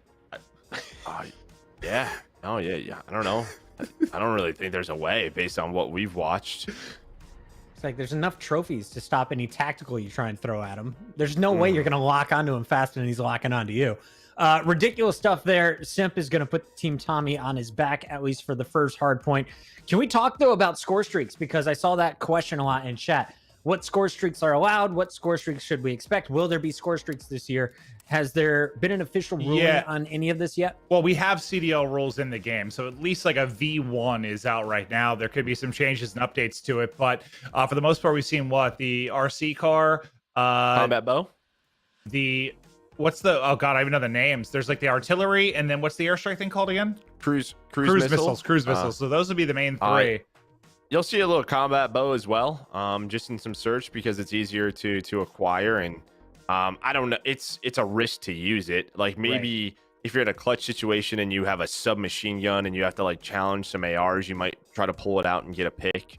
There's that ability. It could create some awesome moments, but the two big ones you'll see the most, because I think they're acquirable, especially in respawns, is artillery and cruise missile. Understood. All right, we're going to talk more about score streaks in just a bit. For now, though, we got to jump right back into more gameplay. This is Team Summertime featuring TeeP. It's Hitch on your screen. So is this in losers or the other side of winners? This is losers, right? Yeah, losers. Yeah, okay. Yeah. I thought so. All right. Well, they're playing Team Pamaj. George is in a 1v3. I think they're winning though, right? They're up 4? Yeah, 4-2. Yeah, 4-2. Assuming the colors are correct, yeah. We'll see if he can pull this off.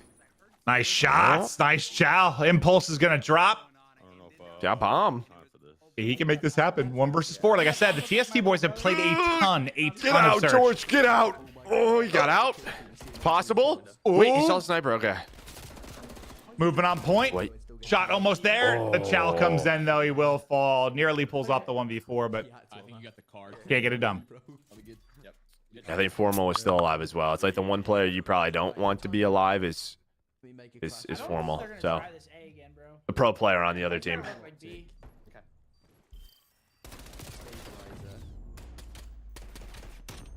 And there you can kind of see why at close range, even with a good AR, it is tough to deal with the movement and strafe speed of a submachine gun player.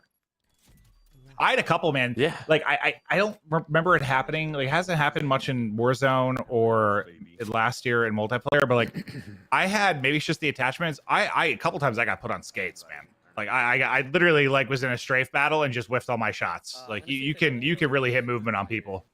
And I'd like to say the that MP5? Yeah, just I think with like subs in general, but the MP5, like I don't know, I had a couple times where like I just got smoked. Yeah, no, it seems a little quick. Yeah, for sure. I think you might want. Yeah, it could be an attachment thing. Again, that's sort of gonna be the discussion, but looks like Hitch is gonna play this B site. Remember the? He's just playing for info. What was it? What was on the SOG in Black Ops 4 that ultimately I think got restricted, but it was stock 2 or whatever you did. You were so fast. Yeah, stock 2. That was a quick one. Here's George in the RC car. We'll see if he's able to connect. He's just playing for info. He spots one at the bus, and he's just hanging out. You see in the top right, that's the battery life of the RC car. So he still had some time, but that player was able to take it out.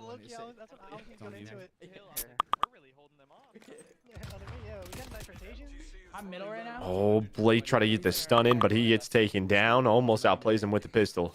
No shot. He peeked the corner. Wow. He's middle. Well, that made it a little. I thought it made it harder to see, but George able to get the angle, takes him down.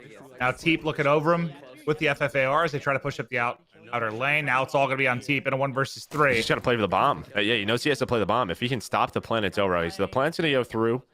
He's going to get a kill, get out with his life. Looks like Pamaj is still alive with that sniper. The other player's on the statue. That is a tough angle. Yeah, like a smoke. This might be good for him. He's just got a... Was that a smoke? Couldn't tell. Might not have been. Yeah, I think it was. We just can't see anything from this angle. Or did he get eaten by a trophy? It was a stun. I mean, look at his kid at the bottom. He's a yeah, smoke, right? Yeah. He might have had 8. Yeah, but there we go. There's that tough angle. Yeah, that's 4-4. I mean, that push from that angle with people holding is like impossible. Like the cover they have to work with, smoke was his only chance. They're trying to hit from the street, which is hard too, but maybe a little more manageable. I don't know. He's trying to snipe that heady. Like if he misses one shot, he's dead. Let's go jump here. Let's go. Big round. Trying to kind of listen to the comms. I got your Eskies. Yeah, I'm too. All right, it's gonna be a fast A hit. Trying to get nades in before those trophies go down. A smoke is down, it looks like. Smoke's on both sides go down. It's gonna get crazy towards A. Hitch with the first blood. But the Semtex will take him out. We'll see if Scumpy can make the play. The third pick to join the OpTic boys. Wait, am I hearing Tommey randomly? Nice. Gotta be Eskies. Rated team. I don't know. I can hardly honestly hear it, so it's No, okay. no, I hear like Scump and the boys talking to each other, but then I feel like I'm hearing There might be Tommy's another. voice They randomly. might have like another stream. Oh. Like open or something. Yeah. 1v1 though. No shot. Scump. Oh, I think a headshot comes through. It looks like Scump had the chin. The disbelief on a Hitch. He thought he had it. I thought he had it as well. Who was this? Is this Impulse? Is this the final kill? I think it is. Nice shots from Impulse. Wow. Oh, that. Oh, yeah, that he had no right. Now I understand Scump's reaction. Like he had no right winning that gunfight. I don't know if a couple of headshots connected or what. Well, it's probably all headshots. I mean, he was picking them. I think he was crouched behind that. Like, it's really all he could shoot. Just nice shots from Impulse. But that's one you would pick Seth probably 10 out of 10 times normally. Yeah, now it's 9 out of 10. Actually, I actually just changed it. Yeah. Well, round 11, we've already had one. Let's check out another. Who can clutch up? Remember, this is one and done in the losers Let's bracket. do round 10. So Round 10. losing team is out. Oh, my bad. Round 10. I'm hyping up the next round. So it's got to go you round saw 11 the now 5 because I've alive already versus said the it. 5 alive. So Totally did. Totally 100% saw that in the corner of my eye. Bomb corner. Shoot, and I'm just stuck. One's alley. Might try something Deep left corner. Bomb weak a bit. Bomb, one's alley. TeeP's voice is just got. Heady. Ooh. He's pinching. You guys can give him some Just time. carries, doesn't it? Carries real far. Because that's why Yeah. shooter moves with the airborne elastic wrap takes 10%. You think TeeP could be Batman? I mean, yes, yeah. One's on bomb. He's on bomb I right now. have the field agent, which is shooting minus 20%. Divots sweet. Divot coming up. Finish. Last guy. Fuck, he's on me, dude. It's Impulse again. 1 versus 1. It's Impulse again. It's down to you. Make the agency proud. He's going for it. Oh! I think he had it. I think he had it if he stuck it. I don't know. He might have. I think he might have. It was so close. I don't know. So close. I think if he had held it. Smoke on Matt and the divot. They played that really well. Oh, it was so close. I don't know. bro. Yeah, because it's not like smoke he and hit came back SC and goal, challenged right away. It was double almost pick like or Impulse divot. was playing for He him to get shouldered off it. the bomb, right? Like, yeah. I think it was one of those things where you're just like instinctively shouldering it, and he was going to shoulder right back out and challenge. Yep. But I feel like that might have finished. That was good. Impulse, he's pretty good, man. Pink wall holding strong. For those who remember, Impulse playing alongside Legion, Pamaj, and so many more at the MLG events. Good to see him still But competing. he's nasty. He's nasty. I played a lot of wagers with him. Like, he's good. He's very, very good. OpTic guys are now out, which is it's tough going one and done in S&D. So they will be out of the action, but we still have plenty more to go through in the upper bracket finals. FaZe Bloo is ready. Let's go full screen with him. The squad continuing to make their way through the bracket, I'm told. And let's see what's going on in this matchup. Blue in a pub. already picking up a few. He's just pubbing, right? I was gonna say, Yeah, he won his match. Yep. They should be in the lower side of it. As soon as I saw a hard point, I was like, something is off here. I think that's Tuesday. Got it. And we will be getting, I'm told, we will be getting to these upper bracket matches. Just getting all the players in the same lobby is taking longer than we expected. Well, we're just waiting on the map meantime, too, between Tommey and Vic, right? Like that's where we left off. So enjoy some pub stopping. Yeah, I was just told from our producer, Simp is having issues connecting. Yeah, because he just went 30-6, and they're trying to make sure he doesn't get into the game, and they have to find another Hold him fifth, is offline? what's happening there. Oh, yeah. They're keeping him out of the lobby. It's a classic Halo 2 move. You just hit the standby button for a really long time. We're just hanging out with Blue. We're just hanging out. Oh man. I don't know why we ever even tried doing anything but rushing A, because Pamaj just camped with a snipe. Well, we're going to Garrison, right? I mean, Garrison we played search? it Yeah, I'm excited for Garrison that. search. You're gonna have to leave the Discord, Blake, and then reset your cam. Yeah, this Alrighty. I played it once yesterday in a CMG wager, and There are some spots, man. Like I remember the first time, like we thought we had a round victory. It was like a 3v1 or something, and they went to plant, I believe, at A, and there's that little underground area. B, Joe, you yeah, know what I'm talking B. about that? Yeah, Oh, B, B. And like we just didn't like really realize it was a thing because you're playing like hardpoint, you don't ever go under there. And two of them push over there, like TeeP's planning, and suddenly they both die. And they're like, oh, like we just didn't realize that was there, and then we end up losing the round. But yeah, there are some spots. Is there an ideal weapon for Garrison? Because I haven't figured it out in my pub games, Merc.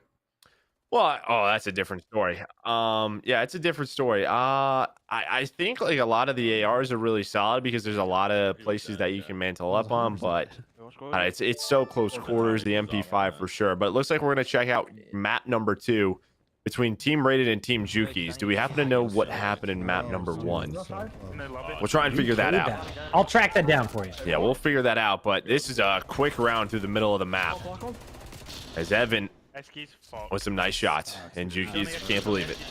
This is our other side of winners, correct? Yes. Jukeyz sort of looks like he has a bird's nest on his head. All right, we've just heard that we are ready for Tommey and Vikkstar. Someone had to get cucked. So we're going to get into the map 2. I guess Simp was having trouble getting in, but he has gotten in.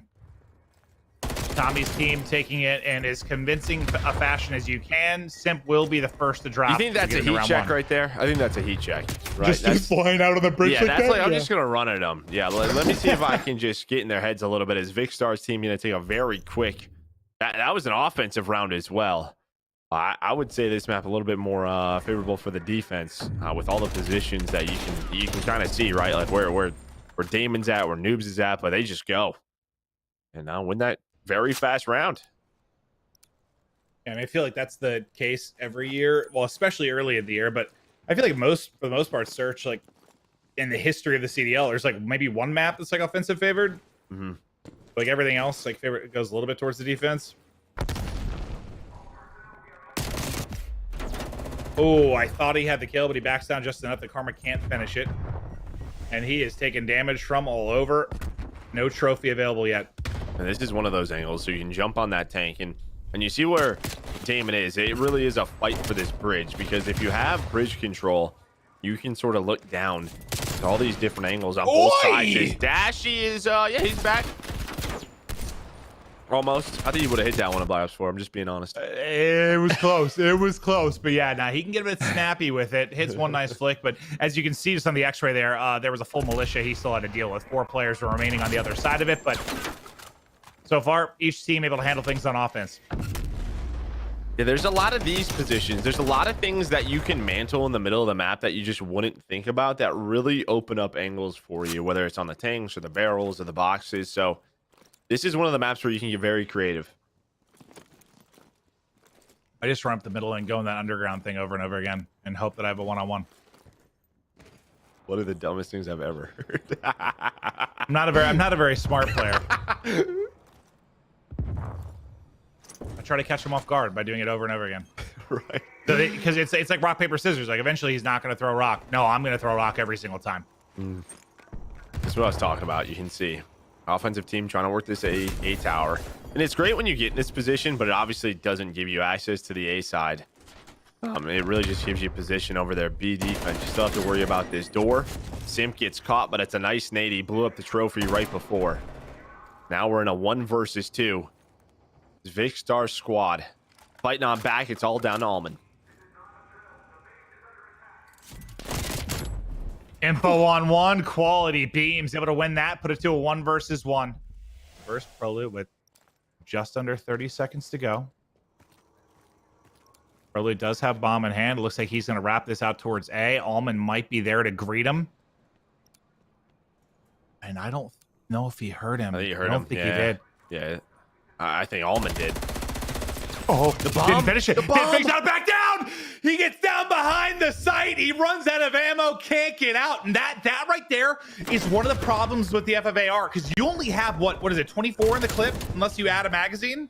Yeah, I think it goes up to 34, yeah. And it shoots so fast that, like, you run out of ammo quick. I didn't see if he had 34 on his, or if he had, like, if he had other stuff on it. I'm not sure, but, like, dude, he burned through ammo fast, and he gets punished. Yeah, that's been the biggest thing. Like, obviously we play a lot of Warzone. You have the like mostly 60-round mags on the ARs. Like, just playing pubs, it's like reload after every fight. I'm like, man, I gotta get that in my brain again just to reload as much as I do. I noticed that like in the first couple hours. I was just like, where are my 60 bullets? Yeah. I need them. Well, Proloot I thought had a gunfight win, but Almond slides around the corner. Dashy hit and snipe after snipe. He's able to connect onto 2, and yeah, snipers in Search in their current form are going to be very, very good this year. Here's the vent you were talking about, this little underground area right no outside idea. B. We had no idea. You do now. Yeah. Here's my spot. This is my. He's Simp's pulling the Maven right now, just I right like through that. the underground mid, making Yeah, the he just play. goes We're gonna for get it. the plant down. Dashy's gonna have to hit more shots. Already has 2 in the round. He's still got Simp just underneath him there, just holding the Whenever underground. you can wallbang that. I don't know. Yeah, I'm Karma curious. knows who that is. He's like, I'm just not gonna beat that. I'm good. Well, Dashy will take the fight. He's gonna drop though. Only 1 player left. Noobs and Simp trying to close it out and tie it up 2-2, and they'll do just that. Tommy's team take the round. And just very aggressive up the middle of the Oh, map here, I there wanna from see this. Tommy's team, but yeah. Oh, Tommy peeks it. Tommy just like he slow peeked that one. Yeah, I saw the 2 pop up in the kill field. I'm like, oh, he did something nutty. No, it was are some the of the easy easier ones. snipes Yep. he's gonna hit. Yeah. So who's lead the way? Dashy on one side. You got 3 players with 4 with Noobs, Almond, and Karma. 4 team Tommy. Balanced effort out of them thus far. Dashy, trophy out. Snipe out. He's gonna look to hit shots, but unfortunately for him, there's smokes all over the place mid-map, but there's a hit. Simp. While he was pucket asked, how do you deal with him? That's one way. Get him out of the round. There's a hit marker on the flick as well on the Noobs. I think through the smoke, he got a hit marker as well. There's another hit marker. It's a hit marker party. Now it's a pistol battle. Not able to take the shot as Almond will drop him. Proloot, last alive. You know when you get 600 damage for 1 in Warzone? That's basically what Dashy just did there in that round. I think he got a hit marker through the smoke on that cross, or he hit a trophy. I thought I saw something pop up. Yeah. I didn't see it, but yeah, he definitely got a couple of hit markers that round.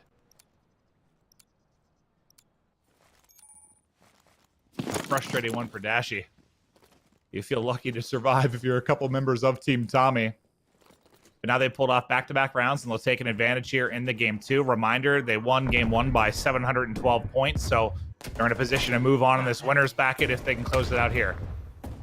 And a lot of focus on up top, but looks like Damon able to get 2, and they're just going really quick through the middle of the map towards this B side. They just bully their way through. Dashy, the last member alive, but he is surrounded, gets taken down, and yeah, that's what you can throw a curveball. You just play with speed, and it feels like that is. I'm assuming this is going to be from Karma. Yep, he smokes himself out, plays from up top, and while Vic, he gets caught. Yeah, I feel like, again, the snipers are so good, but if they're going to play with this kind of pace and get smokes all over the map, it does make it hard to find angles, because suddenly you've got these, instead of these long-range sniper battles, you got people up close and personal, and that's what's happened back-to-back rounds. But Dashy in a position, he's got to try and hit pistol shots, and well, just not fun fights. But look at Karma. 5 in a row, 9 and 4. He had a big game 1 as well, just kind of overshadowed by Simp's monster performance. And he has been grinding. There's already been clips of him in tournaments. And some insane clutches as well. Karma's been grinding. It's paying off. Up to 9 and 4, as you said. But this round slowed down a little bit.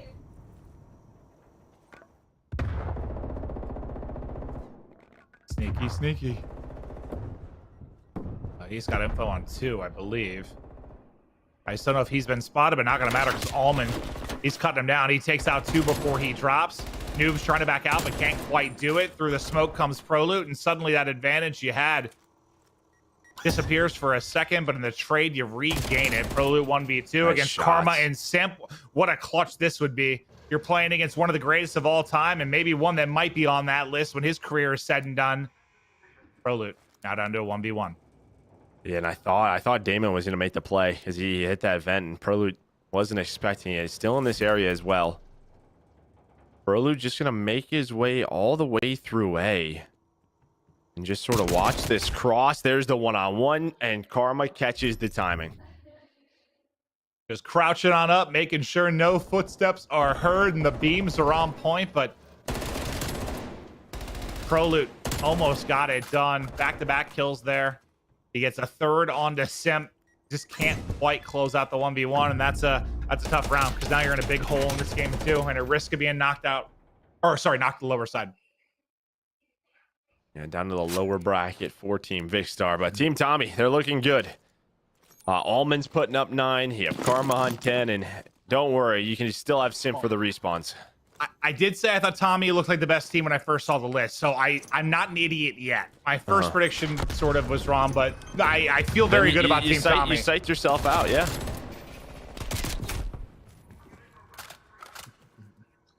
Oh no, I picked them to win the entire thing. It's just the other team on the side of winners I got wrong. I picked Blue, right. so I was like really right and really wrong, which is basically my life. Dashy and Spartan 2 versus 2 now. Or 1 versus 2 for Dashy. All the way in the back with a sniper. They know where he is. Simp kind of messing with him right now. He's going to wrap back towards the middle. Are they going to go away? It looks that way for now. Simp just playing for information. Going to reach Alum.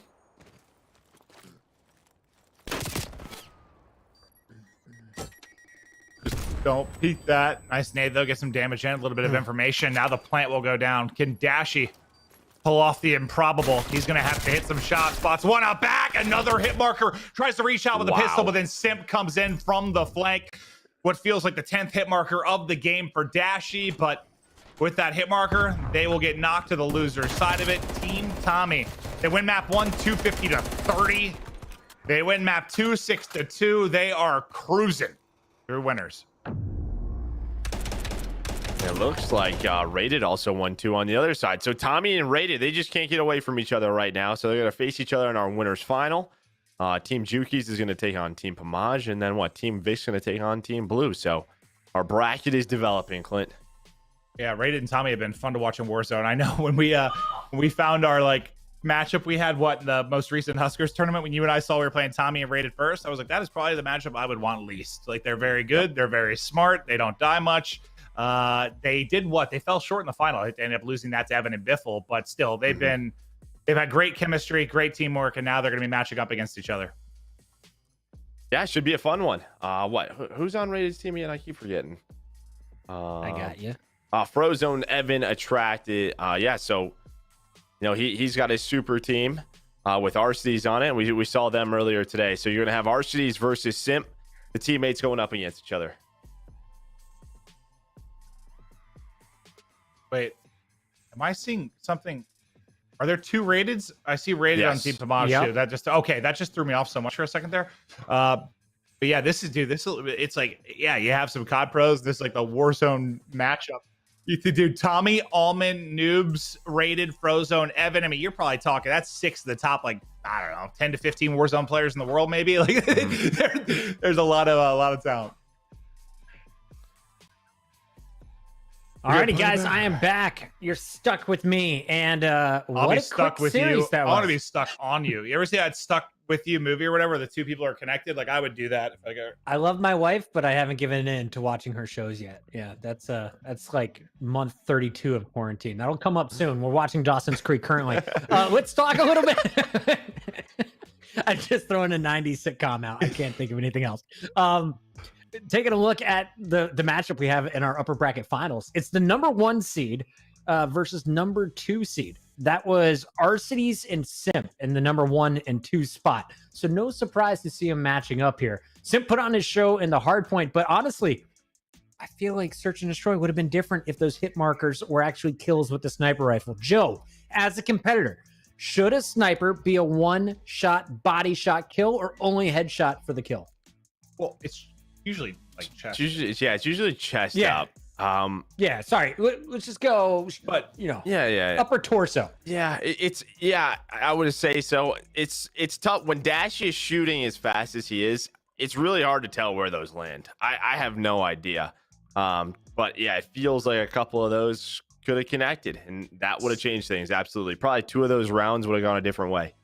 See, I think it's good the way it is, because you think about like, what's like a sniper in another game that's a one hit, like the op or something in CS. Like, yep, that is a one hit, like basically like anywhere. But the difference is like the economy system, you have to invest a lot in that, right? Like it's really expensive to get an op, and like anyone can have a sniper here. So I do think there needs to be some kind of drawback, and maybe I don't know. I think it's fine the way it is. You got to hit him in the chest or above, get the shot. Okay.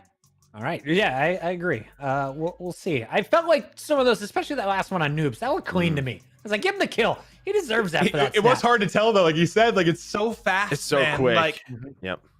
Yep. Also want to give a shout out to ProLoot for showing us the Maven corridor, the little tunnel that he learned about on this map. We got a chance to see it for 2-piece. Lots of big plays, guys. So many good stuff. So many good matches coming your way still. I just got an update. Losers bracket. We know it's Vikkstar versus Bloo, Jukeyz versus Pamaj. We're still waiting on the losers semis, and then we'll be showing you the losers final. We're going to break now, though. When we come back, I'm hoping it's that Team Rated versus Team Tommey upper bracket final. We'll find out if the players are ready to go. Be right back. Hey, feel I'm in the mood for a switch up. I hit the function, hit the rose till I hiccup. I hit the stage and leave with money that say stick up. She picture perfect, so I told him I'm a flick up. Feel I'm in the mood for a change up.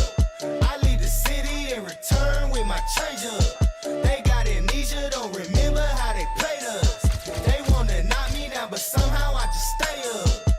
Look, straight from the mud like Ruby. Straight to the stage, they love me.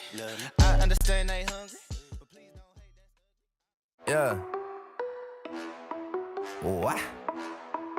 Say, yeah. Okay.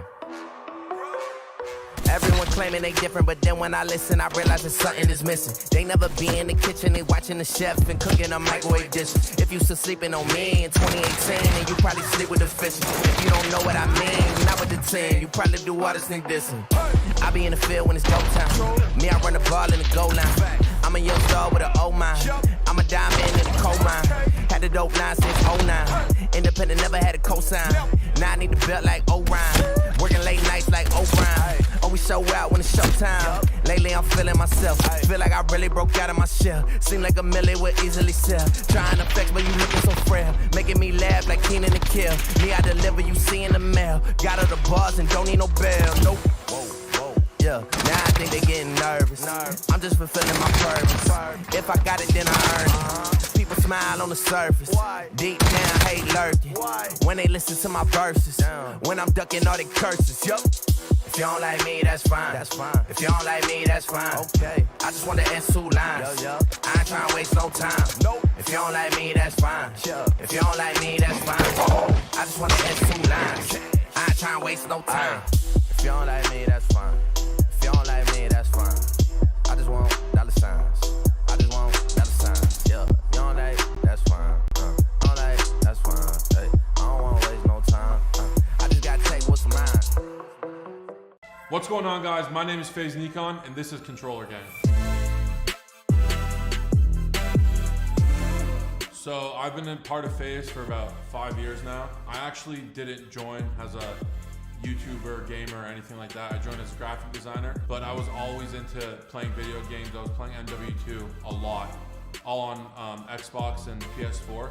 I remember when I was playing Modern Warfare 2, I was like super hyped because like one of my friends told me about this controller that just came out and it has buttons on the side, and like when you're playing competitively, you really need that upper hand of just being able to jump and crouch. Coming to the end of MW2, I got my Scuff. My mom got it for me for my birthday. I was super excited, and then ever since then, I literally can't play a game if I don't have a Scuff. Like there's no chance.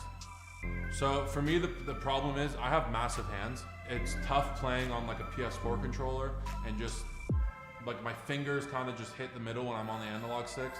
So thank God Scuff, they have 3 or 4 different controllers, I think. And the one that I use is a little bit bigger than this one. And the sticks are further spread out. So it's just way easier for me to maneuver when I'm playing.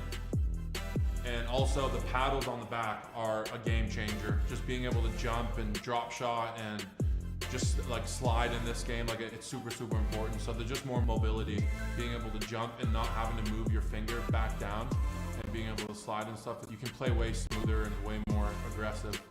The best thing about it is that you can make it whatever you want and how you're comfortable playing. You can change everything on it. You can put grips on the bat. You can change the different analog sticks and different trigger length. I have A on the left paddle and B on the right paddle. I know they have 4 usually, but I only use 2.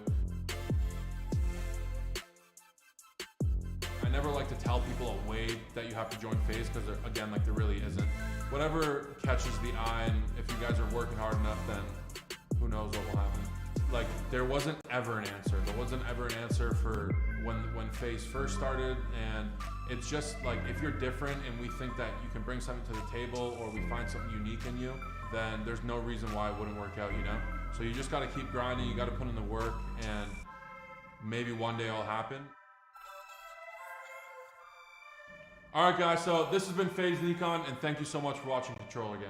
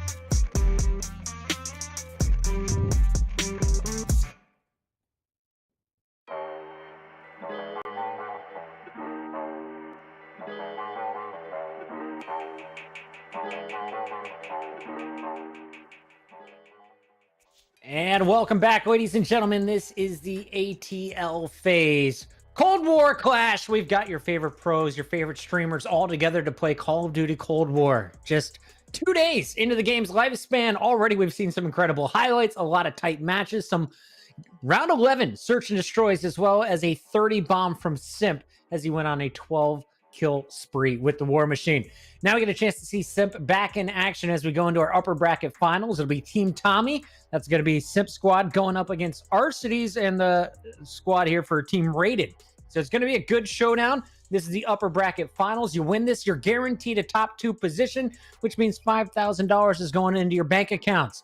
You win it all, though, you're taking home the $20,000 grand prize. And we have so many more games to go, bringing you the casters on the night. We got Maven, we got Merc. They've been crushing it all day. They've been grinding Warzone. They've been grinding Cold War. And now they're grinding the cast, the first big one we've had so far for the new title. Gentlemen, pretty solid stuff in the previous round, but now it gets serious as Team Rated faces off against Team Tommey. Two of the best rosters if you're looking at the paperwork. Yeah, I just hope we have a competitive series. I mean, for the most part, the stuff we've casted, it's been blowouts, right? Well, the searches have been closer, right? Like that's again, it's just I think because people have more reps on it. But hard points, you're very much seeing the difference between these two teams. So I'm excited to see where this one goes. But yeah, here's a look at what we're going to see: Team Tommey versus Team Rated. Both of these teams just a ton of competitive experience. You have Tommey, Karma, and Simp, who have all won major titles. On the other side, you have Rated. You have Arcitys, who are pro players. You have Frozone, Evan, and aHTracTXII, who have a lot of competitive experience. It should be a great one. I love these pictures, by the way. Tommey with his new 100 Thieves gear. Yeah, what is going on? We have the King of the North there with Karma. Rated took like some engagement pictures with his dog at some point. Nice work here, graphics team. Honestly, the production graphics for this show have been ridiculously good. Frozone's all festive already. He's ready for Christmas. He was behind the Christmas tree, I think, or out at the light, so he's ready. Maven, you're shocked. What's going on there? There's some cool photos. Is that just their like Twitter avatars? I don't even know. Yes. I feel like I recognized a couple of those photos, but Frozone's got. I didn't realize how long and glorious his hair was. That's beautiful. It's glorious. Yeah, those curls, fantastic. Let's talk about predictions here. Team Rated, you're looking at Rated COD, Frozone, SuperEvan, aHTracTXII, and Arcitys from FaZe. On the other side, Tommey, Almond, Noobs, Karma, and Simp. If you had to pick one, who's the stronger lineup? Tommey. Are they having to go Tommey? Just I picked them to win it all. They look so good there. What a 250 to 30, 6'2" search. It looked clean. It's hard not to say Tommy's team. I think Rated seems like close. I think this should be a much closer match. Like this still might be a 2-0 for Tommey, but I think it'll be closer. Maybe we see our first map 3 on broadcast, get a little control action. I was just looking. Neither team has dropped a map yet. So it's as close as we can get in the upper bracket for sure. The lineup's pretty similar. So I was excited to see control. We haven't seen it yet. Yeah, I haven't seen a real game 3 yet from either of these squads. And also keep in mind that we could have another squad come out of the losers bracket. We have Team Vikkstar versus Team Bloo currently going down, and Team Jukeyz versus Team Pamaj still alive. So still 6 teams in the tournament according to our bracket. We'll be whittling that one down, but it's a best of 3 here in the grand finals, while losers bracket is all best of 1, and it starts with hardpoint. We've seen a lot of Moscow. Is that your expectation for our first map in the best of 3? Do you think either team would want to go a different direction? Probably not, since they both seen success there. Yeah, it's looking like that's what's loading up. So, or that's what's in the bottom left is Moscow. But yeah, I think because they both had success, they're just gonna play it, and the better team is gonna play it. Now, if they match up again in the final, maybe the team that loses it picks something else. But we'll see what happens with that. Boys are looking like they're happy on both sides. Jokes all around. Tommey versus Rated, your captains here. UK famous players now competing all around the globe. It's going to be a mixed bunch as we jump into our first map. And you can see the players just taking their time, tweaking their settings before we get into the games here. Official predictions. I'm calling a game 3. We'll see if we get to that. Here's a look at FaZe Bloo. He is in his search and destroy. And gentlemen, I'll let you cast this until our other game's ready to go. Yeah, we'll take a look at one of the losers matches. One and done. Team loses is out. Blue, who struggled in his first search and destroy we watched. He started 0-7 into a rhythm here to kick off this game. And he's getting reps. That's what it's about. Just getting the repetitions, as he's played Moscow Search a couple of times now. He's able to find 1 kill. He's in a 2 versus 1 on defense. And while he's found that player there for the trade, gets the kill. Nice shots to clean that one up. 3-0 start there for Blue. They played the 2v1 well. Oh, did you? And we'll watch him for the best play as well, picking somebody off a bit of cover there mid-map. Nicely done, but into Rated versus Tommey we go. Winner's bracket final. Winner into the grand final. Guaranteed top 2. They have been our 2 most impressive teams without question. They both had monster blowouts here on Moscow Hardpoint. Who can take it? Well, Tommy's team's going to get early control behind 2 kills from Tommey. Well, this is sort of a tough spot, right? If you're rated team, you just want to keep that side of the mini-map. Want to get those spawns over there. And well, Frozone, he's already out, but might get a little bit of splits here. Arcitys is still alive, just trying to anchor. He's got that Krig. Gonna back all the way up, but this is going to be good early time for Tommey. Yeah, and they're all starting to push through. Like 4 of them are starting to flood here with 15 seconds left, and Tommy's gonna, Arcety's probably gonna need some help. Karma's gonna be the first person to get in. He's able to catch Frozone in transition. Arcety's gonna try and get in position to make the play. Able to take down Simp. Trying to pre-aim Tommey, and the shots are on point. Arcitys make sure he's getting spawns for his team. And nice shots by Arcitys. And yeah, this is what Atlanta FaZe fans could look forward to. Him being this main AR position, this is what he really wanted to play. One of the reasons why he wanted to play with Atlanta. Of course, you know, having Simp and aBeZy on that team is another reason. But he wanted to be back in this main AR spot. But Almond, with 2 kills, is going to break the spawns, and that's going to be the hill break. So Tommey, they, you know, have a nice start. They don't get control of the second hill until right now. At least you get a little bit of something there on the scoreboard. Scoreboard for team rated. He's rated trying to bring it back. For the most part, they have to worry about the rotation. This time it's going to be Frozone backing all the way up. On the cut, I think it was aHTracTXII who had a big gunfight to kind of try and cut off the rotation for Team Tommey, but it was Karma that was able to win that. We know Karma was doing a good job from that kind of bottom left part of the minimap. He was making plays for his team, and he's developed a bit of a pinch. The rest of the squad will try to hit from the front. Now, there's an example of that deep spawn. Look how far out Tommey spawned. Like, it was like literally the back right corner. Could not be further from the map. And this is where Damon just has to try to play his life. He knows the sort of situation that he's in right now. They're going to be hunting him because they know that he's blocking the spawn. So he's going to try to get to his teammates. He's just hoping he wastes enough time and causes a big enough distraction that by the time his teammates get to the front, they'll have a numbers, but they don't. As Evan's going to take Tommey down. You see in the top left, you have, what, a 7 streak for team rated. And this is the difference. You get a response from team rated, where what we've been seeing is just 2 hills in a row, 60 to 80 point leads just after 2 hills. No, that was a really, really good job. Really good hold. They hold the front, they deal with Karma on the back, and they now have a lead. Basically a perfect hold from team rated. We're now going to head out to the main street near those kind of bus combo, and Simp's going to be the one here in position. His teammate looking over him. Noob's able to take down his aHTracTXII as he tries to fly out. And this, as weird as this sounds, at least in pubs, this was like one of the harder hard points to break. Like, if you get bad spawns, like, it's not easy to break.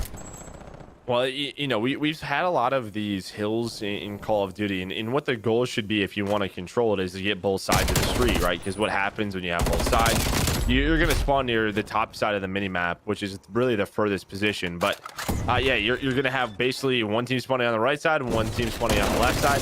But yeah, there's a lot of positions that the players can use on the hill, like we're seeing from Noobs right now.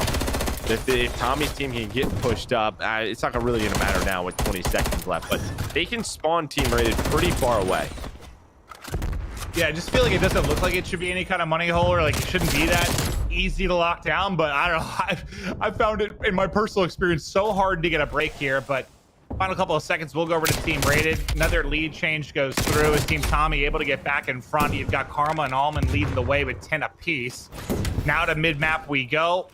They've got top escalator control. Simp contesting inside of the point. Coming off a 30-6 performance last time he played this map. Not quite the same performance here. Yeah, a little bit different, a little bit more competition, but he's starting to get heated up. Okay, Finds 3 kills. All right. He's on the hill, and there's going to be that 5 spree. Up to 8-8 now in a rhythm. Reads the spawn, but can't get that last bullet. Looks like Evan was just able to get behind, and that's what happened. Evan's going to find that kill, stop that spree, which is big because, you know, with the new score streak multiplier, the way it works, the higher spree, the more points you get. So every kill after that simply got closer and closer to those score streaks. Darcy's desperately trying to close out that gunfight. He's able to do so. It's going to be team rated with spawns again for neck. Or last time they got broken, what, about 20 seconds or so? But it's Evan going massive street side. Everyone going to be spawning out there for Tommy's squad. He's going to have a legion of people in front of him, and well, Noobs cuts his head clean off. Yeah, nice shots out of Noobs. There's those headshots coming in. Frozone trying to cut off middle of the map, and here comes the push from Team Tommey. Noobs trying to stay alive in the back, just be a distraction. Okay, I thought that should have been a free kill. But he gets taken down, and it looks like Team Rated is going to hold for now. You have Rated all the way in the back, still rocking that AK, locking down middle of the map, and you can just see where their spawn is. I mean, by the time they get to the front, there's going to be about 25 seconds left, right? So it's like, do we even go Just for rotate. this? Just rotate. I mean, honestly, like you spawned out so deep, especially with how good Team Rated held that third hard point last time through. Like, I don't think you want to risk getting 15 seconds or so just to get punished that way again. You got to rotate. And that's what they're going to do. Now, can they do what Team Rated did the first time through? Can they get a solid hold here? And a lot of the pressure is going to be on the bottom side. It looks like Noobs does spawn out. Big kill by Karma towards the back. He was so good at this position. A couple of times we've watched him. He's got another gunfight, able to do it again. Evan's going to be at the front of the hill. So Evan keeps them off of it. This is big time, big play by Evan. Able to win that one-on-one. Now just playing his life, cutting off the spawn, but there's Karma. He's making the plays that his team needs. Yeah, this was messier than I thought it would be, though, at the start of the point. And, like, as soon as we were calling out the Tommey rotation, like, it was a good timing from Team Raid. Like, 4 of them pushed out, just made sure that, like, Tommy's team couldn't really get into clean power positions. Like, they had a bit of a battle there at the start of the point. And now, Tommy's squad looking to have a strong hold, but a little bit of disruption there from Raid's squad. Yeah, that's what you're looking for. When you know how hard the hill is to break, you're trying to find those little openings, those little contests, or getting them off the hill. And there comes the collapse. They're able to break through, but there's only 10 or so seconds remaining, so not going to get a ton of time. But this has been the competitive map, one we were hoping for, exactly what we wanted. It is a 15-point game with Team Rated ahead. Tommy's team trying to set up buses once again. We'll watch Simp's POV. Trophy out, just trying to hold this back alley. Simp, though, he's going to bring out that Krig. Evan, though, with the trade.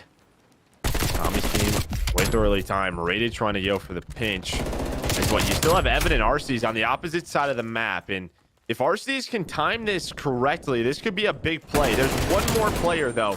He's going to have to take down Noobs. Now, you see where Karma spawns. This is what you're looking to do. They're able to do it. They're going to spawn so far away. A nice break from Team Rated. And they're just going to add on to that lead they already had. Won't be able to put it out of reach. Still going to be a tight game, and Tommy's team more than capable of bringing it back. But great pinch, both sides of the point. They get it done. Arcitys, Rated, Evan, all going big. And just trying to close out this map. 1. Karma, though, takes down 2. And Almond, nice movement. Able to take down another. Thought he had the position there at the back counter, too. But Evan able to peel him off of that. Now into our third set of rotations we go, Joe. This could be, well, there we go. Arcitys, it looks like he earned some score streaks. That's going to open up the hill. That is big. I was going to say, Tommey, if they held those spawns, they could have turned the first 2 hills into the game win. But Arcitys with the score streaks and the artillery opens that up. Now you see the spawns flip, and you see control for Team Rated. Yeah, we haven't seen that many streaks called in because the blowouts, but that was huge. From complete control to nothing for Team Tommey. And now can they fight through and try to break these spawns? Just 44 points away from victory is Team Rated. Look at Arcitys getting it done the slaying, but look at his objective time too. He's like 2 minutes. Yeah, 1 minute and 55 seconds. The man is doing it all. But it looks like Team Tommy's trying to get on through. You still have Frozone to deal with, though. He's going to be the last man standing, trying to protect the Alamo, trying to do what he can. Here comes the pressure. All of Team Tommey are on the hill. You see his teammates working the bus street, just trying to buy time. You're going to have 2 players working through the middle of the map, and Almond, he's going to be out of the game for some time. So it's basically a 4v5 now for Team Rated, but can they find those kills? As Team Tommey, they just get right on it. I thought Karma had a gunfight win, but it's Arcitys that makes them pay. Tommey there with the attempted trade. Nobody really able to get into the points. It's a 10-point game finally. Rated squad will be able to get in, but the bloodbath continues. Karma beaming all over the map, up to 22 and 19. And with that spawn top left, Tommy's team is likely going to opt to rotate, but that'll get us. So they're going to be about the 235 point. And Tommy's team this time, they've got to hold a bit better. It's got to be a bit cleaner. I mean, technically, both teams will be able to win it here. Well, the big thing here, though, for Team Tommey was the fact that they were able to get through, right? They got a good amount of time. They didn't allow Rated to get a full 60 there and put the game away. Frozone did do a great job trying to stay alive all the way in the back and wait for his teammates. And they got to that position, but the pressure was all on the hill. And here comes that break. Tommy's watching the front with the AK. Simp watching this cut. Frozone's going to go all the way around. You have Arcitys and Rated trying to work through here. It sounds like it's somewhere. A cluster missile goes off for Arcitys, so he's going to find two. Is that going to put the game away? You see where Karma spawns all the way out? Well, this just makes it messy, and Frozone works the back. RC streaks have been so big. They had the perfect setup for Team Tommey. The cruise missile says no, sir. Simp then calls in a cruise missile of his own. He's able to take down 3. They try to rally back into the point. Neither team can win it here, but Tommy's team will try to get the final couple of seconds. It's Karma that's going to get into the point as everyone starts to collapse around him. The rest of the squad has rotated back out street side. Basically a tie game as the final seconds trickle off the hard point. This is the banger we wanted, map 1. It's just a question of, can anyone else get another streak? Team Tommey set up here now, 20 seconds away. Nice 2 kills out of Almond. You saw Simp there. He still has the artillery to use. War Machine earned as well, so he has some utility to work with. Just 10 more seconds now to win this map number 1 on a 4 spree. Simp starting to heat on up to 27, make it 28, and that should do it. Nobody's in position. Team Tommey, they close it out behind some streaks from Simp. You thought Arcitys streaks were going to make the difference, but it's Simp who ends up going clutch in the end. And Simp, I mean, he really went off, because I think when we first hopped on, it was like 5-9, 5-8, somewhere in that realm, and he ends up leading the way for his team. Karma, some big plays in there as well, but that there, like, just got me excited for this year. Like a back and forth hard point, like seeing the streak. Like, we didn't have streaks last year, and like they just add this crazy element where you can just pull off these wild plays. Like, that was awesome. That was awesome. That was some top tier hard point, and yeah, you could just sort of see it develop, and it's going to get better and better. That's the best part about it. It really is, man. It's just beauty to watch already. No, that, like, I don't know when the season's starting, but I'm ready now. If we could get into it, that was there's nothing more fun than like a tight hard point down to the final seconds. I know it ended up being like a 20-point win, but just so many lead changes, so hotly contested, so many big plays, the streaks coming in, some massive breaks, some huge flips. That had it all. Because we're going to hop into Blue's game. Now see what's going on as they're trying to battle on through the loser side of it. But Tommy's team 1 map away from moving into a final. And this one I thought would probably be done, but it's going the distance in round 10 right now. Okay, so are we going to have a round 11? Oh, no, game's no, over. Okay, so Blue's team just lost. I was going to say, that game kept going while we finished the hard point. All right, yeah, it must have went the distance, but here is the best play in the round. So I can't see who this was. Oh, that's Dave. Okay, so he was on a 4 streak, and yeah, they're going to win this one. So Blue's team is out. Team Vicstar is going to advance to losers round number 3.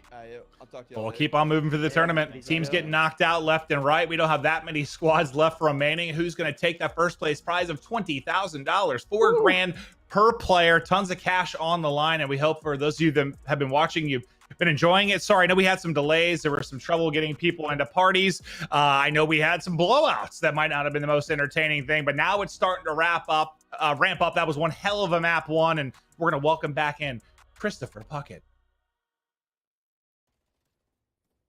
You're muted, Chris. You might still be muted. He knows. He's all got right, to hit the button. Guys, there's so many buttons. I unmuted Discord. I unmuted VMix, but it didn't do my You look good while saying nothing, though. Let me tell you. I felt great. I was saying it feels damn good to have some score streaks back in a hard point and to change the way you set up around the map. I took some notes down during this one. So it was a tied around 160 for each team. Arcitys goes on a massive streak, gets his set of score streaks, and the team pulls out by a 50-point advantage. Then you see Simp start to heat up towards the very end. And then I did the math at the very, very end, and I realized Arcitys is playing with Simp next year. This is going to be fun to watch this FaZe squad. This is a No, it's horrifying, Pucky. That's what we're gentlemen. saying. No. I couldn't believe it happened. That's why I was like, oh. Well, that's, If you go to the CDL YouTube, I couldn't believe they actually left it in, but they did an interview with me about what I thought this FaZe team would be, and at the end of it, I thought we were done. They're like, do you have any final thoughts? And I was like, I think FaZe are going to bleep on everyone. You can fill in the words, but they just left it in the video. But yeah, no, they're going to be good.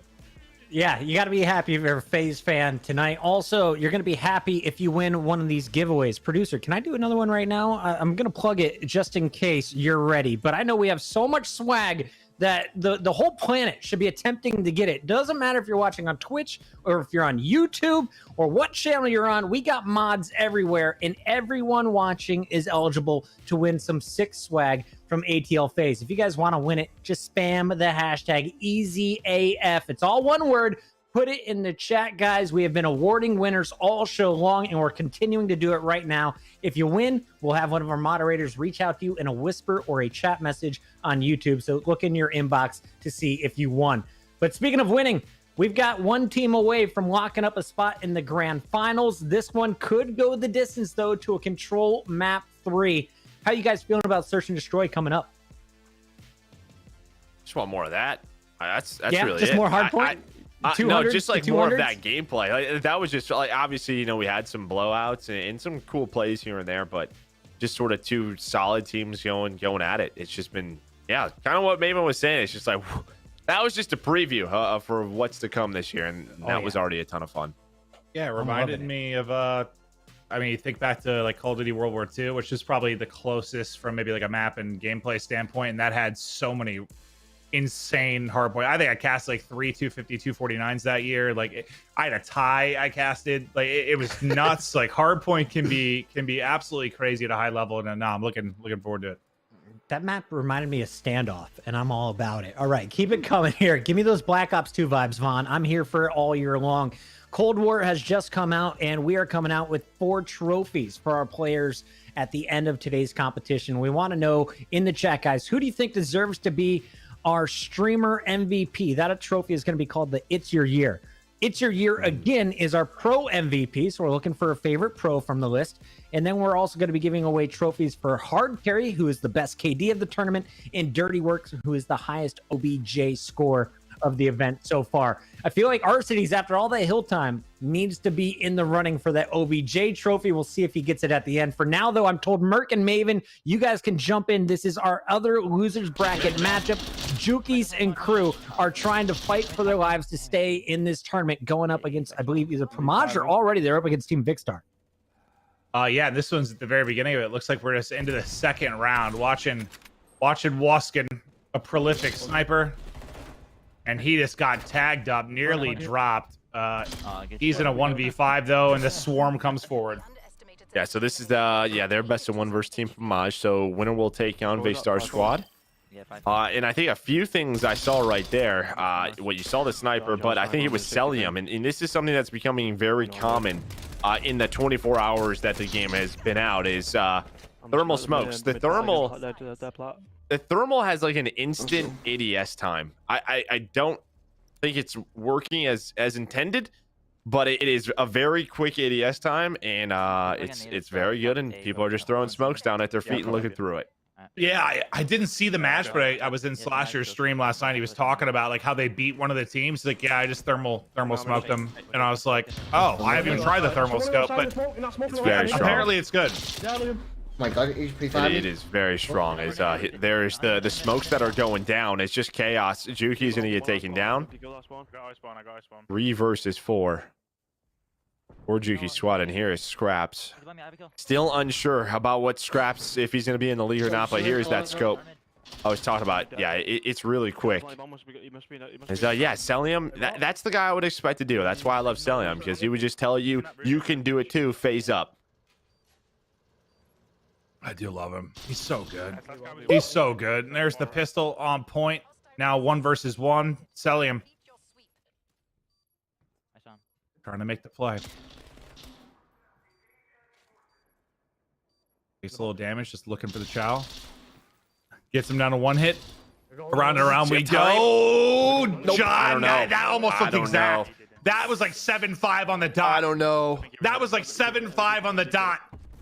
Oh, so close. Formal just stays alive long enough. I was actually wondering why Formal even peeked it. I was like, he's got to defuse, you know where he's at, but just plays his life long enough. Yeah, I think like when he slid in and I looked at it, it was like 7-5, but like in the little bit of time it took him to actually physically pick it up, At like 0.02 seconds, just enough. Doesn't get much closer than that. They're doing a lot of weird shit mid. What'd he say? He goes, they're doing a lot of weird shit mid. Yeah. We're just hitting it. Oh, that was good. That's yeah, great comms. See, Jukeyz would have killed you because you would have dropped bottom middle and just died. Oh no, I would have gunned him off that barrel. What? You think I'm losing a gunfight to Jukeyz? Come on. 0% chance you win that one. Yeah, just You wouldn't even smoking see him. him. Just peeling him. Nothing you can do. Falling on the box. Back to ball sniper, back to ball sniper. Only call it years. Bald man just fried me. Okay. 3v3. Down 2-1 in this map. Trying to work up mid. You usually, I'm guessing that player's behind. Yeah, I'd say right behind this platform. Rated there, gonna get taken down. Nice shots by Jukeyz. Oh, another one all the way back left. That's gonna be Pamaj. Nice shots again. Now just trying to play his life. The AK hits so hard, bro. Yep. You'd have headshot there and it's done. Yeah, it feels like it's like a 3-bullet kill. One on the ground. Went on the ground. We got it. Impulse can pull this off. They have to plant. We're gonna take the belt, Seldon. He could go top, maybe get these kills. It's a tough angle for Deleo. Where's bomb planting for? A little bit easier now to get the plant Oh, down. RC car. It's a scary sight. You see it hopping over. Yeah, dude, it was what was it, Black Ops 3 where it could hover and fly? It was based on RC car that had a jetpack, and that thing was horrifying. It could stick to walls. Yeah, no, it really was. He's on the bottom of the stairs. Impulse brings it to a 1v1. We already saw Impulse smoke a couple players earlier. This time he's hit the smoke out, hits the cross. 15 seconds to go in the round. Oh. Deleo able to get the angle, makes the play, ties it up at 2-2. Any more rounds? Is it 2? So 2-2, but it sounds like this match is ready. So back to the winner's side. Tommy's team is up 1-0 in the series, but Team Rated takes round number 1. And I'm curious if we'll see, like, I don't know, anything different from what we saw in the couple of search and destroys we commentated previously. I still think you'll see, obviously, what did we really see? It was mostly, 3 to 4 from each team worked A, and then it was 1 or 2 trying to work like a mid flank on the defensive side. Wondering if we'll see anything different. I think that's like how it'll start off, like early rounds, and then I think you'll see a lot more mid play. Because if you get control of middle, especially on attack, you could sort of decide which bomb you want to hit. But it looks like Team Tommey, they're just going to go for A right now. You're going to have, who's that, SuperEvan, who's going to be working the flank, maybe show some presence towards the B site. Frozone with the first blood and aHTracT. There's that jump spot, just trying to get information, but Almond trying to lock down escalators does get traded out. Yeah, almost able to take down 2, but can't quite do it. So advantage over to Rated squad again. Simp and Karma have really been the phenoms for this team, but Rated puts Karma to sleep. How can Simp make the play? He's been spotted mid-map. They're in trouble. Trying to get down reposition. Tommey, though, with a snipe. It's going to make this a little bit easier. His bomb works his way. I mean, bomb is getting planted, but his 2 teammates, Frozone and Ever, on the other side of the map. Frozone's now going to be in a position to help him out, but they're just setting up Evan for a flank. This is going to be tough for Team Rated. Or sorry, for Team Tommey. Colors got me. A little bit more manageable now. 2 versus 2. aHTracT will get dropped. Simp, Tommey.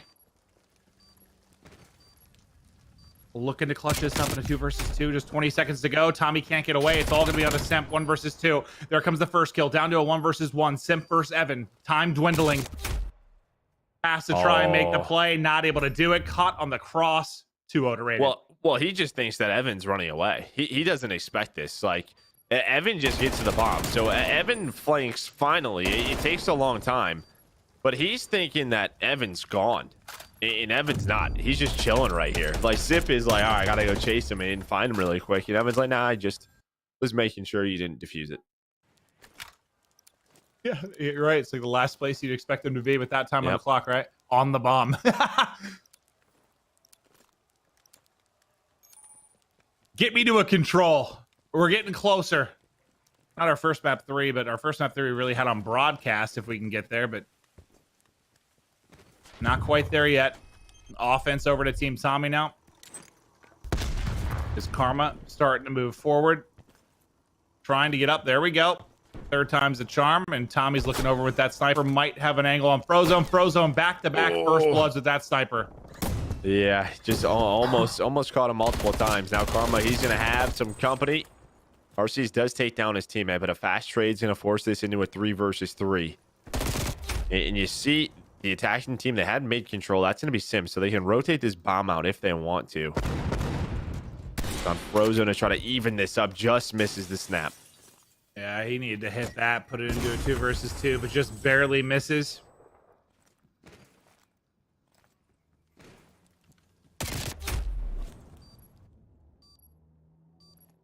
All on Frozone now with the snipe. Bomb has been planted. And this is going to be real tough to make the play. Yeah, they're giving him nothing. And then as soon as he like sort of crosses this line, he's just going to run into 3 people. You have 1 player at the stairs, noobs, and yeah, see it. All right. So yeah, nice round on attack, but they start with that mid control. They take escalators away from the defense. Yeah, that looked impossible. Like just seeing the players on X-ray. Like, good luck.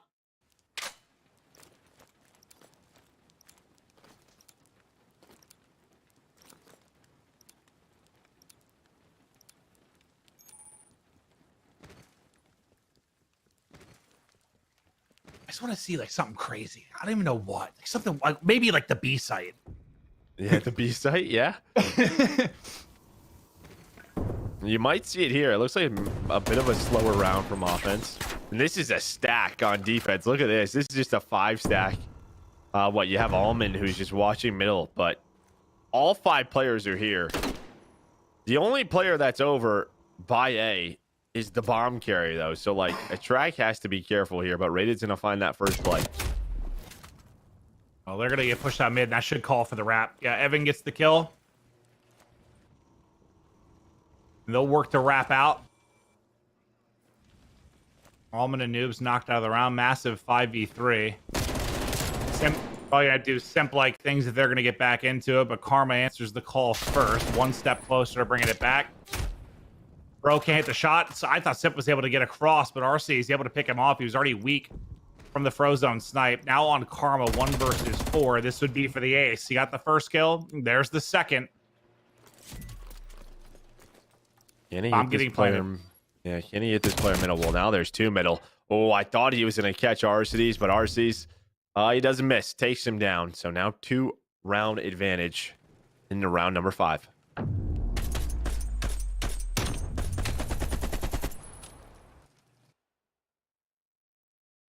Yeah, I mean, it's a big stack. They're able to get mid control, and then the wrap comes out of it. I want to see B finally. It was an early B hit, but ultimately that's the direction it went.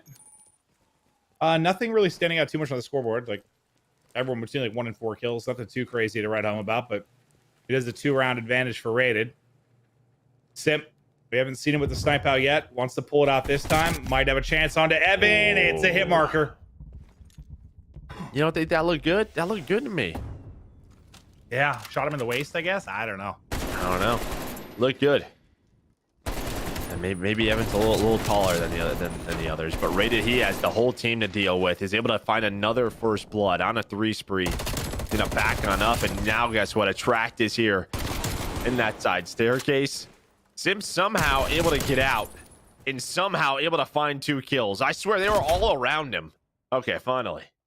Yeah, tries to get out escalators, but ready and waiting is Raided. 4-1 after the crazy map 1 hard point. This one's been all team Raided. Simp, you thought maybe after he gets another gun to work with, lovely little snap onto aHTracTXII, but he didn't have a whole lot of options. He dips left there to get to the door. He probably gets caught by the player pushing steps. There was 1 bottom escalators. He sort of had nowhere to go. No, he didn't. He was surrounded. I honestly thought like he had a teammate alive at first, but yeah, his team died. That makes things tougher. They left him all alone. All alone? Yeah. You're not gonna bring out your horrible accents, are you? No, I'm going to try not to, but I really want to. Frozone with his third first blood with that sniper rifle. He has been hitting. 2 players dropped, though, from either team very early in the round. Trophies littering the map. I've got bomb down for the time being.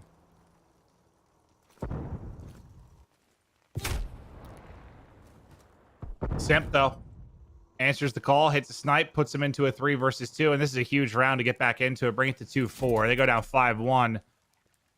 That might be all she wrote. We've seen some crazy comebacks, but I don't know if it's happening here. They're all going to wrap back. Ready and waiting is Frozone. Now 2 versus 2, and there's the snipe. Fro goes big.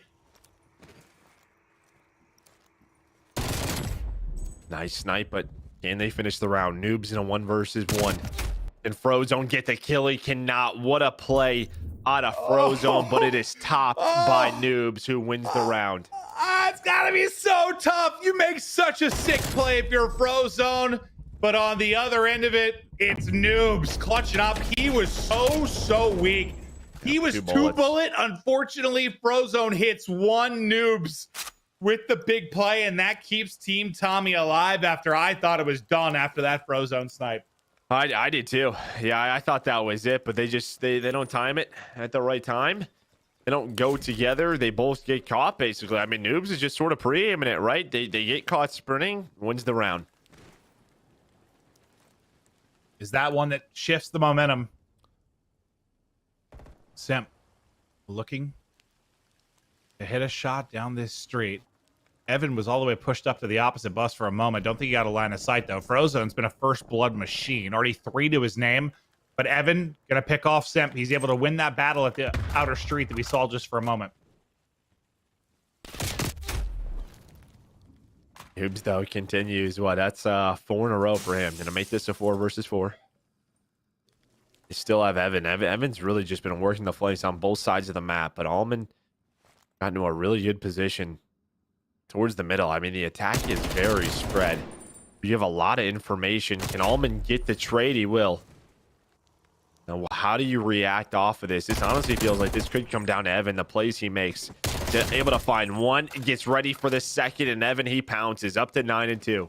Well, you wanted to make a play. There's the play. 3 in the round. Now all on Karma. There's 1. He's tagged up. No trade in sight yet. He's got 1 right outside to his right. Evan ends up with 4 in the round. That bottom side of the map, his domain, makes it his casa. Just shuts down everything here. The outer street. Great plays from Evan. That's what's so tough on offense. Like, you take middle of the map, but then it's sort of deciding, like, where do you want to go from it? All the angles, you know, if you don't have B street control kind of against you. And Evan plays it patiently on a 4 spree now, up to 10 kills.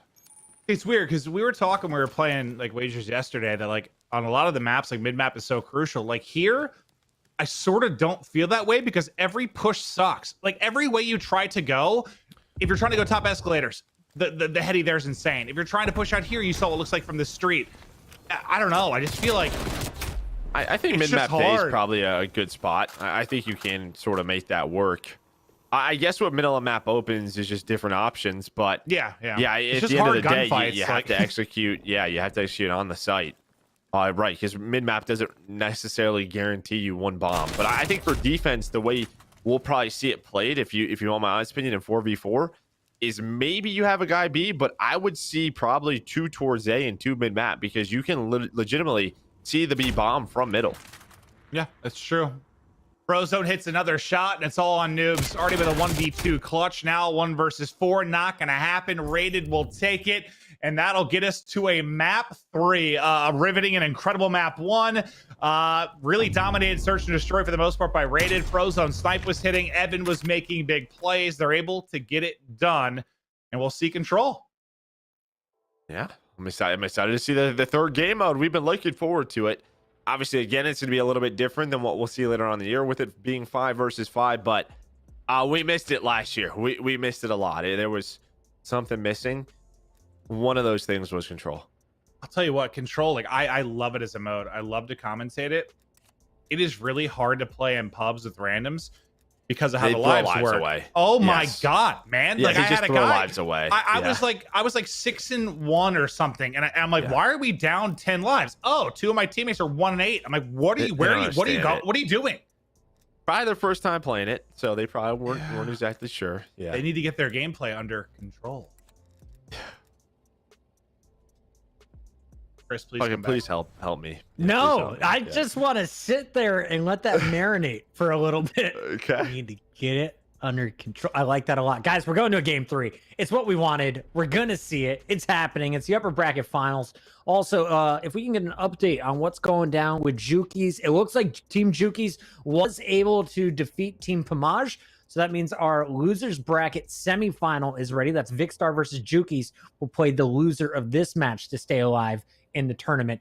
But a good showing so far from all of our 4 teams remaining, and this is the most important game coming up. As we take a look back at some of the search and destroy, though, I feel like you guys nailed it. Frozone with the sniper was fun to watch. SuperEvan's 4K round was enormous.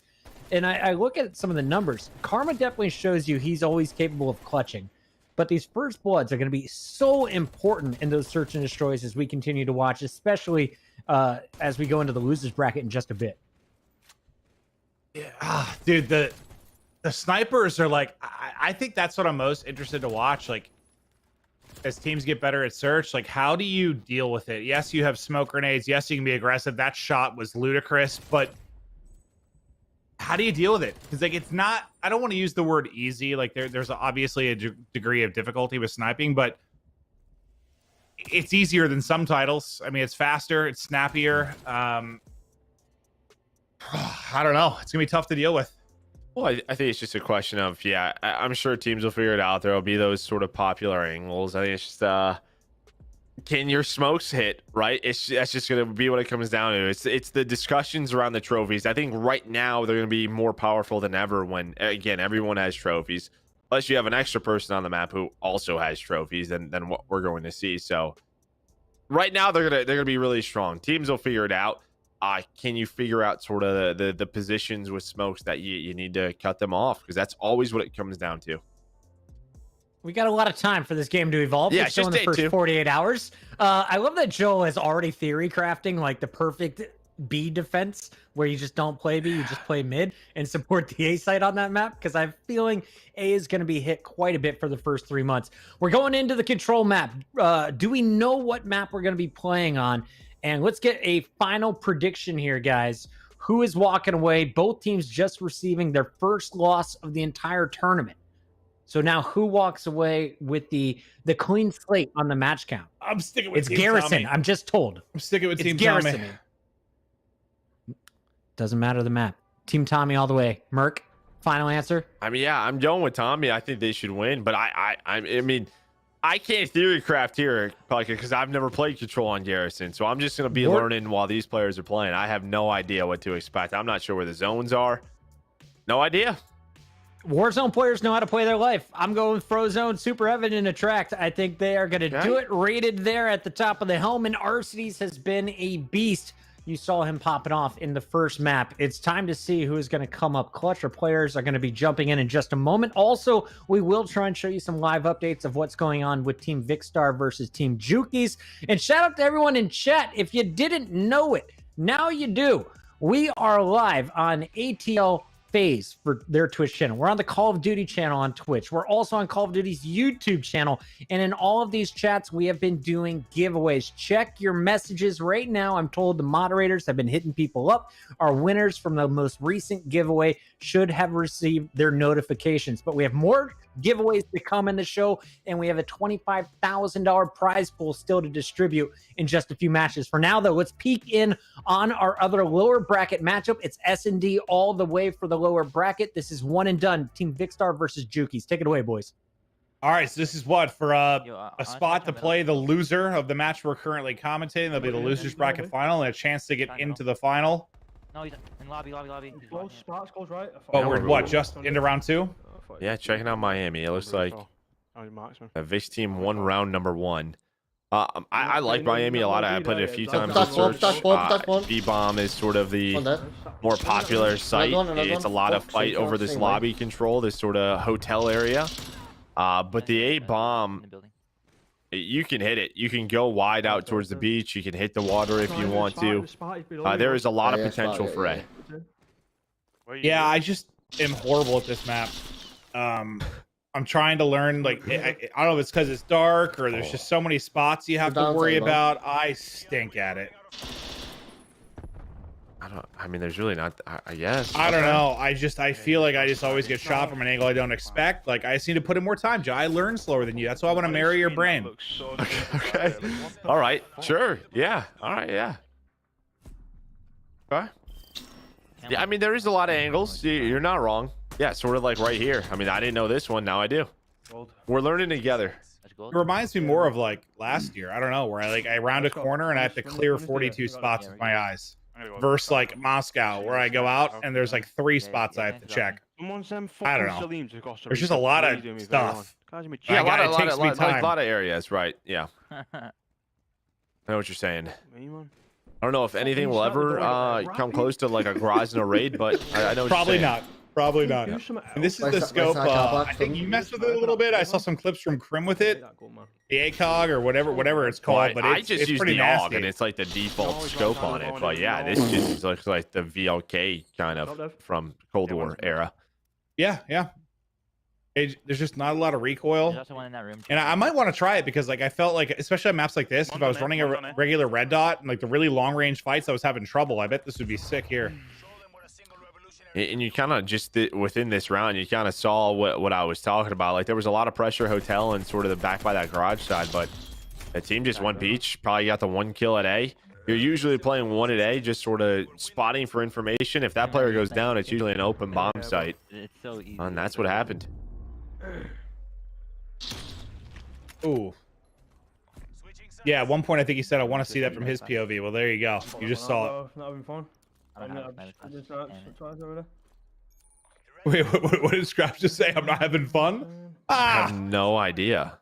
Yeah, no, so we're out for having fun. Something like that. I think he's a little bit frustrated in this map. Two of them, Charlie. They slid past. One went upstairs, one like wide right. Like, his fun continues. Skrapz is first blooded. Yeah. Yeah, Yeah. Nice. Oh, good. Nice, Brad. Oh, well, they bring it back though, yeah. 4v3s, I got this is when I play this map a little bit, like you can watch this bomb from like all the way to the left of this alley. So like I think like right now we see a lot of pressure towards this like B site, but like inside that hotel, but you can play it a little bit safer if you want, if you're the defense, but you can just tell how many angles there is to check. And there's Dashy all the way back there. I haven't played this map yet. In search. Well, they had a 3v2. I think it's now sniping deep. a 1v2. They get put into a hole.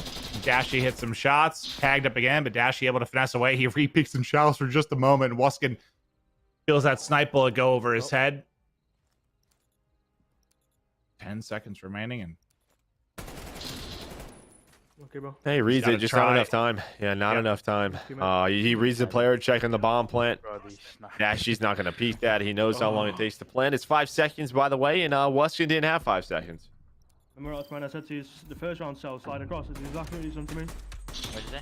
When I told you to slide across the door and Charlotte, on the first day, that's what they just done to me that round then. They keep doing it every round as well. Yeah. I don't want to rush this shit. He beats you.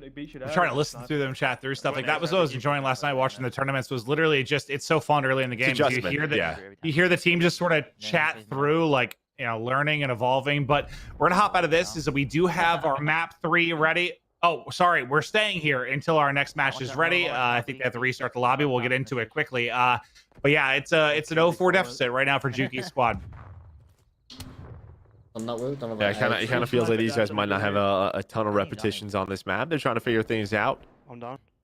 Wuskin's gonna make this a 3 versus 3. It looks like he's trying to work that A flank all the way around. Come mid. One is up top.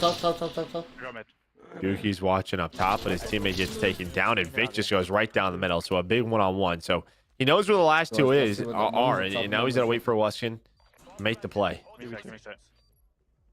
Well, Dashy will get the plant. Where are you, Lee? And now we'll try to work this collapse. Where is Dashy with his sniper is the question. And they might have planted safe for that alley. He might have backed up to the same spot we just saw him in. But Jukeyz is going to get caught in the flank. Timing. Such bad timing. He knew that was coming too. He watched early on. And yeah, their Dashy is all the way towards that dock side. Another staircase I really didn't know existed, but there's a whole like, docks area out there that you can play off. What did I tell you before we started this? And that is COD timing at its finest. But they're now down 0-5. Throw it over the door, yeah? Good luck.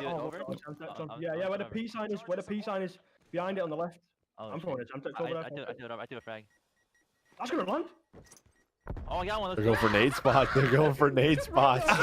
It worked. It worked. Skrapz starts cracking up.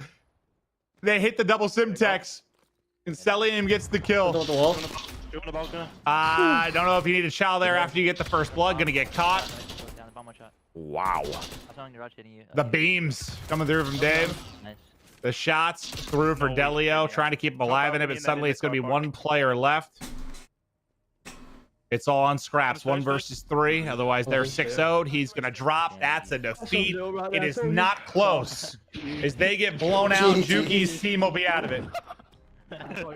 Dude, Vic always puts together the squad. Dude, Vic always puts together the squad. But here we go. We're into our winter final. A little deep in round number 1. Okay, so where are these spots? Okay, so they're pretty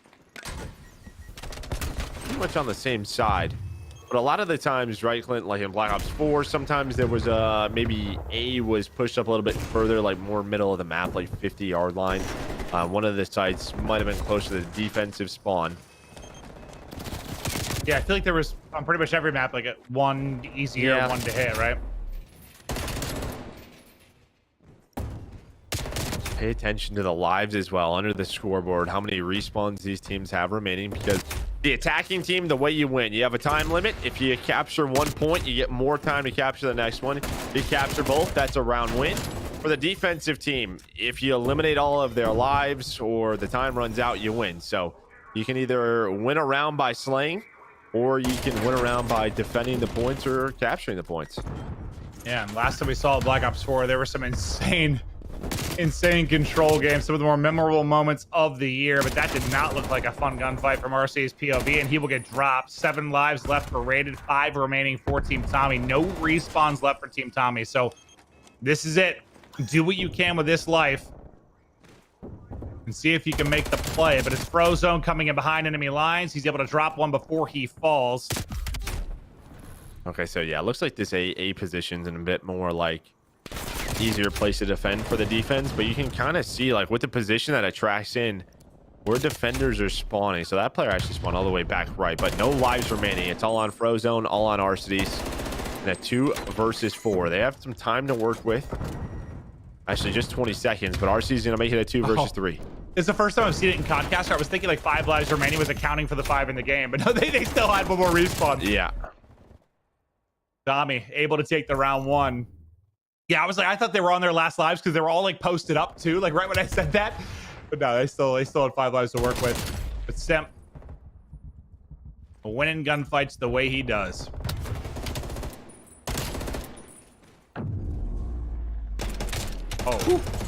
Oh. Those are clean. You used to shoot like that back in the day, Joe? Yeah, still do. You still do. You still do. I know. You carry me every day. You're disgusting. I hit those shots. I just like, you know, it's just consistently, you know.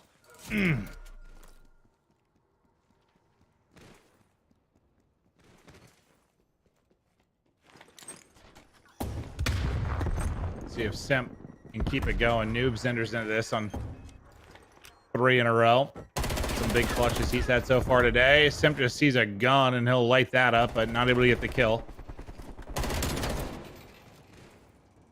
Looks like aHTracTXII gonna try to do what he can to keep them off this B site. You have Simp who's working up the middle of the map. And one interesting aspect of control is the spawn points are static, meaning they aren't gonna move. So if you get set up offensively or defensively, you can get a nice little spawn trap set up. And you can see where Team Rated is spawning all the way back right. They have to get out of this. One tick is through towards A. Simp finds 3. Almond trying to get that kill. Arcitys, though. Arcitys, how does he do that? He takes down Simp, and he stops the capturing of A. Yeah, when Simp got those 3 in a row, I was like, well, this round might be over quickly, but Arcitys answers back. As you said, keeps a minute, but Tommey, they have a massive lives advantage right now. If they can get 1 point to extend this time, they're in a great position. They've already got a bit of progress on both. B, though, getting close to being completed as they're scrambling to get towards the point. Haven't quite been able to finish it yet. Life difference dwindling bit by bit. They brought it from 7 to 3. They're clutching up, but can they do enough?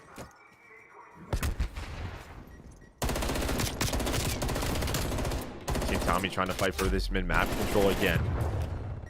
Like you said, just pay attention to his lives. It's only 3 remaining. Sorry, 4 respawns remaining. 4 team rated. You still have a little bit of an advantage, but it's the time. The time is ticking. The time is ticking. You have to get one zone or at least be on it. The pause the clock. And they're in trouble. Now it's 4 versus 4 with the lives remaining department. They've got to get on it. 10 seconds to go. Second by second is dwindling. Somebody's got to go big. Who can make the play? From Team Tommey, Rated just holding the edge of the AR. Noobs with a big pick there, but everybody else drops around him. Final second off the clock, and Rated's team, despite being down 7 lives, are able to hold defensively. And, well, the big moment probably when Arcitys gets those 2 kills after the Simp 3-piece. Yeah, because I mean, you had Simp who was set up in your spawn. You know, you had Almond who was on the point. They probably capture A or B, give themselves more time. And the life difference probably would have been higher if they were still in that setup. Yeah, and I feel like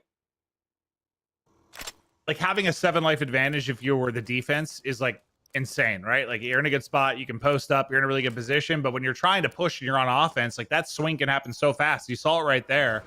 It's not like you can sit back. Like you've got to try and make it in play. Make a play. Yep. The engagements have to be on you to try and get to a point, and the advantage simply not big enough.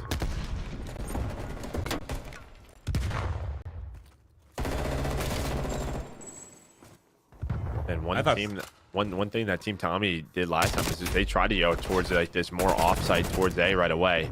Looks like Team Rated is trying to do the same. Arcitys does get into that position, but Almond with some nice shots. Track gets one, gets out with his life.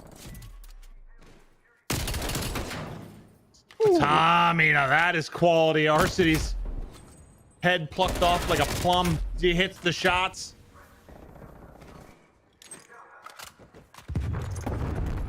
Have we seen anyone capture a point offensively? I don't think so, right? The first round, yeah. One team, they got B.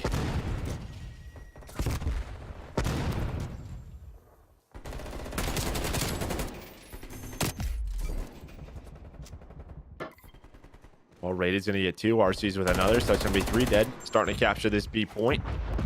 Takes a while. Needs some teammates to help him make it a little bit go quicker, but Frozone... just doesn't connect with his shots right there. It's going to let Tommey get out of his spawn. It's a little windy. That opens up for the retake as Almond and Simp get aggressive, but at the same time they were capturing B, they were also on A. SuperEvan get taken down, and now you're sort of in the same spot as Noobs with the cruise missiles going to connect, and now you have 20 seconds to get out of this position, and guess who? Simp is in your spawn, and all this is doing is staggering this push, and he almost gets the 3. Am I crazy? But like, I guess I feel like seeing how this is playing in 5s, I feel like this could play pretty well in 4s. Like, yeah, no, I've been watching this and thinking the whole time I'm so happy we went to 4v4. I can't even lie to you. Oh, yeah. No, like, it's very hectic in 5s. Totally agree. Especially the size of this map. But I feel like 4s, this could be solid. Yeah, I was thinking the same thing. But I'm like thinking the same. I'm like, wow, we are fighting nonstop. I get it. Oh, okay. The track was the last up. Tommey run out. We moved past that. Tommey gets the round victory, 1 round away from taking this and moving into the final. Simp, well, he's been the best play more than once today. We'll add 1 more onto it. Little slide around the edge. They line up. The movement on point. And that's just like a little peekaboo. And well, Noobs is really going off of them though. Yeah, 21 and 13. I wonder what OBJ points mean. I wonder if that means like kills on the point, off the point. We'll figure that out. We have an observing team for that.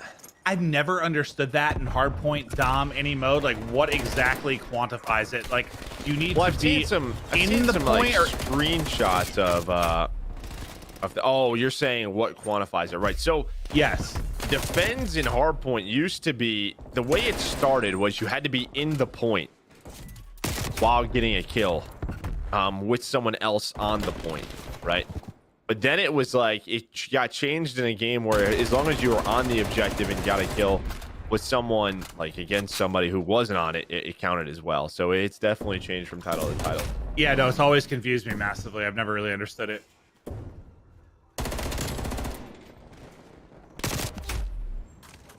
Frozone trying to push forward, but he's going to get caught. We'll see if anyone can try and get set up onto one of these points. Wait, I just realized, is it just me or are the colors correct everywhere on this map? I think they're correct on the minimap. They're correct everywhere, right? Wait. Yeah, Yes. they're correct. This is the first time I think it's been like that. Could be a game mode thing. You never know. I've been like avoiding it because it was giving me a headache, and then I realized I think it's good now. Perfect. Well, Tommy's on 5 in a row, up to 25 and 16. aHTracT will be able to take him down, though. A little bit of a life advantage for Tommey again, but once again in a position where they're on offense and trying to push. So we already saw Rated dig themselves out of a 7-kill deficit a couple rounds ago. In pretty much a somewhat similar position. RC's desperately trying to hold, tries to slide out. Simp is going to catch him. The trade there from Rated. Just a flurry of kills around this B capture point. Tommey now trying to finish it, nearly getting to the second point as he'll get his own trophy out and try to challenge the backside of that point. 30 seconds remaining on the clock. You'll see it stopped while they're inside of the objective. They have the presence here. They should be able to finish this B zone and add a minute onto this. Tommy's just making me want to try this little stacked MP5. Has what? Cluster missile's going to be coming in. Doesn't connect with anyone. Everybody's inside, so doesn't find anything. No lives remaining though. 4-team Rated, and they're just trying to hunt to win this round number 3. They just bullied. I mean, you see Evan -11. You know, basically everybody negative except for aHTracT, who's having a solid game, trying to bring his team back into the round, but it is going to take a heck of a lot more. SuperEvan and aHTracT and a 2v5 +4. I mean, basically, aHTracT will call on the streak. I believe it kills his teammate in Evan, and then he drops right afterwards. And Team Tommey, they get the victory, and they move on to the final. Rated team will drop into the lower side of this, have a chance to battle on against what Vicstar's team 1, right? So we should have Rated versus Vic to play Tommey in the final. So I believe we have a best-of-1 search coming up. After that, a best-of-3 grand final, and then we're distributing some cash. Cash money. 20 grand. Well, 25. Second place gets 5. So what? Tommy's team is guaranteed themselves $5,000. All right, not a bad, you know, not a bad days of work. 3 best-of-3s. I'll do that. I'm down. You want the 20 though? 20 is more than 5. Yeah, but like, I'll take both. I'll take either or. So you're the guy that if you were doing like, what is like, Who Wants to Be a Millionaire? It's like, you get to $32,000. Do you want to take your guarantee or move on? Just like, yes, I'll take my $32,000. So I'm going to build a porch on my house. I'm the guy that keeps on going. I keep going till I'm knocked out of it. I'm going for the million. I mean, that's a different situation, but yeah, I would definitely think about it. Like the one in, what is it, 1 versus 100? If the banker is calling me and is like, I got 2 cases left, and he's like, what's the big price for that? I don't know. But yeah, I'll probably take the deal. Yeah, absolutely. Deal or no deal. I'm rolling the dice, Joe. I'm rolling the dice. No, give me the bag. I want the bag. Fuck it. What do you think? Our wives will yell at us, so you just gotta side with the wife. Take the easy free money. He's got a fiance. He's got to think about that too. The ring's not on the finger yet. I think it's once it's on your hand. That's when the whole game changes. Maven, you have time. You have time to continue to take these risks. I have seen Maven, by the way. This is not a lie. I have seen him in Vegas on the roulette wheel. Stay red until it stopped hitting red. You just gotta keep going. Wait, was that Karma's wedding? Were you there? Wait, what was the one wedding I went to? I think that was Karma's wedding where I was like, I had like $100 left. I'm like, screw it, I'll put it on red, and it hit. I was like, dope. So then I left it there, and then it was 400, and then I was like, all right, let's just leave it one more time. Then it was 800, and I was like, might as well go again. Then I lost. It was only $100 to begin with. Might as well see how big it can grow. You kept going for it. You should have took the 800. I don't know. That's not who I am. Why not like split it? Why not like split it? It's in my DNA. It's true. You could have taken that $100 and put it back in your pocket. That's my move. I'm like a squirrel. I just put it in my pocket. By the way, guys, we're just talking about Vegas because we are going to wait for these games to kick off in a lower bracket. And as soon as that game is ready, we're going to be jumping into it. But so far, good stuff. Vegas odds on Team Tommey. They're hot right now. Team Rated, though, going up against Vikkstar. And this is going to be an interesting matchup because they have not met in the bracket where it was Team Tommey who knocked Team Vikkstar down to the losers bracket a little bit earlier. Search and destroy. You have any worries for Team Rated after seeing Vikkstar 6-0 Team Jukeyz? No, I mean, that's what they won, right? They just won Search and Destroy. It looked like Frozone hit some nice snipes. I think they'll be all right, yeah. I think it'll be Tommey versus Rated rematch, and we'll see who can take it all. We'll see if Rated, if they get there, if they learn anything from that series. Okay, we watched our first full control. Give me the instant impressions as a caster. Maven, I know you were fired up that the UI didn't seem to flip too often throughout that final series. No, which is really nice. It makes your job easier. But overall, how do you guys feel about the game mode returning here for Cold War? I think 4v4 can be great. I think there it was tough. That was an example of everything that was wrong with 5v5. It's just too many gunfights to keep up with sometimes from a viewing experience. It's a little too chaotic, but I think 4v4 there, that's probably our smaller map, especially when you think about the width of it, like where the sites are. Like it's really, really small. So I think if that can work well in 4v4, then we're in a really great spot for control. But that was just, it was a bit of chaos, obviously. And is first to 3, knowing that each team gets 30 lives, is first to 3 the proper amount of time for that game mode? I was thinking, like, should it be first 2 round wins control? Should it be first to 3, first to 2? How did it play out in your eyes? What? Well, you're saying, okay. Right, could you expand it, I guess? I don't. You mean not be best of 5? Yeah, no, I think it mostly comes down to, for us, I mean, historically, is like, what, we want games to be around 10 minutes 10 to or so. 15 minutes, yeah. Yeah, so I think it kind of fits in that narrative to kind of match hardpoint and search and destroy. So I think that's a big part of it. Like, you don't want, like, what issue did we run into last year? At the beginning of the game, we had, 2-minute search rounds. And then we realized that search was taking longer than the other 2 map modes combined. And it was like, that's a problem. So, it's, I think it's pretty sweet spot where it is. I mean, I think it's like hardpoint. Also, if you get a blowout, I mean, a 3-0 can be 6 minutes. I mean, it can be really quick because you can dominate offensive rounds. You can capture both the points. Like, it can be one of the variables where it's a 5-minute game, or it could go all the way to a round 5 last life, which is probably pushing like probably 12 to 15 minutes. But that's an epic moment, and I'll take those moments.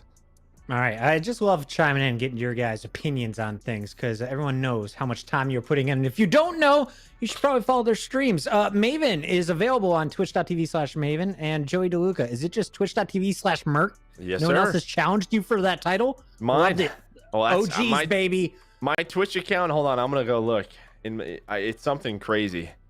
2002, before it existed. No, I don't think that's it. Hold on, I gotta find this now. Mine's absurd. What did I look up the other day, Chris? My MLG account for the game battles is like 2006 or 2005 or something. I think like, it's 5. I think what was the first event? 05. I think I met you Seattle 04. Yep. MLG Seattle 2004. I think we met. Which I think was only our 3rd month because I was like, I have to go to the West Coast. This is only my 3rd month with this company. 16 years ago. 16 years. We've seen every Call of Duty that has come out, guys. We have seen it all. For all you youngsters just enjoying the best of the best right now, We've seen several iterations, and it's great to see how far we have come. The game has been fantastic. Merc, did you find out that answer before I move on so with the this giveaway? says 2007, but I think that was Justin TV, and I transferred it over. For sure. So it's Wow. definitely it's an early one. What year did you graduate high school, Merc? 2000 and I don't remember. Let me think about this. Wait, was Joe in 11? the womb when Chris 2011. and I met? 2011. Was Joe in the womb when Chris and I I'm became pretty friends? 2011, I think. I think graduated. so. That sounds right. He came out with a beard though, and like a whole family. He was the most mature gamer to ever be so successful at the age of 7. Anyway, back to the giveaway, guys. We have our final giveaway, or not final. We have one of our final giveaways on the stream right now. Let me get my script up because it has the mods' names here. There we go. All right, guys. All you got to do if you want to win some awesome gear from Atlanta FaZe, use the hashtag. Can you guess it? It's 4 letters. EasyAF. You did it again. Put the hashtag EasyAF. Doesn't matter what stream you're watching, whether you're on Call of Duty's channel on Twitch, whether you're on Call of Duty's channel on YouTube, or here with us in the Twitch chat on the ATL FaZe channel. Put in your EasyAF and you can win some sick swag. They got t-shirts, hoodies, and more. And if you do win, we will have our moderators going into your whispers. We'll be hitting you in your chat on YouTube, and they will give you the links to collect your prizes. Magic Pat is going to be our super mod reaching out to everyone. So if you see a weirdo named Magic Pat slip into your whispers, don't worry, he's not that weird. He's a nice guy and he has free stuff for you. Click the links, put in your information, get the good stuff. Magic Pat is hooking it up. With all that said, Maven and I need a break. We're going to take a short break here, Poor guys. Pat. Merc is ready. We're going into the final losers bracket matchup before our grand finals, which could be a rematch. We'll find out after this.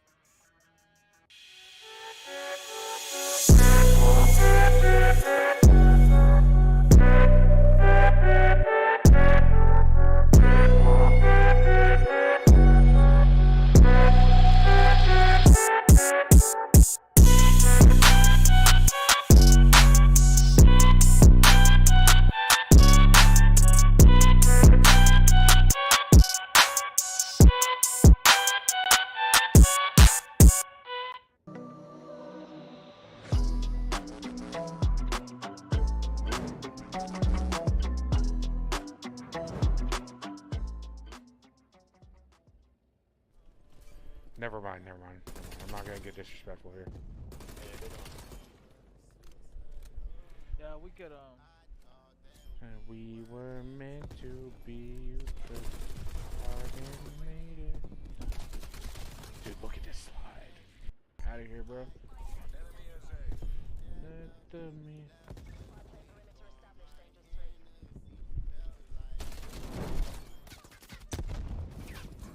Nice slide, brother. Like, you're f***ing here. Neutralized. Hostile spy plane established overhead. Nice play. Ooh, and I got pinched in the bag, bro. Mac and cheese. Is this the same game we're playing? I think Yeah, it I is. think it. Were we playing a team like I you? latency. It says on the top right. I'm lagging, guys. Lagging Why the would it game does say not that? count. Alex can do bad, no counting. Hostile down. Bro.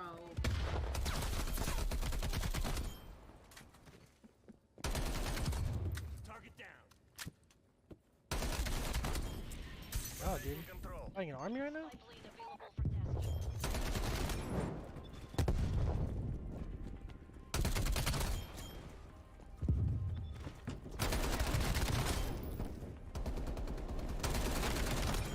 They're dead. You guys round deadass does have hella ammo. Yep. Try I fucking again. love you. Try something Yeah, harder, snipe. dude. Yeah, it's night. And he can't Blah play blah it. slime blah blah. Like, get the. I gotta see this. I have to see my cooker. M16. Like, kids are really using ACOGs with M16. No, It's don't not kill even me. an assault rifle, so it's gonna be bad because it's a hunting rifle. They tried to kill me. Ah, sorry.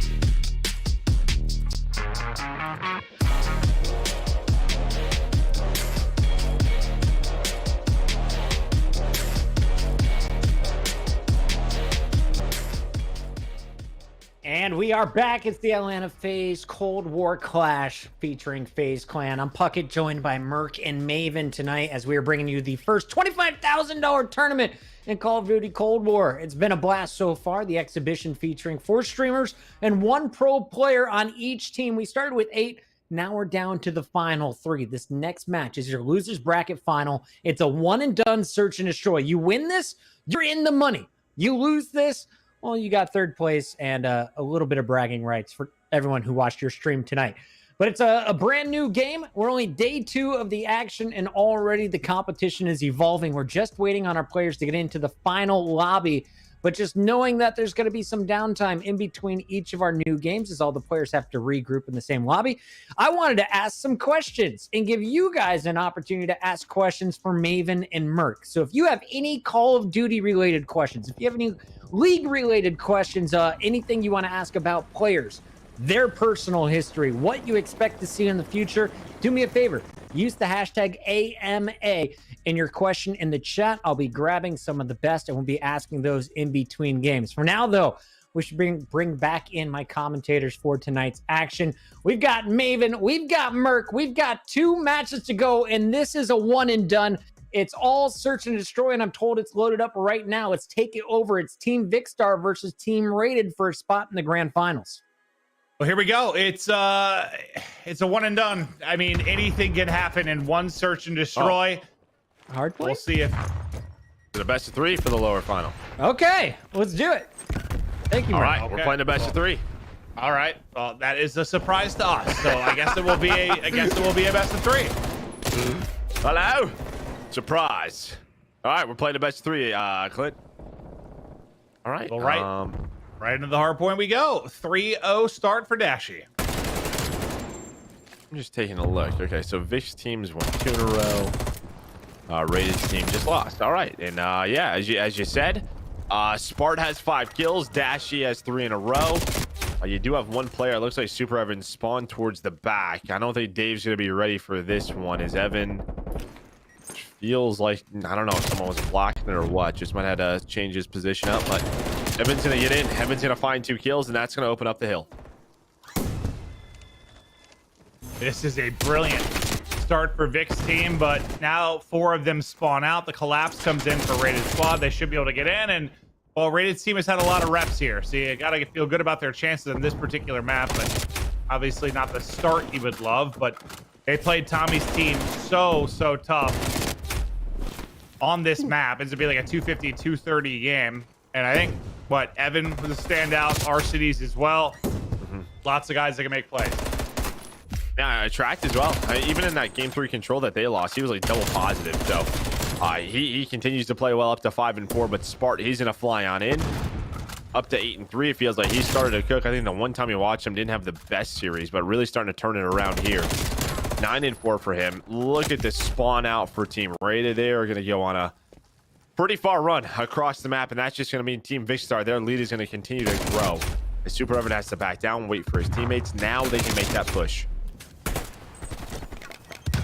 Not the start I would have expected, considering how good Team Rated has been. But to be fair, we haven't been able to watch a ton of Vic's squad. Like, we hopped into one of their one-and-done searches, but this is really our first eyes on with them in Respawn. Yeah, I think we watched them versus Tommy's team, who we think it was, is probably they're obviously the best team so far today, as they're in the final. So yeah, they lost that 2-0. That's the only time we've seen them. Wait, and that's for the map 1.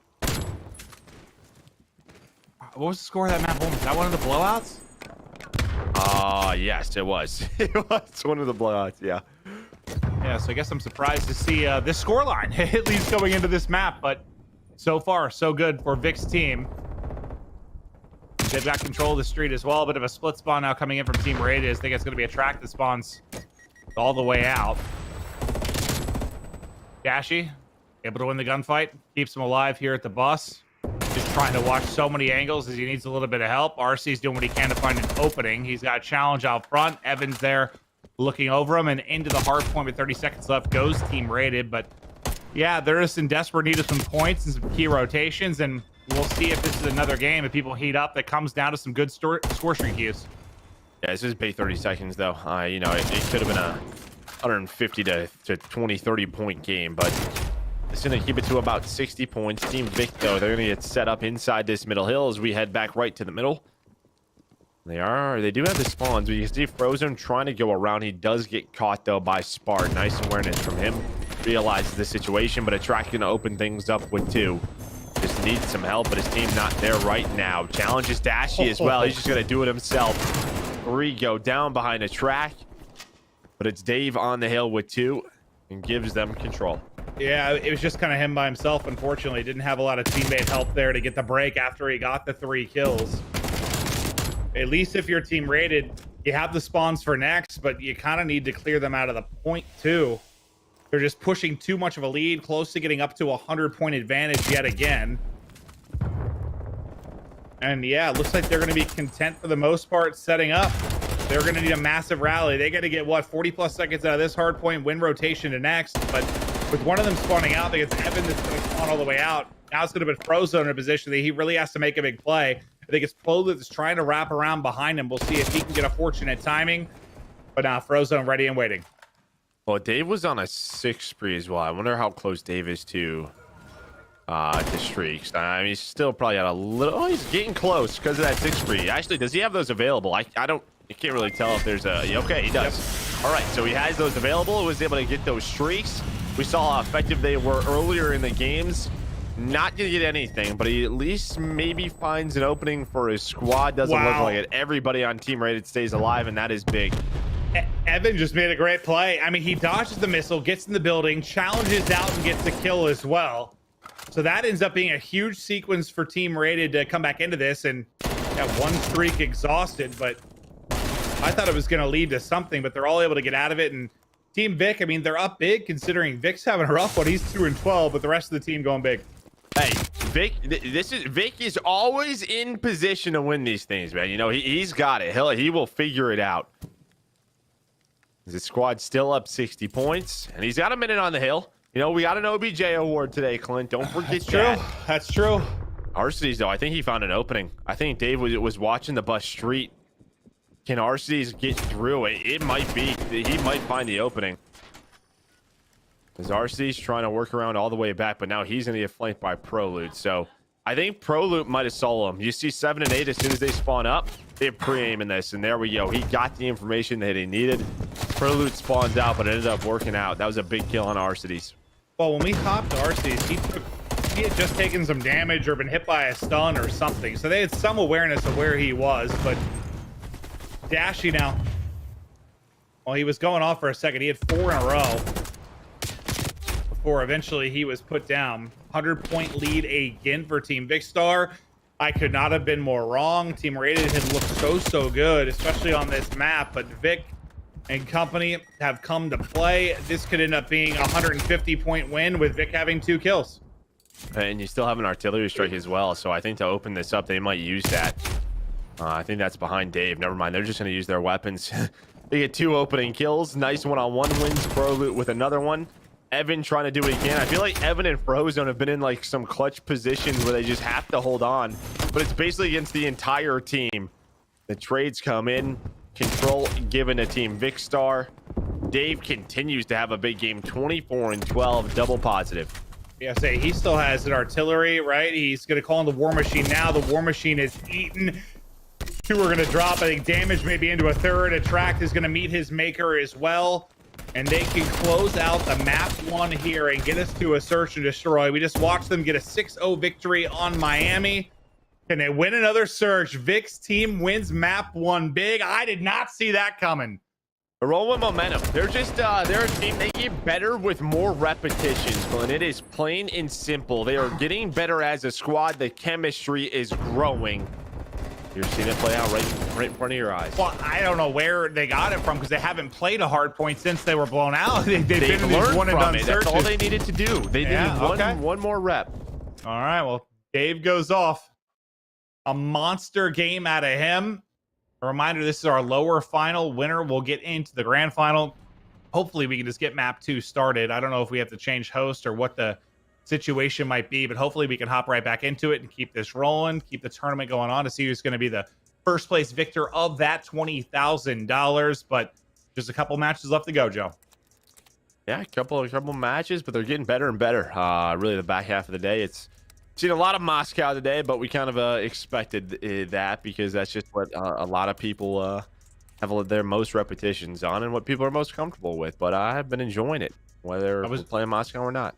I was really hoping that was one search because as much as players don't prefer that, I find it very riveting and exciting to know one search decides whether they're going to move on or not. But that was not the case. So we have a search coming up next. We'll see if Vic's team can do it. They do have to remake the party, I believe. So that could be anywhere from 1 minute to 10. I do not know. They've had some trouble joining off of each other, unfortunately, as we continue through this. Hopefully that'll get ironed out. But sometimes just with the launch of the new title, you have some custom lobby issues. I'm sure it'll be worked out throughout the course of the year. But before we get ready for the search and destroy, we'll bring back Puckett. Maybe he's got some questions from the chat. Oh, he did it again. You muted Puckett. He did it again. No, I'm not. No, I am not. Definitely wasn't all user error again. I'm getting sleepy, guys. I'm sleep deprived this weekend, and nothing is going to change tonight because I am fired up to play. I'm having fun, but I am fried from yesterday. Dude, we played for so long. I watched tourneys so late. I'm just living Cold War right now. Whew. Sweating it, smelling like it, embracing it, and all its awesomeness. Guys, I got a lot of questions from the chat, and shout out. These are all from twitch.tv/Call of Duty. I'm going to be bouncing around to the different chats, gathering your questions for Merc and Maven as we go. Let's start here at the top because a number of people asked this. What was the first gun that you started leveling up here in Cold War? Or what suggestions after learning some tough learnings along the way could you share with the audience? Probably the MP5 because I got smoked for an hour. Yeah. I literally just got put in the blender for my first hour. I had no attachments. I didn't have Ghost. I had nothing. I just had MP5s inside of me for an hour. Got it. I'd probably MP5, AK Krieger is probably the first 3 I would do. Then maybe the M16 tactical rifle. Again, I think that is one you're not seeing here today, but that's because it's restricted. It's restricted for a reason. It is very strong. So yeah, if you want to piss some people off, go ahead and run the M16. Just don't be in my lobby. Thank you. I have it. Yeah, you can join up with me. It's the very bottom of the score-based matchmaking tier list. Let's go in. I should remind everyone, by the way, I'm going to be bouncing around to the other chats during every commercial break. So if you can, use the hashtag AMA with your question. It'll make it easier on me to collect all these. The next one coming from Gaming Aomorphagillis. When is dolphin diving coming back? First of all, I don't have an answer, and these guys can't answer that because we are officially on the Call of Duty channel, and we do not represent any of the developers at Call of Duty. But Mert, as a player, would you like the dolphin dive to return?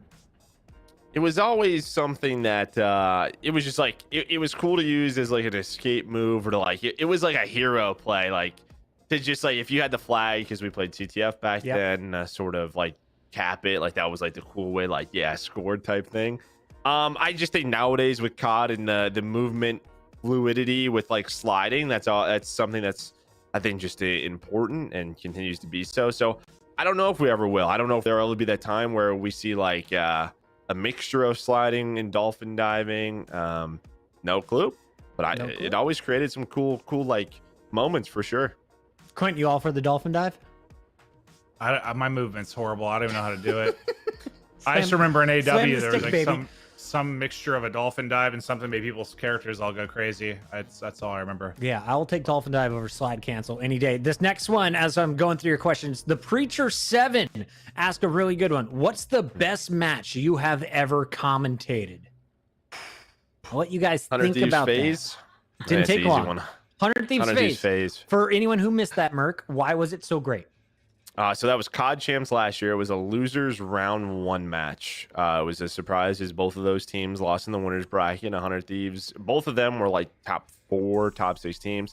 100 Thieves had a chance to basically win the whole thing, but the losers round 1 match, 100 Thieves was down 0-2 in the series. They were down 0-2 in control, and they were in like a 2 versus 7 in the round 3, and they won that round, and they went on to win the match.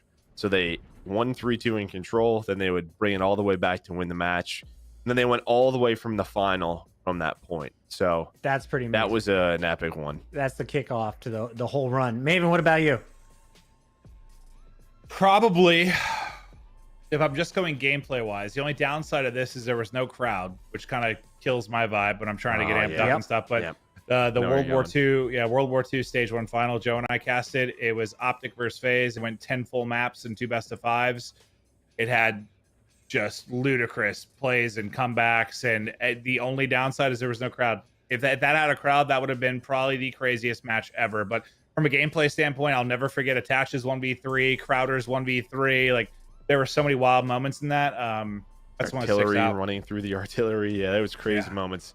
The other one, just like for an honorable mention, because it's like OpTic versus FaZe. We had a great OpTic versus FaZe match. What was that? Black Ops 4, the 1v1 round 11 game 5, which was like Cellium versus Scump, I think it was. That was a crazy one in Anaheim. So another one up there for sure. All right, well, keep thinking about good matches. I have a lot to share with you guys as well in future downtime, but I'm told we don't have downtime to fill anymore. Cool. Let's take a look at our head-to-head matchup, which you guys are about to observe.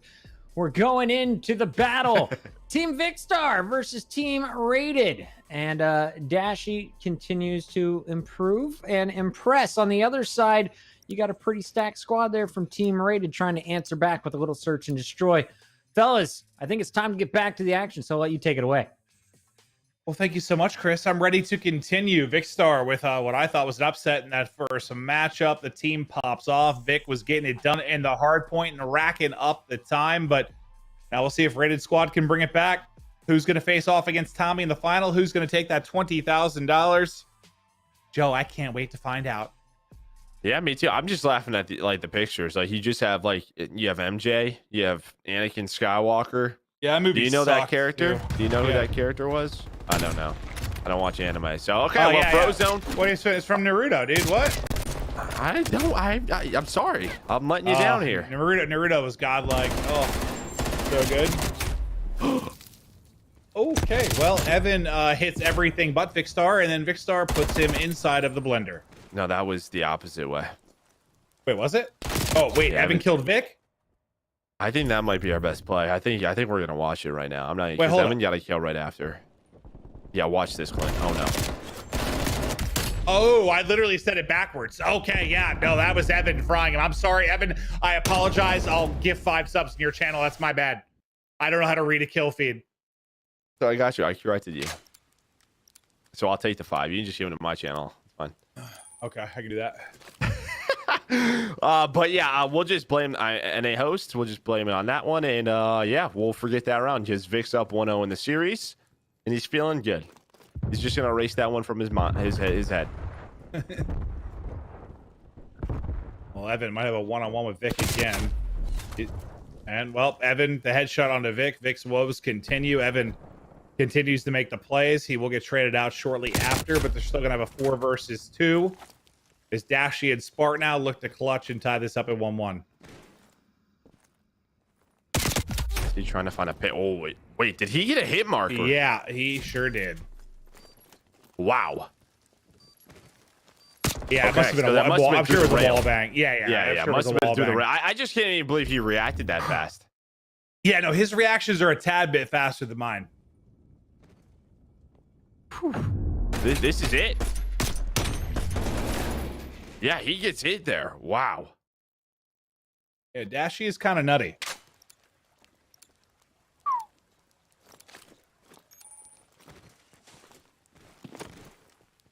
Well, 2-0 to Team Raiders. They look to tie up this series at 1-1. Vic's team is has to get rolling. They have 3 combined kills through the first 2 rounds.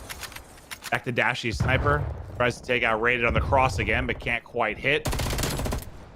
Arcitys, though, able to get the kill. Raided's team in a great spot again, just ramping up and completely controlling this S&D as Proloo tries to make a play from the escalators. Dashy takes some damage. He's going to have a player right in front of him. Guess who? It's Evan on the flank, but Dashy hits the pistol shots. The pistol very strong. Bomb being planted by Proloo. You have a 3 versus 3, and Dashy's going to make it a 2v3. He is doing it all. He's got a pistol. Now he's got a FAMAS. He's got the sniper rifle. He's trying to keep his team in this game. All on Frozone. 1 versus 3. I feel like we saw him in a similar position on the other side of a map a couple series ago. You're trying to push 3 people with a sniper rifle. It is not easy. Oh, it's darn near impossible. He does go for the crazy shot. Is going to miss. And a much-needed round for Team Vicstar gets them on the board. We'll see it from Dashy one more time. I felt like a 2-shot. Like, that pistol just hit so hard. I think his first shot was a headshot. I think that's why. Yeah, because I thought what was the one that smoked me in a game yesterday? I think it was the burst pistol, like the third one you get. Yeah, that thing hits like a truck. It's like the RK5 from Black Ops 3, but Dashy apparently doesn't matter what pistol he has. He's gonna destroy people.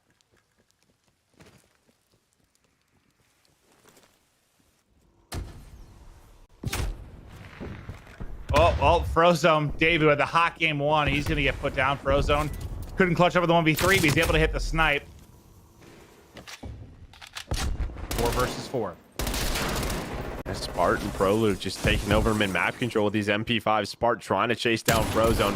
Frozone behind the bar, making him a cocktail. Gets taken out. Now it's on Evan. Evan has played this street so well. Feels like he's always lurking in this position. He knows another one's going to be pushing him. He's ready for it. Now just playing his life. 2 versus 2. They are hunting him down all onto aHTracT. I thought he was going to be able to get out, but he's going to get caught on the cross. Oh, man. Vic, they get the round win. They tie it up 2-2.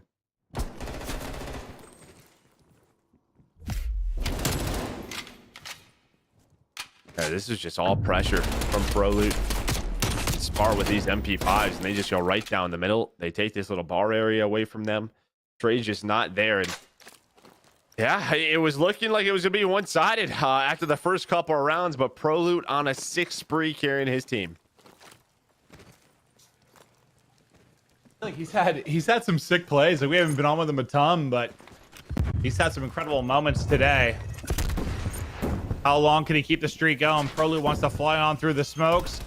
He's going to have to snap. He's going through a mess. He's able to do it. Dashy gets one on the other side. Proloo hits the shots again. The streak now up to 8. Proloo picking Team Raided apart, making play after play.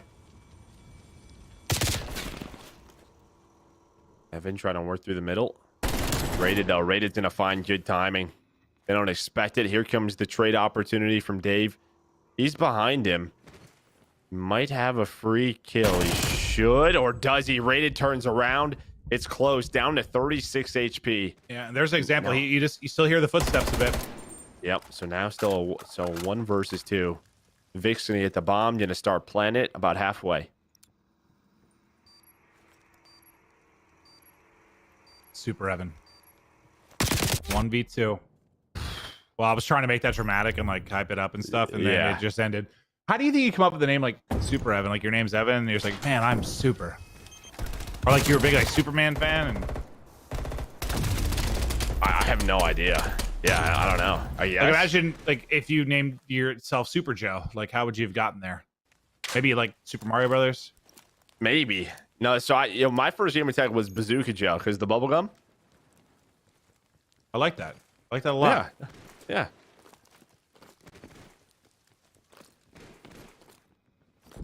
Pro Loot 9-3, triple positive, 3-2 advantage for Vic squad. Vic, we saw struggle on the hard point. Continues here. He's 0-3, but his team still has the advantage. See if Vic can make a big play over the course of this and then close it out 2-0. Fro just looking for work. Dashy able to connect on the snipe. 4v2 advantage. Frozone's been in some tough spots in these search and destroys. Another tough one here. Some hit markers through. The reach out is in. Wow. Damage into 2 players. Can't finish either. Vic will get the kill. Evan last alive. Evan will drop. Well, that was 2 different players he shot, right? Or was it the same guy? I thought it was the same person. Maybe. I thought he backed over the bar and somebody pushed. You're right. Okay. No, okay. yeah, it's just, no, he hit him. Oh, yeah, so it must have been. So he must have got like wallbang hit markers at the bar, and like it just didn't do a lot of damage. Just kept going. I like it. Vic with the confidence. Steamrolls him. Gets his 2 kills. Yeah, I now assume they lead. I assumed it was somebody else because I figured he'd be really weak, but that was not the case.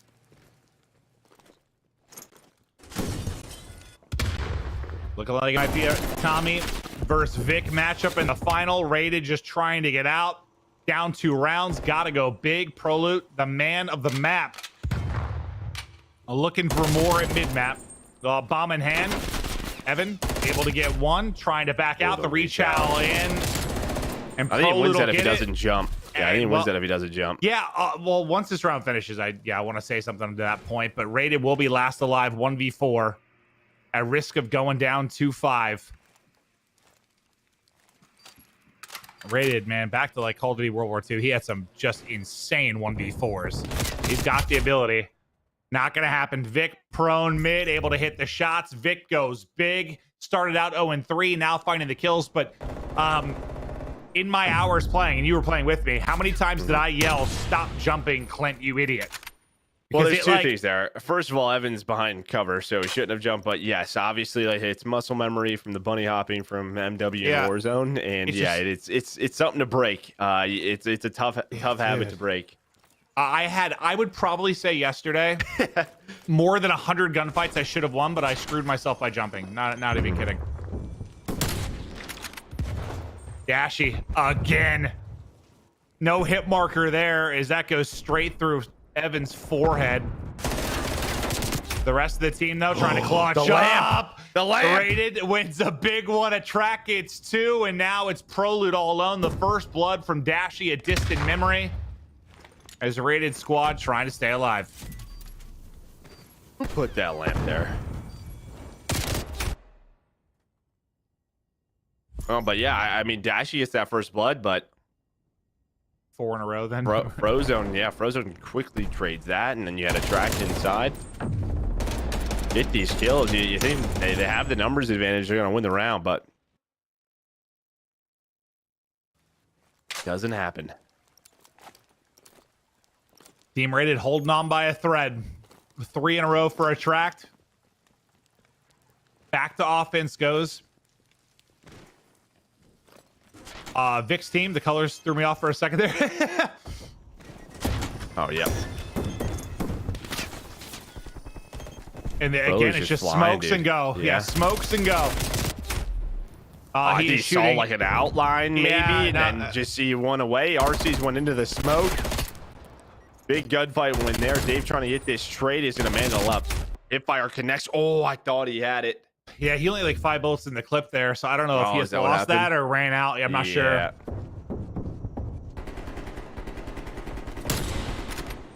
This time it's Fro going up against one of the better snipers in Call of Duty history. Fro's able to take it there as he's got the angle, and Dashy's got a wide peek. And then Fro, why not? One more. The Vic put down.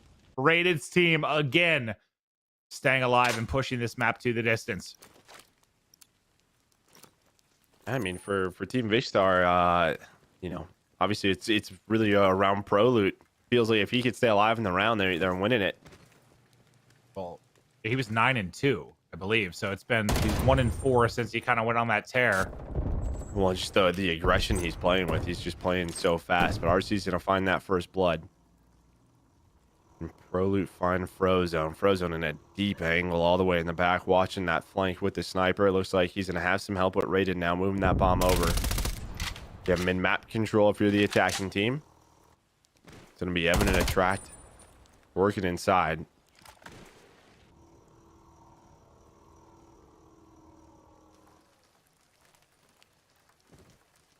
They're starting to push this bomb up, but they really only have 2 people there towards A. I bet they're gonna wrap. Yeah, they're gonna wrap this out because they've gotten 2 pushed up mid map.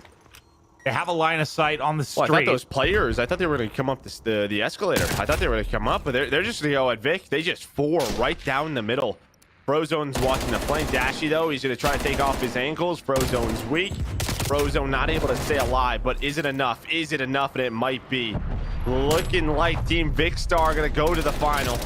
Wait, the artillery comes in to around 11. Sorry. Yes, this will get us to around 11, but I think Prolute exhausted his artillery there as well. But losers final round 11 coming up. And what? It was 5-2, so 3 straight rounds come in from Team Raided to stay alive in this one. Vic, their squad has been able to taste the final for the past 5 minutes, but they can't close it out. And man, you do not feel good about their chances in a map 3 if they throw it away in this fashion.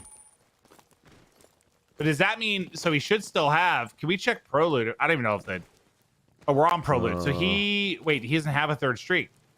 Did he not pick one? Uh-oh. I would say he would have a cruise missile. Oh, yeah, no. he would have one. Oh, no. Uh-oh. Victo with a big first blood. The captain. That's huge. The captain. Look at aHTracT. He's on 7 in a row. He's been so crucial in bringing them back in this. And Frozone, Evan, they both go big. Team Raided looking for 4 in a row in the massive comeback. Now, where is Bomb headed? Now, who's tucked away? It's aHTracT who's tucked away in the corner towards A. aHTracT might be able to keep this streak going and catch one. He gets 1 kill here. Might end the round. He's able to do that. Bomb down. Backs down Dashy as well. It's just on Dashy and Dave. Okay. Well, the snipe gets hit by Dashy. Still possible. Dave had a big game 1, but I think he's about to get caught. Evan again in this area. Dave wins it 2 versus 2. But Arcitys, I think, ended up hitting an off angle. But he baits it in. He's able to hit a pistol shot. And Dave comes through. He's able to help him out. Oh my God, it's falling apart for Team Raided. It's falling apart. There's a snipe. Now going to be 1 versus 1. Just gotta play Frozone time. versus Dashy. The snipers for either team. 10 seconds to go. And Dashy's got to get this bomb planted. He'll get to the site. Here we go. He can watch this from all the way in his spawn, though. You're going to see where Dashy's going to go. If he can cross here, yeah, he's just going to reposition. Bro's going to have to peek this angle. But actually, never mind. Dashy's just going to play that staircase. Maybe finds a weapon. Yep. No, he's out. Round 11. 1 versus 1. Dashy versus Frozone. Here we go. And Fro running out of time. 20 seconds to work with. Dashy's set up in the back. Frozone's got to get the kill. He's got to get it quick. Dashy gets hit within an inch of his life. One more bullet. He's gonna hop it. He gets off it. He pre-fires the edge, but Dashy able to win the gunfight. They hold on. Team Vic get the 2-0 in the losers bracket final for a date in the grand final with Team Tommey. But it's Dashy and Dave that go massive in the 2v3 for the clutch. Yeah, I mean, this was it. I mean, Dashy's ability to stay alive, but I mean, Dave gets 2 kills. He wins that one-on-one. If he dies there in bar, Dashy's all alone. That's it. Round's over.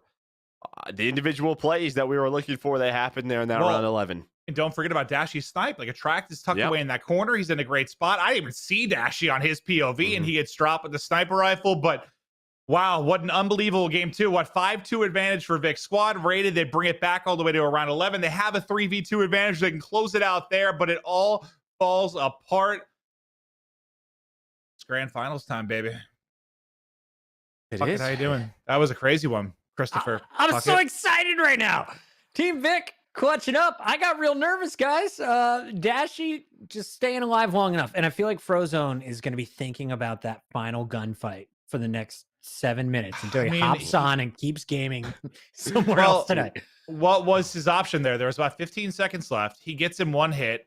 Yeah, I mean, he probably just should have flew at him. But then if he flies at him and Dashy finesses well enough, he doesn't have time to track back the bomb. He had the chance. That's it. Yeah. Yeah, I think he had to get the kill there. And then, yeah, he had to get the kill because I think Dashy's good enough that he's going to finesse that. Yeah, that was tough. Dashy's got some magic in him. We've seen it for a while. And they will stave off their opponents to move into the grand finals. A 2-0 in the losers bracket, and that was a big 1v1, guys. If you think about it, that's a $5,000 scenario. You're sharing it with your teammates, but a $5,000 clutch in that round 11, guaranteed here for second place. $20,000 still up for grabs, though, in first place, and you can see it.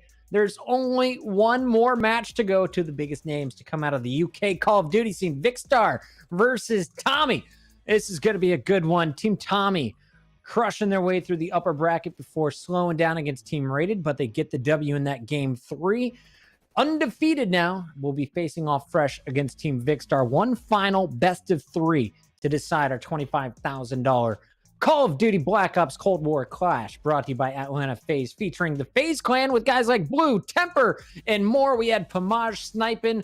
We saw Rated popping off. Tommey was doing work for his squad. The OpTic guys came to play today. So many big names here to compete, but it's just 2 teams left. Before we get to this final matchup, guys, if you don't mind, I have a lot more AMA questions coming in because I know it's going to take her. Go ahead. Real quick, though, this is a rematch. That was the one that was 250, 35, and 6-2, right? Yeah. Like, that was the biggest blowout It was we casted 36. today. They had 36 points in that hard Okay. point. Well, I mean, Vic's team does look like they're playing better, but yeah, that one, I'm surprised. Like, all right, Vic's team's getting better. Because, they got smoked last time around. Simp went 30-6 that game. Yeah, that went was pretty about good. even in his following hard point against Team Rated. So as long as Simp doesn't do that, I feel like you have a chance of hanging in there. Question coming here from Paige Richmond. This is pretty good. If you weren't working in esports and podcasting, what would your guys' full-time jobs be? Merc, would you still be a player? I would probably try to be. Yeah, I mean, I don't know. I have no, when people ask me that question, I have no idea. My intent was always to do this, and it just worked out that way. I went to college, I got my degree in marketing and communication, but I would have zero clue what I would be doing if it wasn't for esports. Not one. Maven, you are also a college grad, but I think it would look great in a hard hat. What would you be doing if not your current job? Probably stripping. I've got really good dancing skills. No, I think I'd be a model because I just really think that if you look at male models around the world, there's not enough bald models. And I think there's an underrepresentation of bald models right now. And I'm a good looking bald man. So I think I'd probably be like a Calvin Klein model. No, but you did work before this. Like, you worked for like Enterprise. So like Yeah, like, that was right out of college. Be there? No, I mean, I'd probably be doing something in sales or marketing. Like, if you guys know me pretty well. Like, I'd buy things from you for sure. Pretty good at talking, and like I've always naturally been good at like the sales side of things. So, but probably something in that. But yeah, it's hard to imagine doing something else now. Falling in love with this. I think I would move into production just because it's what I've been doing over the last decade, or marketing and totally outside of video games. But I'm pretty happy with where we're at. And, I guess I kind of took that as like outside of gaming. If it could still be in gaming, then honestly, I probably might down the road maybe do like a talent coach type thing or something, like try to help talent. I don't think I think it's really, really lacking in our industry. Well, Chris, you can speak to that too. Like, there's never been, we've got a couple people we've worked with, but it's just so new, the industry. There's not really very good feedback mechanisms for a lot of the on-air talent. So Yeah, shout out to something like Gus Ramsey down at Full Yeah, he's Sail. great, For anyone who but wants to get into that's like- broadcasting, probably gave Maven and I some of our best tips, as well as some no, of the he producers has, for but Fox there's- Sports. There's just not much of that, like but in yeah, a full-time capacity. There's all 2 of the talent coaches in esports that we've worked with. Moving forward, let's hit this one. Did you ever want to get back in the game? If so, what was the game that you most wanted to get into? From Hope Brochacho, and this is only to Merc. Well, I think I had an opportunity in Black Ops 3 to be back. Threw that one out the window, and then from that point, break that down. Break that down. How'd that happen? What was the deal there? Yeah, yeah, we were up 3-0 and we lost 4 maps in a row. It just happens. It's just what it is. Best of 7, huh? Yeah, I think the thing that always worried me was I always preferred sort of boots on the ground, traditional Call of Duty, and I guess the introduction of advanced movement and jetpacks, whatever you want to call it, I just was afraid that it would never go back. So if there was a time I would have done it, it probably would have been World War II. But there was no one saying after World War II we were going to have like Black Ops 4, which is going to be boots on the ground. Like there was nothing to say the next 3 to 4 years are going to be boots. I had no idea. So got it. The actual answer is he's never leaving me. And Ever. if he did, I'd hurt him. This one, another one directly from Merc, and I'll ask you it after, Maven. What's your favorite moment as a player, and what's your biggest achievement? probably okay. So I usually they tie together, but biggest achievement's COD XP. That was the first $1 million Call of Duty tournament. That was just sort of, I think, for us a moment of, okay, this could be a career. You know, the money is there now. But I guess the next biggest one, or one of my favorite achievements ever, is probably winning Gfinity 3 with Envy, because that was Envy's first LAN event victory, which was a big deal for Mike. And it was just sort of a team I put together in a year where, I wanted to redeem myself. So that was a big one for me. And you lost one map and had statistically probably the most impressive thing I've ever seen. You guys were all like a 1-2 to a 1-4 or something. Like you literally just bleeped on everyone. Slaying. Yeah, no. Slaying them out. Maven, biggest achievement. Is it being caster of the year? Is it becoming the face of Call of Duty esports despite no hair? Is it the fact that they still play Warzone with you? There's so many achievements, but what's number one on the Maven list? I think winning commentator of the year was really cool. Because it's like, I mean, you kind of have to have like confidence in this job. You just have to if you're on our talent. Like I knew I was good at it, but it's like it's something to kind of know you're good and have like get like, you know, positive reinforcement from fans is one thing, but when it's like more from your peers and like a panel, it was a really, really cool feeling. I didn't see it coming either, because like the panel that worked on that was like very PC heavy, like PC esports, and I just didn't see that coming at all. It was a really good feeling. So awesome. yeah. Well, we have so many good questions here from the AMA. You guys are learning too much personal stuff about us, but I have some questions like, who's the greatest team in Call of Duty history? If you could make your own team, what would be the all-star lineup? We'll talk about that in a little bit. For now, we're going to a break. When we come back, we got our grand finals, baby. A best of 3 with $25,000 on the line. You'll learn more about Maven, more about Merc. We got more gameplay. It's Cold War Day 2. Be right back. Yay!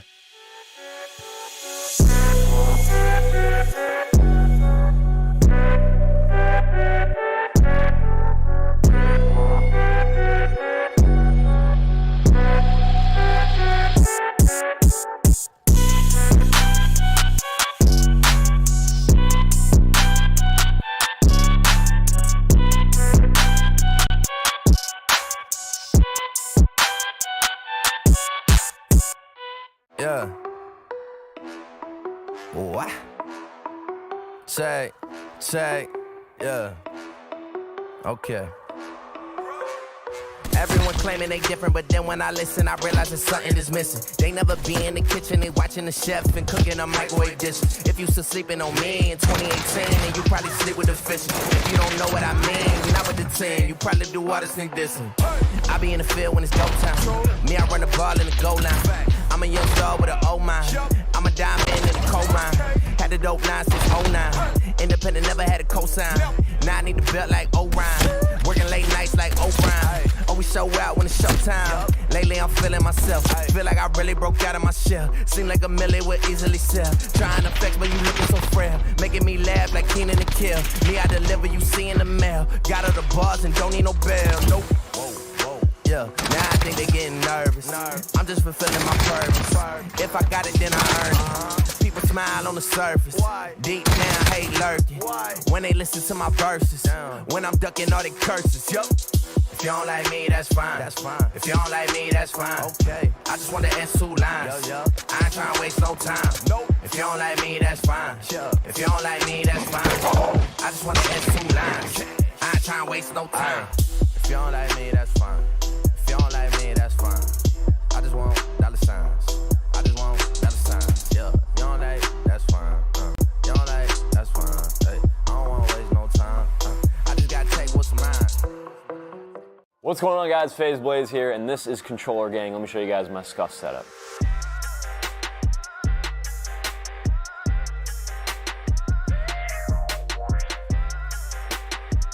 I started gaming when I was 9 years old. I got a Game Boy Color, and then I got into FPS shooters real quick with CS, Call of Duty being my first one that I really grinded. Started watching FaZe on YouTube, became a huge fan of the org, wanted to be exactly like them. Got my first scuff a year later, joined FaZe a year after that, and then I've just been gaming ever since. Man, I can't play video games without scuff. It makes everything so much easier when it comes to all the different things you gotta do in game. I mean, right now I'm using 2 of the paddles on the back every couple seconds to jump, switch weapons. And it's just the customization of the controller that makes it what it is. I mean, I can change out the thumbsticks, I can change out the paddles. I can really make it so it fits my style of gameplay. I have my thumbstick set to the same exact settings that I had on my Xbox 360 10 years ago. I really like the design of the controllers. This is my personal favorite. This is FaZe's newest design that we have on the controllers. So I run a 4-paddle scuff controller. I know a lot of people like to run 2 paddles, but I like to run all 4, and I use all 4. From left to right, my paddles go X, square, circle, and triangle. I like to have my 2 main ones on the outside so I can click them quickly. And on the front side of the controller, I have an elevated thumbstick on the right, standard thumbstick on the left, and then both of them are concave, which is what I'm used to. I play Xbox most of my life, so when I switched over to a PS4 controller, I wasn't really messing with the dome thumbsticks, brought them back to the concave. Any advice I would give kids out there who are grinding to join FaZe or your dream organization, I guess I would say get comfortable with settings that are good for you. I see a lot of people out there copy other pros' settings because they're really good at the game, but that doesn't necessarily mean that that's going to be settings that are good for you. So just try out lots of different settings, lots of different button variations, just see what works for you, and then go from there, man. Just practice every day.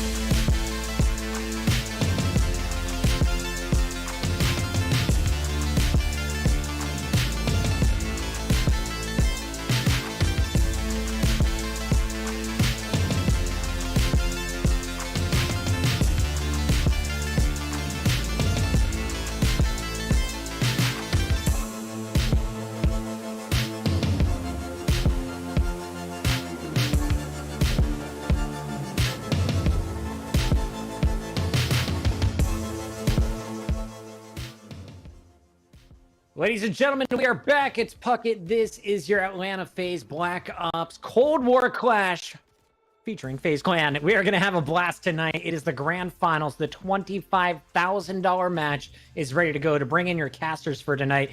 Once again, it's Maven and Merc. You know them, you love them.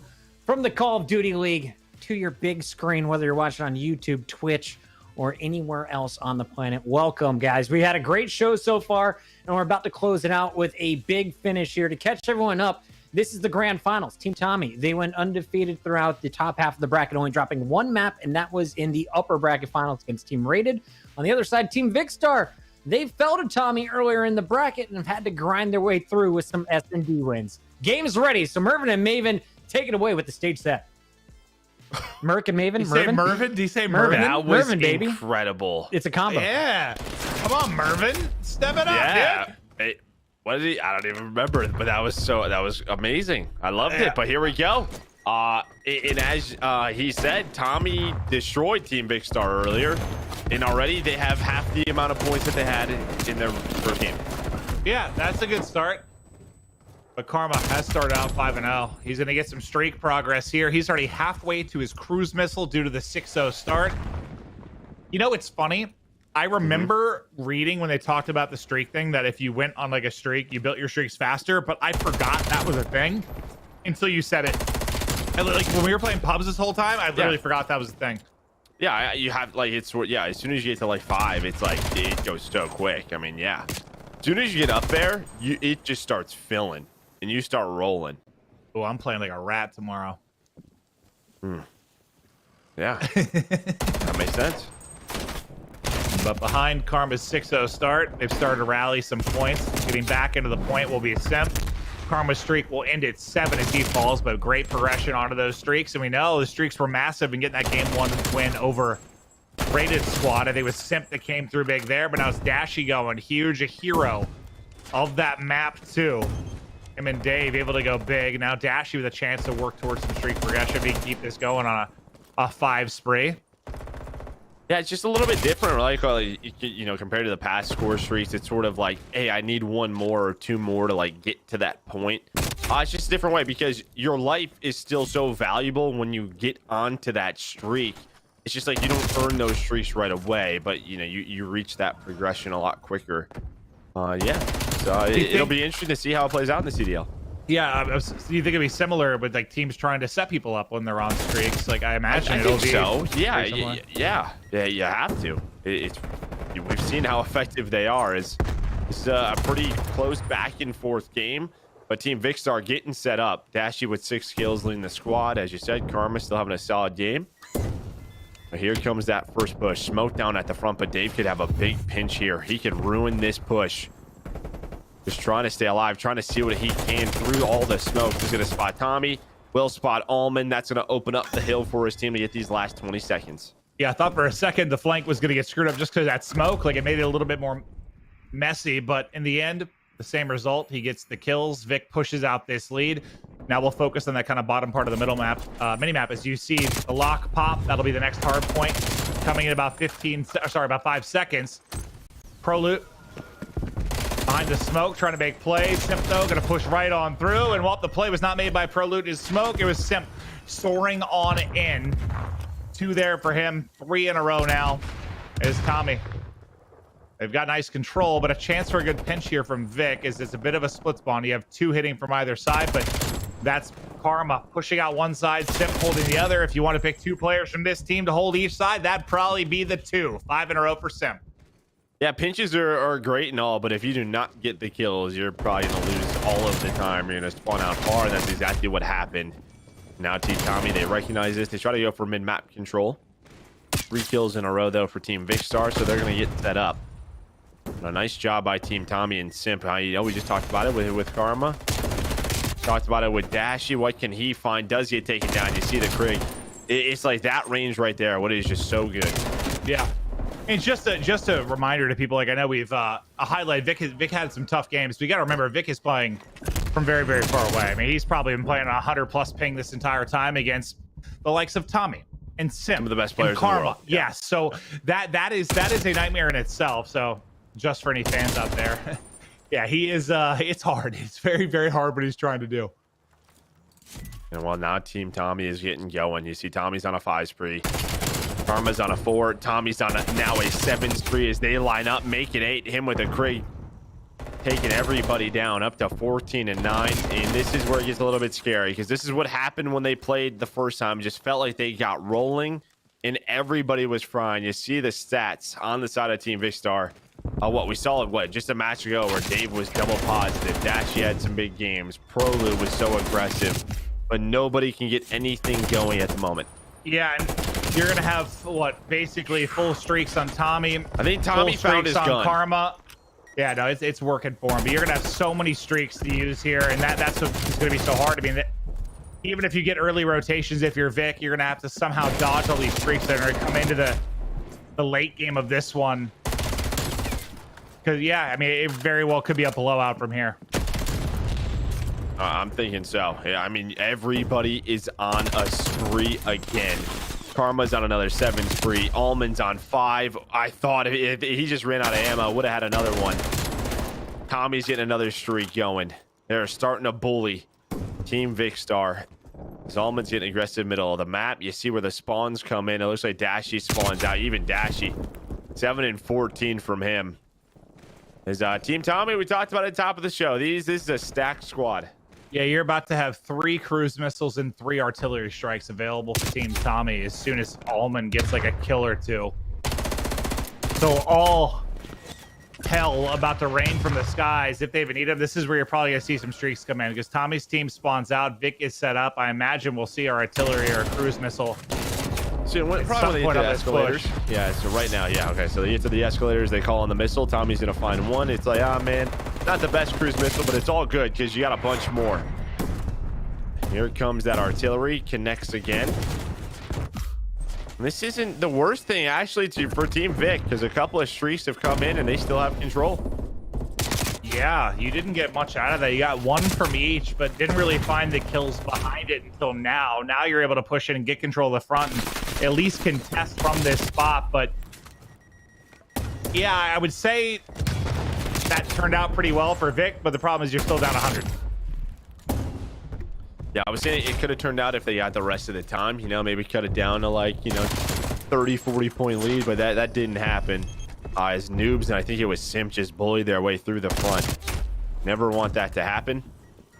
Down 100. You already have Simp and his team set up at this hill by the bus. Just need 40 more seconds to go up 1-0. And Simp, I'll say from this position, he made the play last time to kind of hold that side off while Karma's on the other end of it.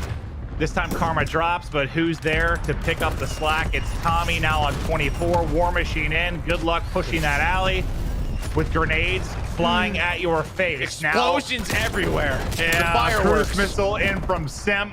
That's a grenade to the face. Tommey might ricochet one off the bus. It's going to rebound and hit him. Another team kill comes in behind Simp. Everything on the map exploding, but enough time remaining on this hard point to close out the map 1. The contest there for a second, but it won't be long enough. Spawning out is Team Vic. That should be the map 1 to Team Tommey. And Tommey leading the way, 27 kills in the final. And earlier when we were watching him, it just felt like, I don't know, he was trying out different weapons, but it feels like he found it with the Krieg. A big game from him, but the entire team was rolling. You heard all those streaks going off. Yeah, and that's really kind of been his first big game, right? Like we talked a lot about Simp and Karma. Not that Tommy's been bad by any stretch, but he has like taken over a map. He did it there. You don't get the 30 and 6 out of Simp, but you get a far more balanced effort out of the rest of the squad, and the result maybe not as lopsided, but still ends up being a pretty big blowout as Team Tommey seems to have the edge, especially on hardpoint on Moscow. They get the win. They're 1 map away from $20,000, and they're looking good. Yeah, basically what we saw earlier. And what's surprising is because we saw Team Vikkstar play Team Rated on that map, and it felt like there was a much better, understanding of it. What Dave went in, but that was it. Hello, Puckett. Hey guys, Tommy's pretty good at this game. So is that old guy Karma. It's like 45 kills between the duo that first played out of LAN together, I think in 2013, if I have my facts straight. But pretty ridiculous to think about how long they have been crushing it, and both players performing incredibly well in their first of three and the best of three overall for the grand finals. I want to hit one thing before we go into the next map talk, and that, of course, is giveaway time, guys. We have Atlanta FaZe hooking everyone up in chat. Maven, can you guess the hashtag that they need to put in the chat in order to win some amazing FaZe swag like this sweatshirt, the t-shirt, the hats, and more? Hashtag EasyAF. You nailed it, buddy. If you can put in the hashtag EasyAF into your chat right now, you are eligible to win. And I want to give a shout out to some of the winners. I have Bryant Cordova, check your messages. This is not Casper, check your messages. By the Wolf, check your messages. Molito, Juice Freak TTV. We got Hawk, Cyclone Hurt, Evo Nightmares, Elicities, Daweave, Scully, Helsinki, Stream Heroes 99222. And that's all the numbers I'm going to say. I'm done listing them off, Joe, but FaZe is hooking people up left, right, pointing fingers of both hands are firing off. But let's talk about this final. What are you thinking, Maven? Let's go there first. Tommy's been the best team. He's been the best team. I think that's the first thing I said when you asked me who I thought was the best team. Tommy's team looks so good. Yeah, they're good at every position. Like, all 5 players are solid. Then you have 3 players that really have the potential to take over maps. They're frightening. I love it. It's been fun to watch Team Vikkstar. And like you said, they always find a way to stay in it. I feel like if you look at it on paper, straight up hardpoint, this is the outcome. It's not as bad as last time where it was 250 to around 36, but you're expecting Team Karma to walk away with it. Feel like this game too. Search and destroy has been your bread and butter the entire way through the losers bracket. You didn't win it against Team Tommey in the first matchup. So now you got to pull it off here. If you would see any adaptations to their game, Merc, what do you want to see out of Team Vikkstar moving forward? Well, I mean, well, for Search in particular, the success we've seen from them has just been behind, well, if Proloot can get aggressive, find early kills with the MP5, and then Dashy making sniping plays. Pretty simple. That has been their key to success so far. So can they keep that aggression up, or can Dashy go off? I mean, that's really it. I love that. All right. I have one final question for you guys. I'm told we're about 60 seconds from game time. So, Maven, this was supposed to be a wider question, but let's make it purely about the finals. Out of the 10 players in your grand finals, who would be Maven's all-star team that you would put together? You only can pick 4. Simp, Dashy, Karma, I guess probably Tommey. Okay, going with the old competitive squad. Merc, you got the same thing? Yeah, I think so. I'm going all Warzone squad. Frozone, Evan, Attract, Noobs. Let's get it. All right, we're going into the next game. Search and Destroy is loaded up. Enough filth from us. It's time to get back to the games. Fellas, is this the final game of the night? We're about to find out. Ooh. Could be one more map, but Team Tommey down a man early in this first round. We'll see if they can fire back, but if you wanted to have 2 people alive, it's probably Simp and Karma. Yeah, to Miami, Search and Destroy. What bombs down? Karma does spot one. So who has to plan? All right, Team Vikkstar has to plan. All right, so they have to get the bomb down. Bomb is down towards that A site. Bomb being planted now. Can Karma catch him? At least catch Vic. Has the nade. Not gonna connect as Proloot gets out with his life. Plus you have what, Dashy all the way on the flank. So it looks like Simp might hit that zoom, and Karma finds the timing. 2v2. This time is dwindling. He's gonna get Vic too. He might have found good timing on Vic. He knows Vic's back here, just trying to hunt him down. They're both looking for Vikkstar right now. Vic just watched the cross to the bomb this entire time. Dashy can spot it from the tiki bar, but Dashy, he gets taken down, and I think they just have enough time. I thought that he could see it from a different position, but Simp was able to find him. And as you said, hits the 2 you want up, and they get the clutch. Yeah, at first I thought they were playing that a little bit too slow, and they weren't going to have time, but both gunfights end up being clean. Like, it's not much of like a battle. There's no finesse. They get both fast, but that position, that pick from Karma is probably what wins them the round in a way. It puts them in a 2v2 and gives them a real shot in it. Karma Huge first round. Him and Simp combined for 4. This is probably a dumb question, but is Tommey considered like the greatest European player of all time? Or like who is?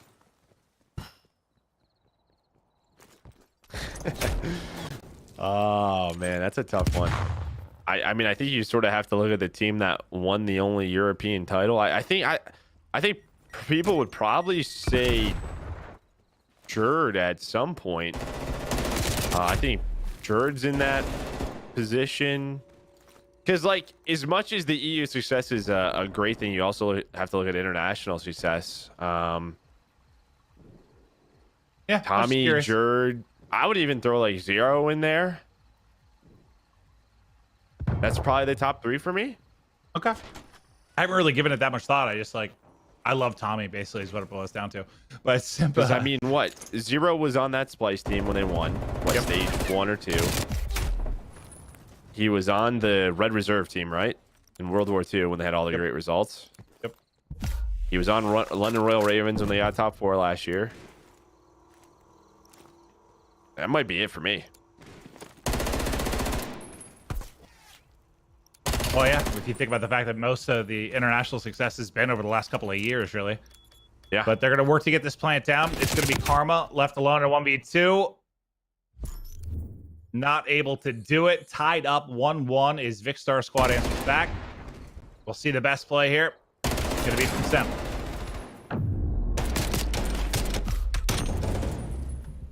And now you really got me thinking. Yeah, no, this is a big discussion here because, like, there's just so much history, Well, obviously. Yeah, I guess I was thinking. Tommy's won the most, I think, like, over, including European events. Yeah, because my answer would have been in the conversation. It's definitely sort of what you weigh more.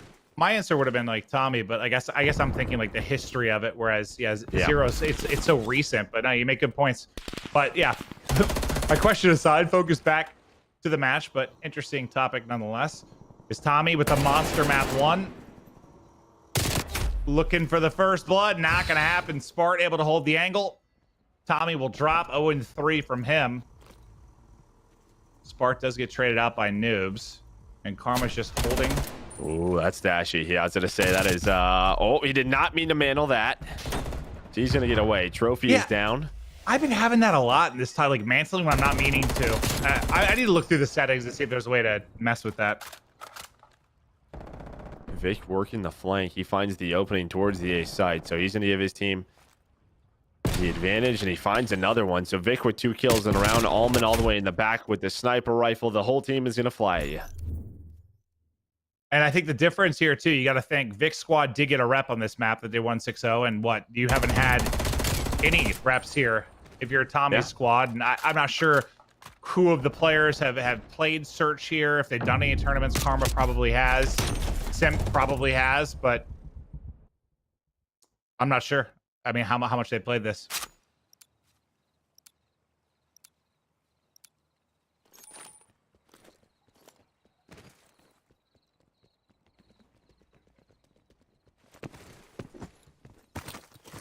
Vic, their squad just desperately trying to get to a 3rd and final map. In a good spot so far in this map too. Prolute now with the first blood. Tommy's woes continue in this search. He's 0-4 to kick it off, and first blood in back-to-back rounds. Yeah, I think Tommey probably hasn't played it much. Probably learning the timings and just learn that timing. How quickly Prolute can get into that position. One of the things we talked about before this, just like if he can get aggressive, find those first bloods, it's been what's working for them. But Simp is going to make it a 4 versus 4. Almond is going to challenge Dashy. You see Dashy in the top right of his screen. He might see the. Yep, he sure does. I was going to say he just saw him. He's able to take him down. Well, Simp has picked up 2 in this round, though, to keep it even at 3 versus 3. Prolute's POV for a moment, and I think some utility just flew in at him, but he was able to back out. And Dashy made some plays with the snipe in this back alley in the last match we saw for them. We'll see if he can hit more shots. They will get the bomb planted.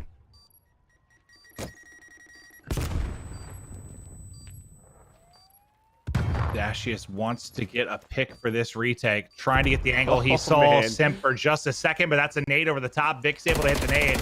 And if Prolute comes into collapse, Karma is in trouble, but the crossfire comes in. Noobs now 1 versus 2. Mantle shot from every side. A 3rd round for Vic. Nice nade from Vic, and he's on a 4 streak right now. Gonna get the defuse. Doesn't look like he has the RC car on or the combat bow, so it's gonna take him a while if he wants to get some of those bigger streaks. So probably not gonna happen. But here is that nade. It just tosses it on over. He's able to connect it, cooks it all the way through. And with pro loot, he's gonna find Karma. So a big round from him. And hey, this has been their key. Just search and destroy. Keep it alive.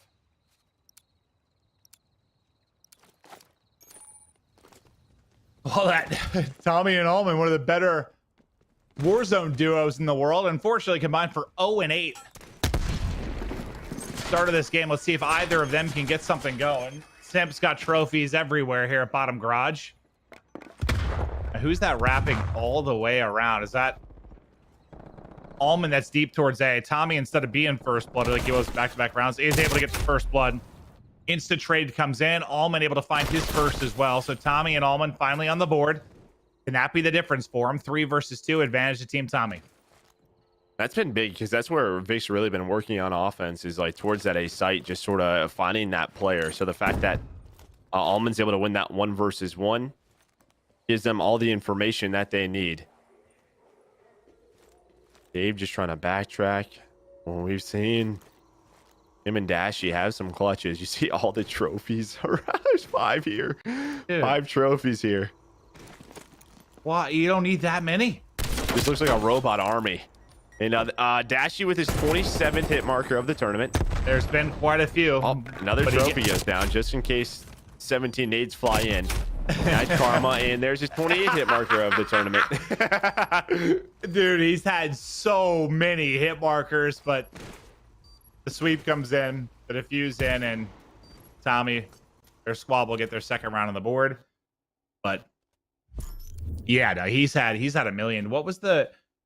I can't remember if that was Black Ops 4 or what tournament it was where somebody had so many hit markers. I think it was Formal. What game was that? I don't know. I'm blanking right now. I just remember casting and I just watched somebody get like, it was like 10 hit markers in a search. And I was like, that has got to be tough. Yeah, we watch a lot of COD, but we'll see if Tommy's team starts to make some adjustments. They start to get a little bit more used to this map. You have Dave and Dashy still towards the A side. It looks like Bomb's going to get away. Maybe Noob's over here throws a smoke just to keep their eyes on B. You can see what that smoke does, and that's a big pick from Tommey. It's a big pick from him. Noobs now needs to just try and stay alive. Yeah, Tommy's like harnessing his inner aBeZy. But first blood in back-to-back rounds, now gets first blood in back-to-back rounds. He is involved in the early action. Dashy misses. Almond doesn't. Makes him pay, and big numbers advantage now for Tommey. It's simple work to get this bomb planted. Now they see to get into strong positions, and they can close this out. It's all going to fall to Vic and Spark to try and get this 2v5 retake. Good luck. Almond's got the angle on the window. Vicstar will meet his maker. Tommey gets his second in the round. And we're all square 3-3. Yeah, it's like sometimes you watch those snipers and, you know, they miss the easy ones and then they hit the hard ones. But Almond right there with a nice slide into the shot. There's another pick for him onto Vic. But Tommey opens it up. Almond takes down Dashy. All tied up at 3-piece. Yeah, they went from what? They were 0-8, I said, combined. Now 6-9. So they have rebounded in a big way, and a part of the reason they've rolled back into this game. Back-to-back round victories. And we saw action at the A site last time. Now we're right back to B. One of the 78 trophy. We need like a full trophy count over a map. See how many are actually thrown down. That just looked absurd how many were on that one situation. Like that should not. There were 5. There were 5 trophies on the ground.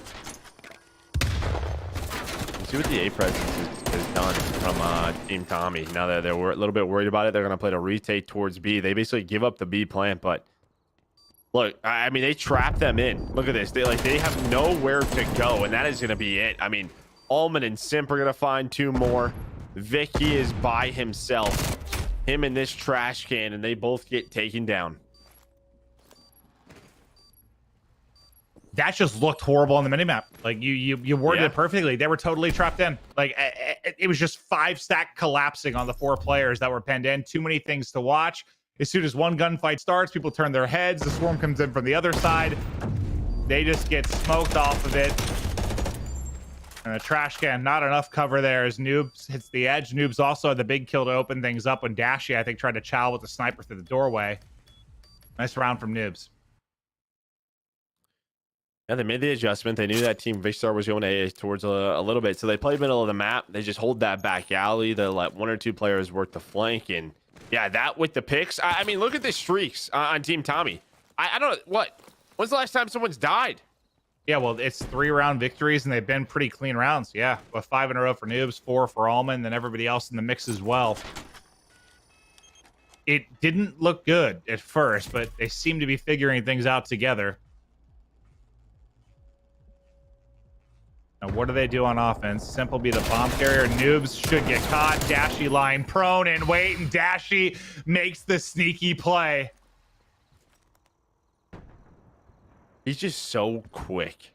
Like, it's just nuts. Stun doesn't hit, but the shots do. Karma takes out Vic. Still down a man, but a chance in this round to make it, I think, 4 in a row for Team Tommey. Simp, quality beams as well. Now 3 versus 3. Things falling apart for Team Vic, who had the big play behind Dashy. Might need more heroics out of Dashy if they're going to close out this round. But Simp's going to wrap the bomb. They're going towards A. Playing right deep is going to be Dave. Surprise. Pistol shots will hit. That thing rips people apart. Proloot will drop. Dashy takes a shot, but he's able to get the kill. Dashy has all 3 kills in the round. Nice position Dave, by though, Dave right there. Yeah. And he was playing so deep. 3 for Dashy, 2 for Dave. The bleeding stops, and Vic's squad back in this match. Another position I didn't know existed until I played Search. So, yeah, Dave in the, what was it, the lifeguard hut, able to find those kills. Just plays it very patiently, allows them to get the bomb down. And then when they try to set up in post plant, he picks them both off. And here we go. We're going to see it one more time. Simp gets off the bomb. Karma tries to trade it, but yeah, good luck with that one. Yeah, I mean, good positioning. 4 out of their 5 kills, right? Dashy laying prone. And then Dave with the deep setup. 4-4. First place takes home 20 grand. Second place, 5 grand. There's a big difference between those 2 numbers. And if you joined us late, the map 1 went to Team Tommey. This round could all be on Tommey. Yeah, what can he find? Oh, doesn't finish that kill. Well, he's got the MP5. If he has an AR here, that's it. I was actually thinking himself. Like that position he had. I mean, at least you have like a reflex or whatever on it, so it's a little bit easier maybe to manage your range. But yeah, like from this spot deep, like I feel like you'd want an AR. But now with all these trophies around him, like they're gonna kind of have to get up close and personal. And well, the MP5 is an AR as well. 2 down, take the 3rd down as well. Can't quite hit. Proloot will live to see another day. Well, actually, it's Karma that's able to get the angle now. It's Dashy and Dave again. Ooh. The heroes the last round. Dashy hits a miraculous one. Now all to Dashy. 1 versus 3. 20 seconds to go. Karma, you can barely see his head, and Karma knows what to do in that situation. It's Dashy on the other end. I'm going to lay prone. Nope. Well, he stands up. Prone. Shouldn't have stood up. Karma gets smoked. Dashy's snipe heating up. Yeah, I mean, Demon played with him for a whole year. He should know. I'm just laying prone. Oh, I just realized where the bomb was. Everything we were saying didn't matter. It's cool. It's fine. It was awesome to watch, though. Yeah, the bomb was at the. I want to see this. I want to see this. The bomb was at the other one. site. Ooh. This is the one. Tommey like put so many bullets into him, and then this is the shot. This snap. Yikes.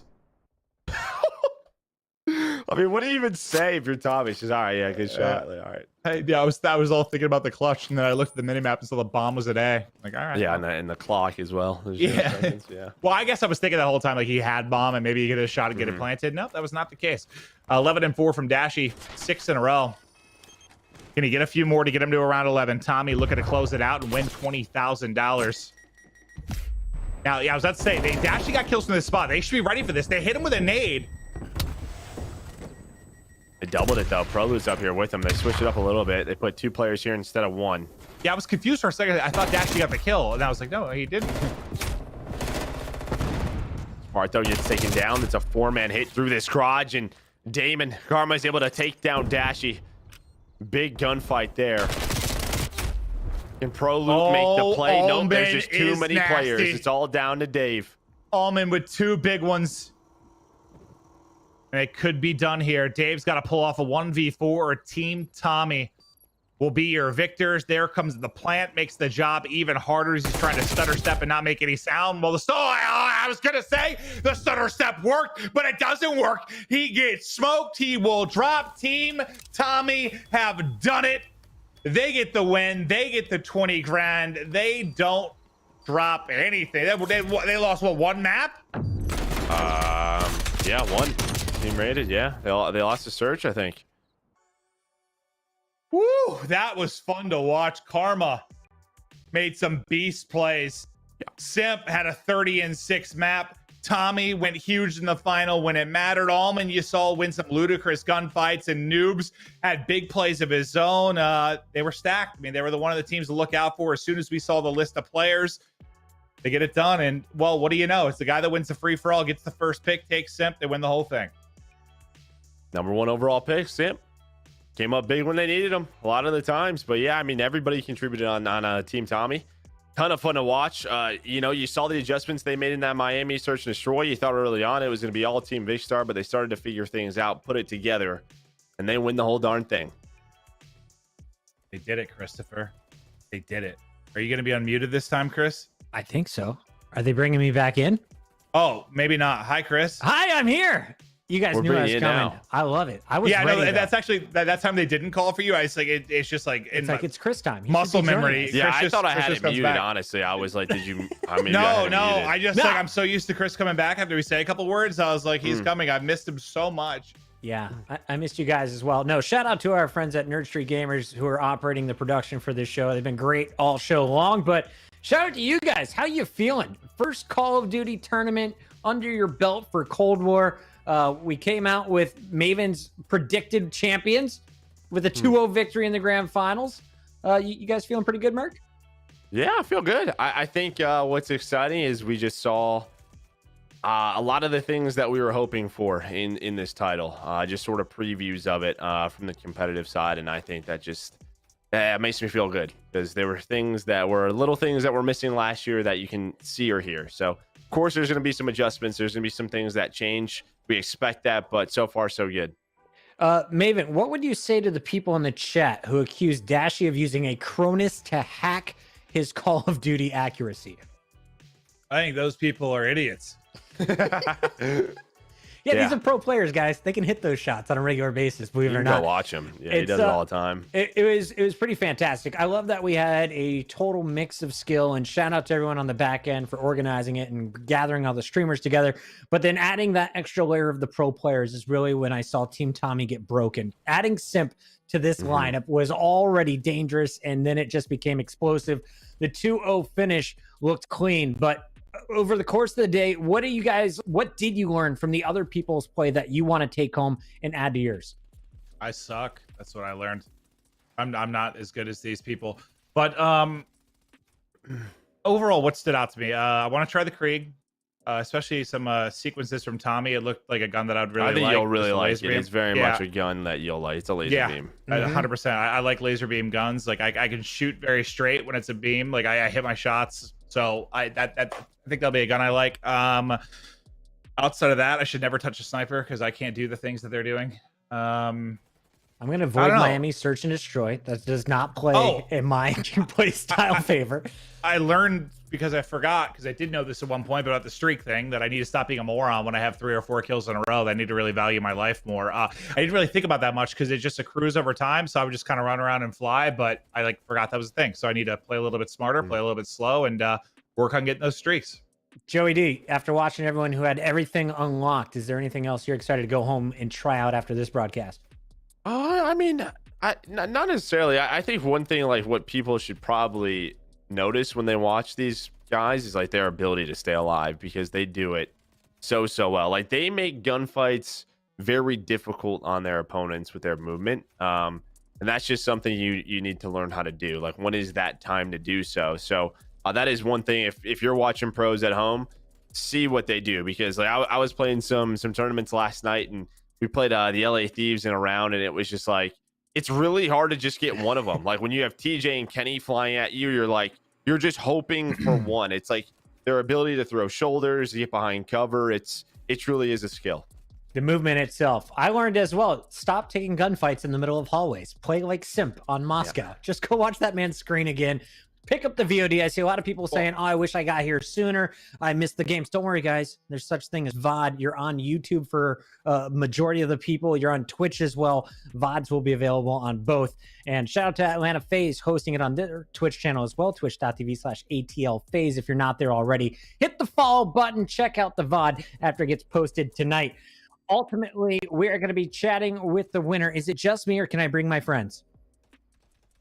It's just me, Maven, and Merc. Thank you so much. The Mervin combo killed it as always. Guys, any parting thoughts for your fans who'll be watching your stream tomorrow? I love you, Good luck bald tomorrow. idiots. Can't wait to grind. Yeah. Another day. Day 17 of Cold War. I mean, Day 3. 17 of Cold War, hour 56. All right, guys, go crush it. Thanks for joining me on tonight's broadcast. But it's time to talk to one of the legends from FaZe, one of the champions in tonight's tournament, walking away with 20K. We got Simp joining the show. Simp, are you there? Yo. What's up, buddy? It's been a while. I feel like the last time we hung out, it was the Atlanta homestand last year. How you doing? I'm good, man. You got me a lot of publicity with the memeage, but it's good for me. You know, free followers. We are famous on Twitter. Unfortunately, I didn't get any of the credit. Everyone knows your name now. True, but your name blew up pop culture wise, but also within the Call of Duty esports world. Let's talk purely about tonight's experience, though. You came in with the mixed squad: Tommey, Noobs, Almond, and Karma. Already a stacked team. Tommey wins the free for all, and he instantly goes to you. Do you and Tommey play together? Was there any relationship there, or was he purely just pulling the best that he could? I mean, you know, me and Tommey are cool. He plays a lot of Warzone stuff. I don't play that much, but I think it was just kind of like a mutual thing where we was like, all right, like, you know, like I'm gonna be one of the best this year, just like all the other years. Like, let's get the ball rolling early. I like it. How are the comms tonight? Because you're playing with some of the goats. I mean, a little hectic, but that's kind of how 5v5 is when you don't have chemistry. But I mean, I learned a lot of callouts for the most part because this was my first respawn tournament of this game, so it was a super fun experience for me. You looked kind of amazing, dude. You were crushing it on that Moscow hardpoint the first time you matched up against Team Vicstar. So talk to me about the loadout. If I want to go home and replicate your gameplay, because we have the exact same amount of skill, what's on my gun? What are you running right now? If I get the command up real quick, I got on the FFAR, I got the iron sight, the muzzle brake, the takedown barrel, steady aim laser, field agent grip, 34 round mag, airborne elastic wrap, and raider stock, and that's with the 7 or 8 attachment wild card. And did you find that, or did you pick it up from someone else? Who do we credit for this combo? I mean, someone in my chat said it was Illy class, but I feel like that's just kind of the class that's going around right now, because I only used the MP5 and the Krig until today. I didn't really give this gun a try, so it's kind of just... Really? Yeah, I mean, should have done it sooner, it seems like. Well, I mean, I have to keep reminding myself we're just in day 2. It feels like day 4. I just sleep and then wake up and play more Call of Duty. What has life been like for a pro player for you, and what do you think of Cold War so far? I mean, it's just a super exciting time for the year for a pro player, and they get the hands on the new game, like something they're going to be grinding every day, and they get to just find new stuff out and just enjoy a fresh new Call of Duty to grind. And my daily thing is, you know, get up, you know, probably get breakfast or lunch with my girlfriend, spend a little time with her before I stream, and then get the grinding.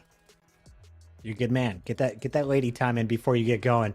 And I guess for anyone who is going to be grinding the game, maybe they couldn't have played it last night. They were working all day today. They're behind. Everyone else has better guns than them. What is Simp suggestions for crushing the pubs? How do I climb fast? And what guns should I be prioritizing?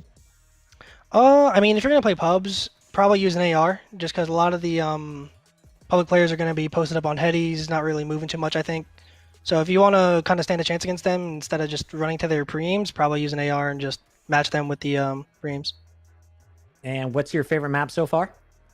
Moscow for sure. I think Moscow is just the overall balanced map for every game mode. And I think I personally like Garrison. I don't know what everyone else's thoughts on it, but that's my second. Did you play the Garrison control? I feel like you avoided game 3s all day, except that was you. Okay, so how did you feel in a 5v5 setting on Garrison, and do you think it'll be even better in a 4v4? Oh, I mean, it was a little fast-paced just because of how small the map was. But like, yeah, the comp is 4v4 this year, so I think the 2 less players on the map will kind of slow it down a little bit and make things a little more methodical. So I think it's going to be a really good map. It's going to be good. Hey, man, I'm excited to see you next year. I'm excited to see you with the new squad. How does it feel having Arcitys reunited with you and aBeZy? I mean, it feels great. You know, we had a lot of chemistry in Black Ops 4, so it's great to have him back and kind of just have the leadership that we kind of needed last year. Because last year, I feel like a lot of stuff we kind of just let slide and kind of just hope that our gun skill would take us far. And you know, it was kind of proof last year that it's not going to happen. So we just need to fix our small mistakes this year. Final question. You just banked another 5K, easy 5K in the bank account. I guess 4K, I should say, as you shared it 5 ways. What are you going to do with the 4K? Is this a new Christmas present for the lady? Does this go into the Simp super bank account that grows year after year? What are we doing with the cash? Probably both those things, and then I might invest in a new stream camera because I've been trying to upgrade my setup, not use a C920 anymore. Try and use something more professional. There you go. Well, I'll give you a shout out, and this is from the videographer up at Minnesota, Eric Olson, who shot my wedding. He told me to get the Sony A6000, if not the 6600 if you have a pet, especially a dark hair pet. It'll pick up their colors perfectly and make your face look as pretty as mine. Simp, you're a monster on the sticks. It was so fun watching you. Congratulations on winning the Atlanta FaZe Call of Duty Black Ops Cold War Clash. You guys taking home the first $25,000 event of the year. Anything you want to say to your fans before you go? Just the same old, you know, I appreciate all you guys tuning into the stream, all the support you guys give me. Lots been going on with me lately, and I appreciate everyone who's supporting me this far, and I hope, you know, with the content I do this year, more people will support me. Hey, man, keep playing the way you are. You will never lose a single fan. You're an awesome dude. Always a pleasure to chat. That was Simp. He was a member of the winning team. Tommey playing alongside Noobs, Almond, Karma, and, of course, Tommey from the UK. Your champions tonight of the Cold War Clash. It's about time to wrap things up. I want to give a shout out to everyone who tuned in tonight. If you haven't already, check your whispers, check your inbox, make sure our mod didn't hit you for your big win of the ATL FaZe gear. And if you didn't win tonight, don't worry. I got great news. All of the gear is available right now on the Call of Duty League's website. Check out the store. It is open with all the team gear that you can pick up for yourselves. Also want to thank our musician providing all the tunes tonight. You know him, you love him. It's Oren Yoel. You can check him out on Instagram at Oren Yoel, as well as his Twitter. And of course, big shout out to FaZe. Thank you, ATL FaZe, for putting this all together. Thanks for all the streamers for showing up. Much love. If you don't already, follow Atlanta FaZe on Twitter. It's ATL FaZe. On Instagram, it's ATL FaZe. On Twitch, it's ATL FaZe. They did a pretty darn good job with all of their social channels, so lock it in. Follow them on all of the platforms and tune in for more awesome Call of Duty action. This is just day 2 of the brand new game. We have 364 more days to crush. It's going to be fantastic before another title. And of course, as we close out, I just want to thank you guys for all being here. Thank you for welcoming back Call of Duty community. I've missed the game. I wanted to do a lot more homestands this year, but we couldn't get to it with the pandemic. Hoping 2021 is way different. In the meantime, shout out to everyone who showed up. Thanks for your questions in the chat. And especially the players who put up Pharaoh in their clan tag tonight. Very classy, showing that man some love, a community member we lost too early in the year. Much love, everybody, or too early in life. Much love, everybody. We will check you out soon. Once again, your champions tonight. It's Team Tommey from Nerd Street Gamers. I'm Chris Puckett. Thanks for watching. We'll catch you next time.